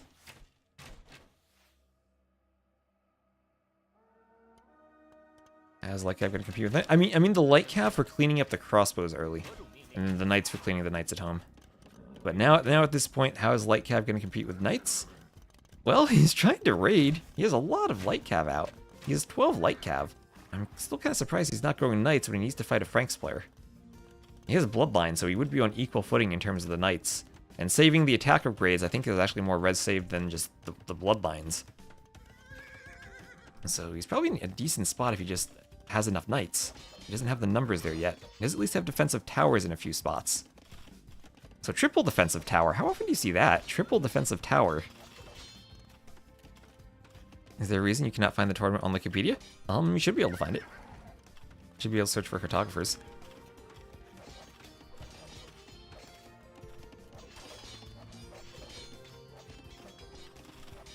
He doesn't have Great Gold Eagle. Well, he doesn't have... That's true. He had to wall the vills on the gold in such a way that some of them aren't mining. You can see as the knights run by that those 3 vills there are idled, and he only has 6 on gold.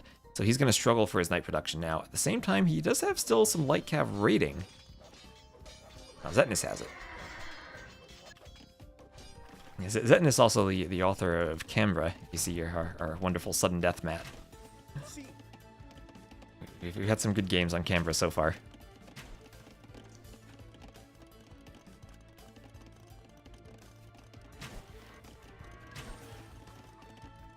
Crossbows hitting the farm.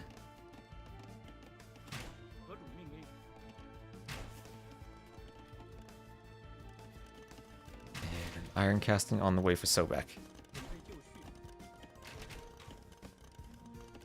Husbandry on the way for Niaz.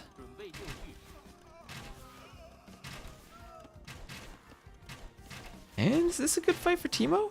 I think this is a good fight for Teemo. Very trying to micro, but he's down in numbers. He has dance moves, though. Okay, never mind. The dance moves from Beery. Beery turned that from a loss to a win.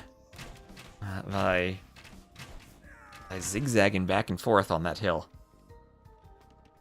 Meanwhile, Knights now from Sobek are in on Niaz, and they're also in on Teemo.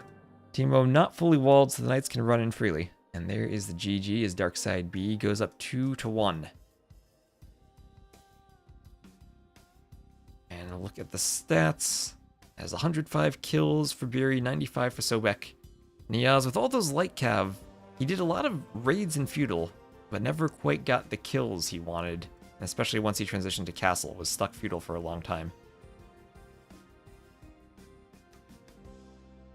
And yeah, you can just see the difference in castle age timing. 21 minutes for everyone else, 26 for Niaz. And 75 vills for Biri, the boomer.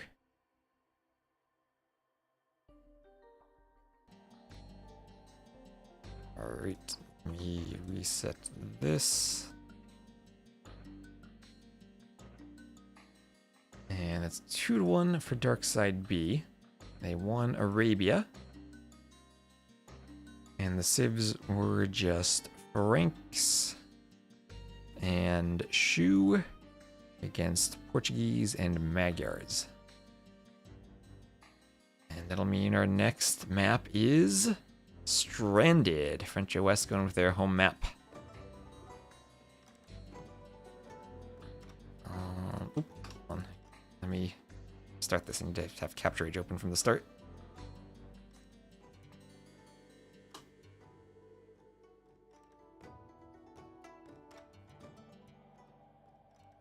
And here we are. I need to reset the score. Thanks, Capture Age. All right.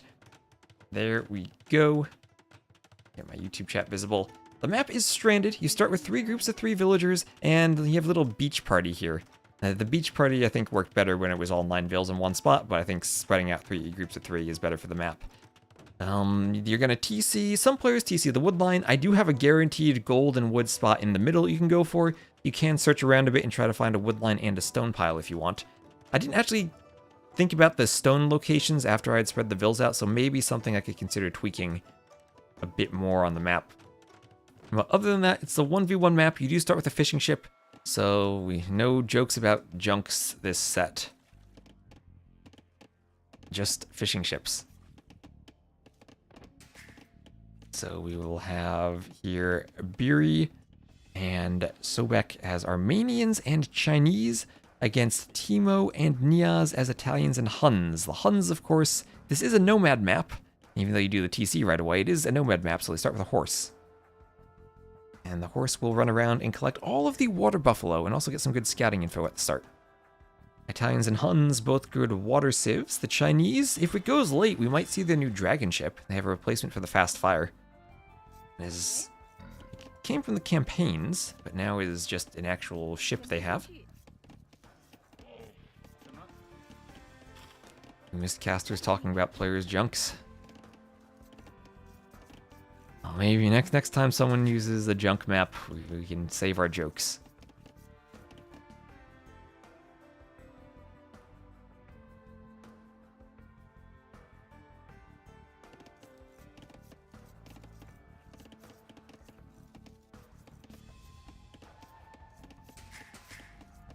This is a junkless map,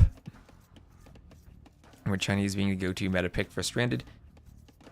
Yep, and that's because you start with the fishing ship. And starting with the fishing ship for the Chinese means you're gathering some food while you're doing the TC in the dock, so you can produce your vills right away.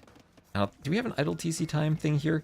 Yeah, we get 4 seconds of idle TC time on that TC for Sobek, so that's a great lead for him. I do think on this map, maybe Huns and Chinese would be the best 2v2 combo. You can get all the water buffalo. You get the horse to do stuff like this and block the rhinos. So you can lure extra rhinos. That's great map awareness from Timo. He knows that the rhinos are all around the middle, so he's going to go forward and try to stop Sobek from having access to the rhinos. Is he a junkie? Because he likes the junk jokes? Oh boy. He's a junk junkie.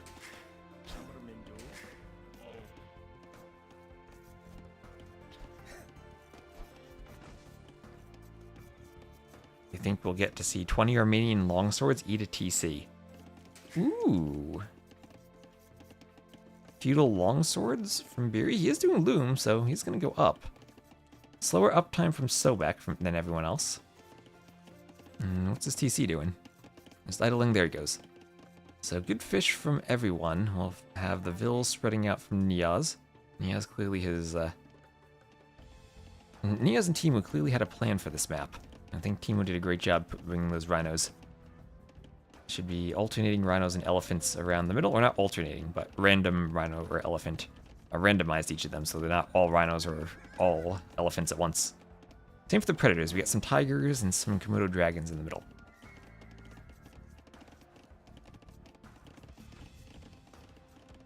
And as far as relics go, it is 3 relics in the middle and then 2 relics on each side between the teams.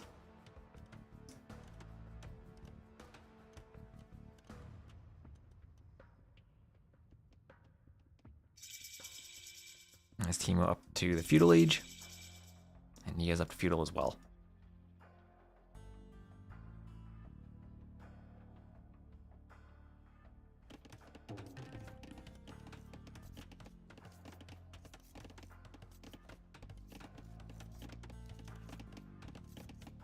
And what are we going to see here from Sobek? He's up a bit later.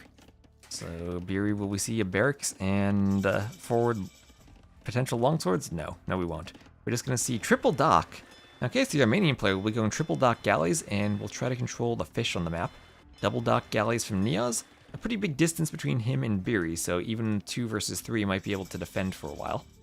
On the other side, only 1 dock from Sobek, not investing heavily into the fish boom, but going for a fire. And down here, 1 dock from Teemo going fires as well, so less water commitment here, as we have Teemo with that horse Xing the stable that he sees from Sobek. Now, depending on your TC location, you can get some good walls on the map. You can go to the middle and have a very nice area to wall off, if you want to. A mining camp on the way from Teemo.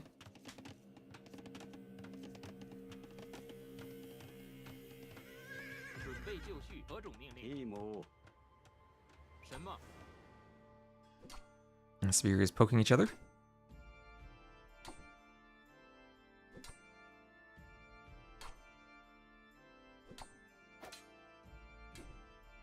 Poking each other down. Okay, the blue should win this. Blue should win this. He has the advantage. That yellow spear got distracted by the scout for a bit. And there he goes. Lovely. Good job, blue. So, scouts over here for Teemo still running around.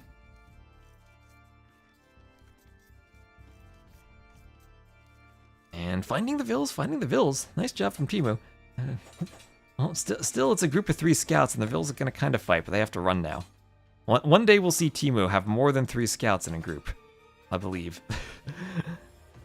He's going to try to pick vills, and he'll go down. We'll have some walls from Sobek. There's all the vills going down.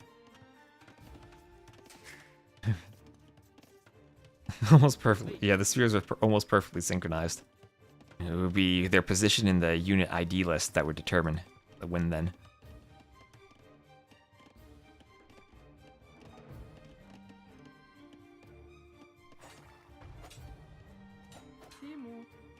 Oh, Vil goes down. And the Vils are going to fight back. Spears poke the scout, but that's 2 or 3 dead Vils for Teemo. Oh, wait. No, that's not Nemo. They swapped colors. That's Teemo with the blue scouts this time. It's Teemo with the blue scouts. Is it a 50-50 or just a ping thing? It's not a ping thing if they're perfectly synced, because the game engine would still like simulate at the same time. If they're perfectly synced, the unit that was created earliest is the one that wins the fight. Because units are processed, like, they're basically put in a list and processed in their unit ID order. And the one with the lowest ID that was created earliest in the list is processed first, and that's the one that wins. For melee fights, at least. And that's why you would have a host advantage. I don't know if they changed that in DE. Maybe they did change it to 50-50, but at least in the original game, that's how it worked. If you were the host, you had a slight advantage in things like that. Simultaneous kills or, like, blocking priority between scouts and boars. We see the eco KD. Yes, we can. And 5 eco losses for Teemo. These scouts have been hitting his vills more than they probably should have. With a few corpses here and there. It feels maybe kind of sloppy not having the walls up. Same thing right here. If the walls aren't there, he's going to turn and fight. 4 scouts, some of them low HP. And try to run them around. Great job to defend with the vills, though. And now the spears can chase them off. On the same time, Teemo trying to hit, but tower and walls up already for Beery. Beery doing a great job. And scouts will hit the villager.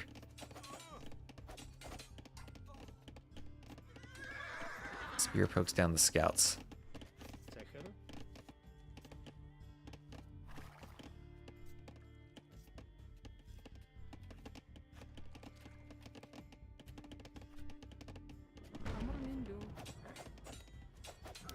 And Vil gonna fight the scout. Spear gets a kill, maybe? The Vil goes down. Ooh, the spear doesn't kill the scouts. Both very low HP. But still good at sniping off Vils. So everyone clicking up to the castle age except for Beery. He still has a ways to go if we look at his economy. Yeah, still a bit more food to collect. But now he's getting forward and feels like he has the galley numbers 8-4 that now he's going to push Niaz and break into the fishing economy very well. Niaz still had 4 fishing ships working.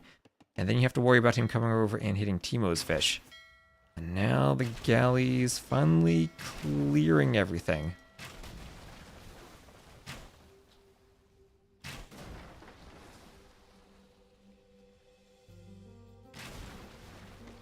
I know Pro, but I always surprise you how seldom they get forging for scouts.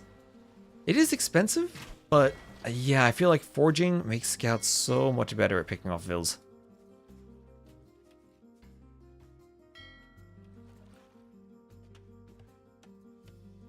So we have gold mining on the way, as well as the castle age on the way from Niaz. And more Vils down here by the docks.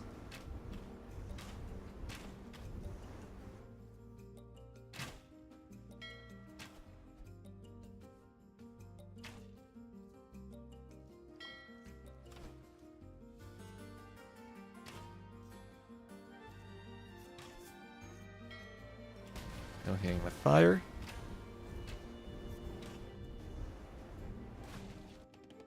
And on the other side, the fishing ship's going down. The fishing ship's going down to the galleys.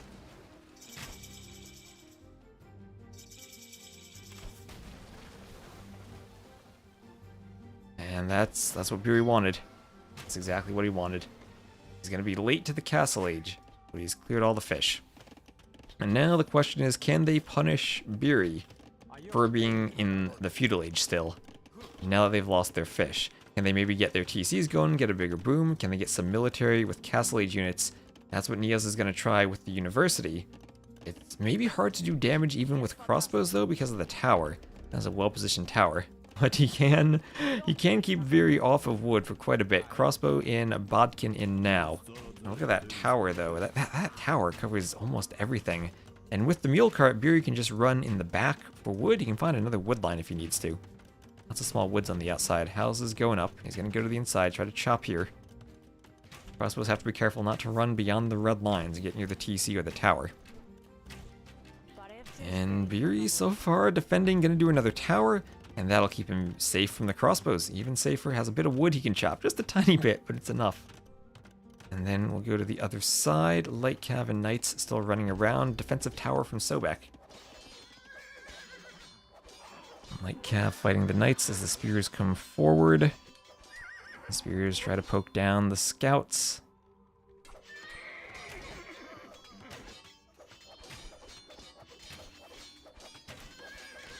And crossbow's getting some bolts in. X for Timo. Not seeing resources. I know, I gotta swap back and forth for the panels on Capture Age. I'm sorry, Chulky Ways.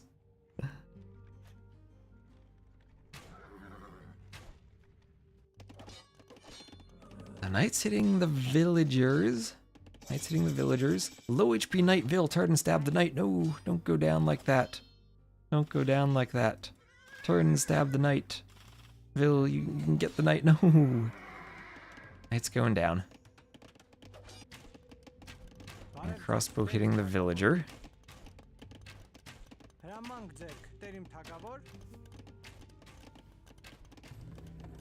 More crossbows from that range. On the other side, some X's as Knights are doing damage. Crossbows come over from Niaz. There's some exposed Vils in the farms from Sobek. Definitely some exposed Vils. Ooh, try to dance those dance moves on the Vil. Almost saves him.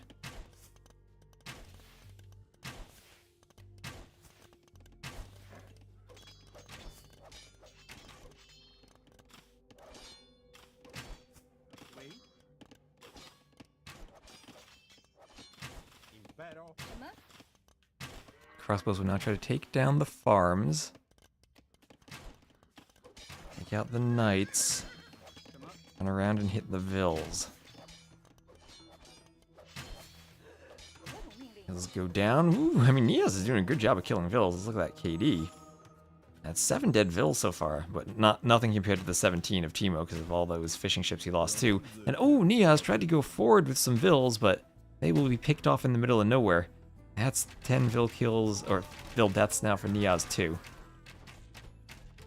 Crossbow is dodging away for Beery as the tiger comes in. Good value from such a small expo group indeed.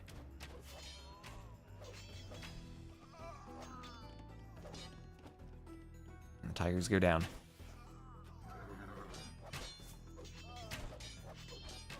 Crossbow is being picked off by the knights. Everything going down. Down they go. And ballistics on the way for Beery in that university. We have chain barding armor on the way for Teemo. And padded archer armor on the way for Niaz. All the upgrades coming in. We'll have an X in the middle. X in the middle. Everyone Xing, deciding they might want to push, but not with a fortified church. Fortified churches just stop pushes. They're so easy to add in and stop a push. Or some, oh, that's a Capture Age Pro feature. Unfortunately, they keep some features behind a subscription paywall, and I prefer just to use the free version. Do wild animals have more attack after the patch? I don't think so. I've not heard of that. Do wolves... Wait, wolves shouldn't attack monks. They don't attack them. That's one of those things in Genghis Khan 1. If you remember that scenario where you have to bring 20 sheep to the blue player to get monks and then use a monk to... Nilly, what's this crossbow doing? There we go. He's off the foundation now.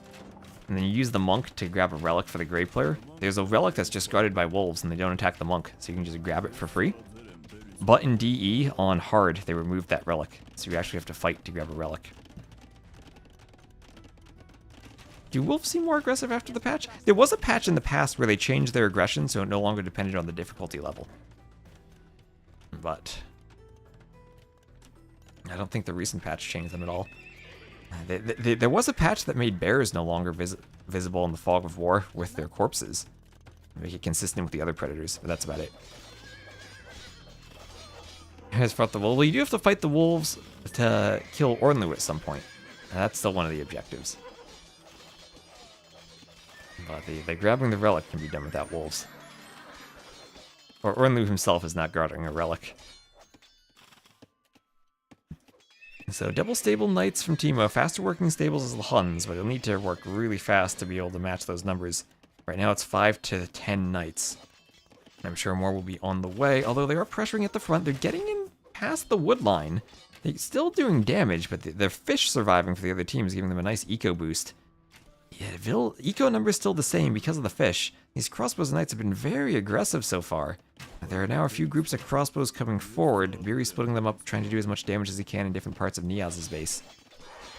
Knights still fighting on top of the farmers over on this side. You've killed Ornlu 7,381 times? You've played that scenario many times. Although I guess you could play it once every day since the game was released and you'd probably have played it more. So maybe you just gotta step it up. Ornlu does appear in other scenarios too.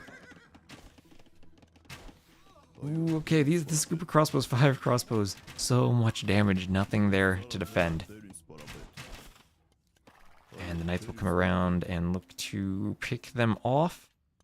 There's a castle, I mean the castle drop here from Niaz doesn't really accomplish much. It doesn't really hit either of the golds. There was enough defense from Beery when he tried to drop it that he had to go back to the hill. And neither gold will be attacked by it. At this point, things feel like they're starting to run away from French OS in favor of Darkside. That scenario is your favorite, where the horde of Genghis Khan approaches? That was epic back in 1999.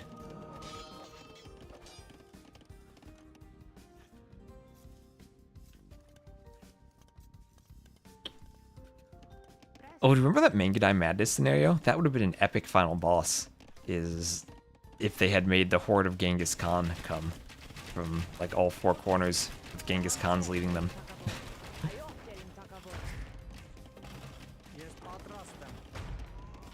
Now they have the Mangudai.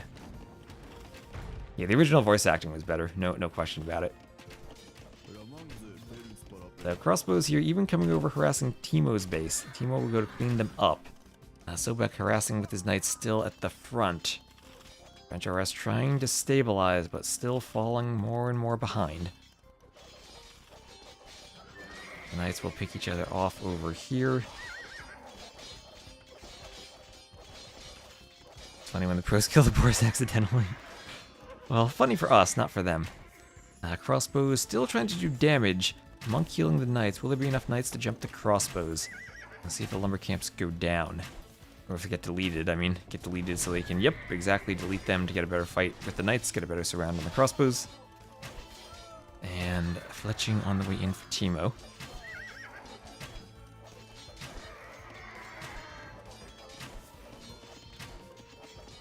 Crossbows surrounded by the knights. And the knights will finish them off. And now it's time for a castle drop from Biri, getting revenge from that castle drop from Niaz. This castle itself still won't hit much, maybe some of this gold. Now it will hit the gold. Niaz at least has another gold to the side.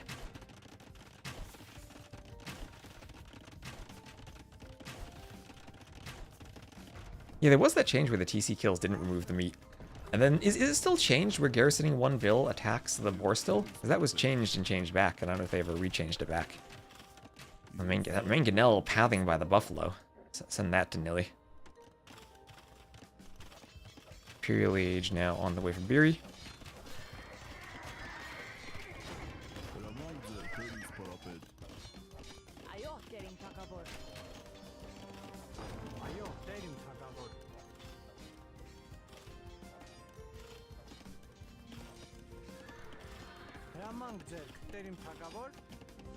And the castle will defend the mangonels from the villagers.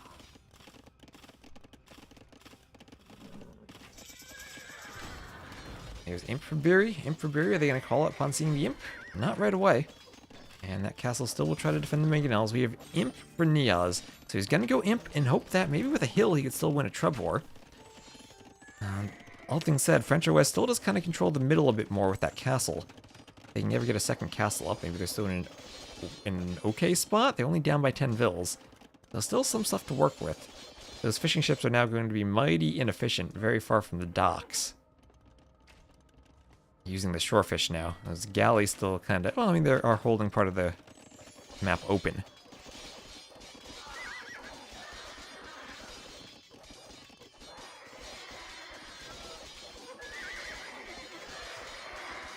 Knights from the hill, killing the yellow knights. And the castle going forward for Sobek.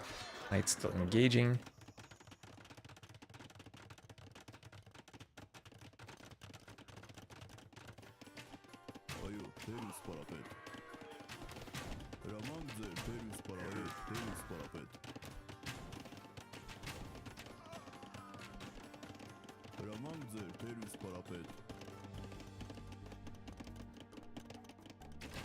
And knights coming over to kill crossbows. Biri getting cleaned at least slightly from the push, but that castle is still leaving this entirely open for whenever he can raid. And the Trebs are now out. He is downhill. Downhill, no vills repairing, but there are a few vills on the woodline that could run over. Has to be careful though, because once the second Treb comes over, 2 vills are not going to be enough to repair. You try to go for a quick chemistry and bombard cannons, but Sobek's also going to be up to Imp, and he has the highest score in the game.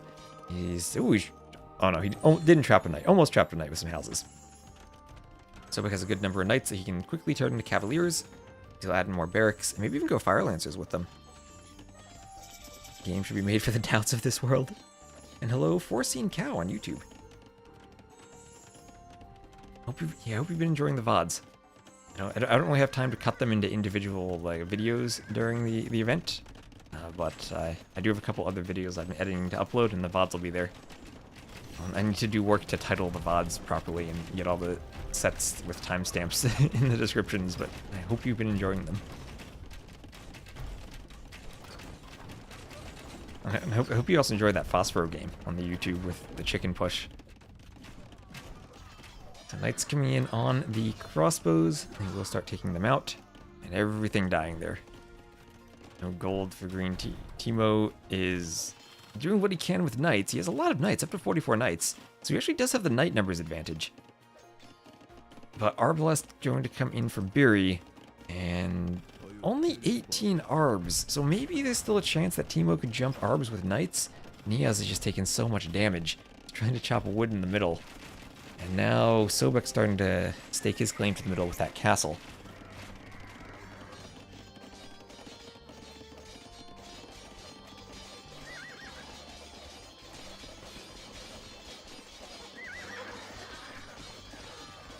Knights going down.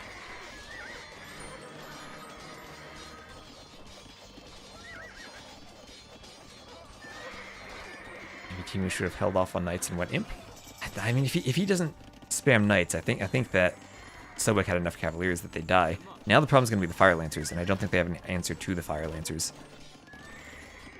So Sobek making a switch to Fire Lancers. Do these have an upgrade? Do they have an elite upgrade? Well, we won't see it anyway because we have the GG. And Darkside wins 3-1. So congrats to Darkside winning over French OS. It's 154 kills for Sobek. Best eco for Sobek too. And GG. Alright. I was thinking about casting a community game. But I think I might hold off on that just because I did have a rather bad headache yesterday and I want to make sure I'm good for casting Hera in Doubt and then the Viper set tomorrow. So I might end it here. GG's to Darkside B, they will continue, and congrats also to T90 and Dark. They will continue. As we check off the rest of the scoreboard. I also have scoreboard stuff I need to update too. I've been meaning to do that, but I haven't had time. So GG's, thank you all for watching. Thanks you everyone for the raids, and everyone especially for the follows and all the subs. And come back tomorrow, 13 GMT, we'll be ready for the next set. And I ate a banana. Thank you for not just eating bananas, but also for following 2 very healthy life choices. And let's see who else is on Twitch right now whom we can raid. He's still streaming. Oh, I'm going to end the YouTube stream too. So if you're on YouTube, I will see you later. And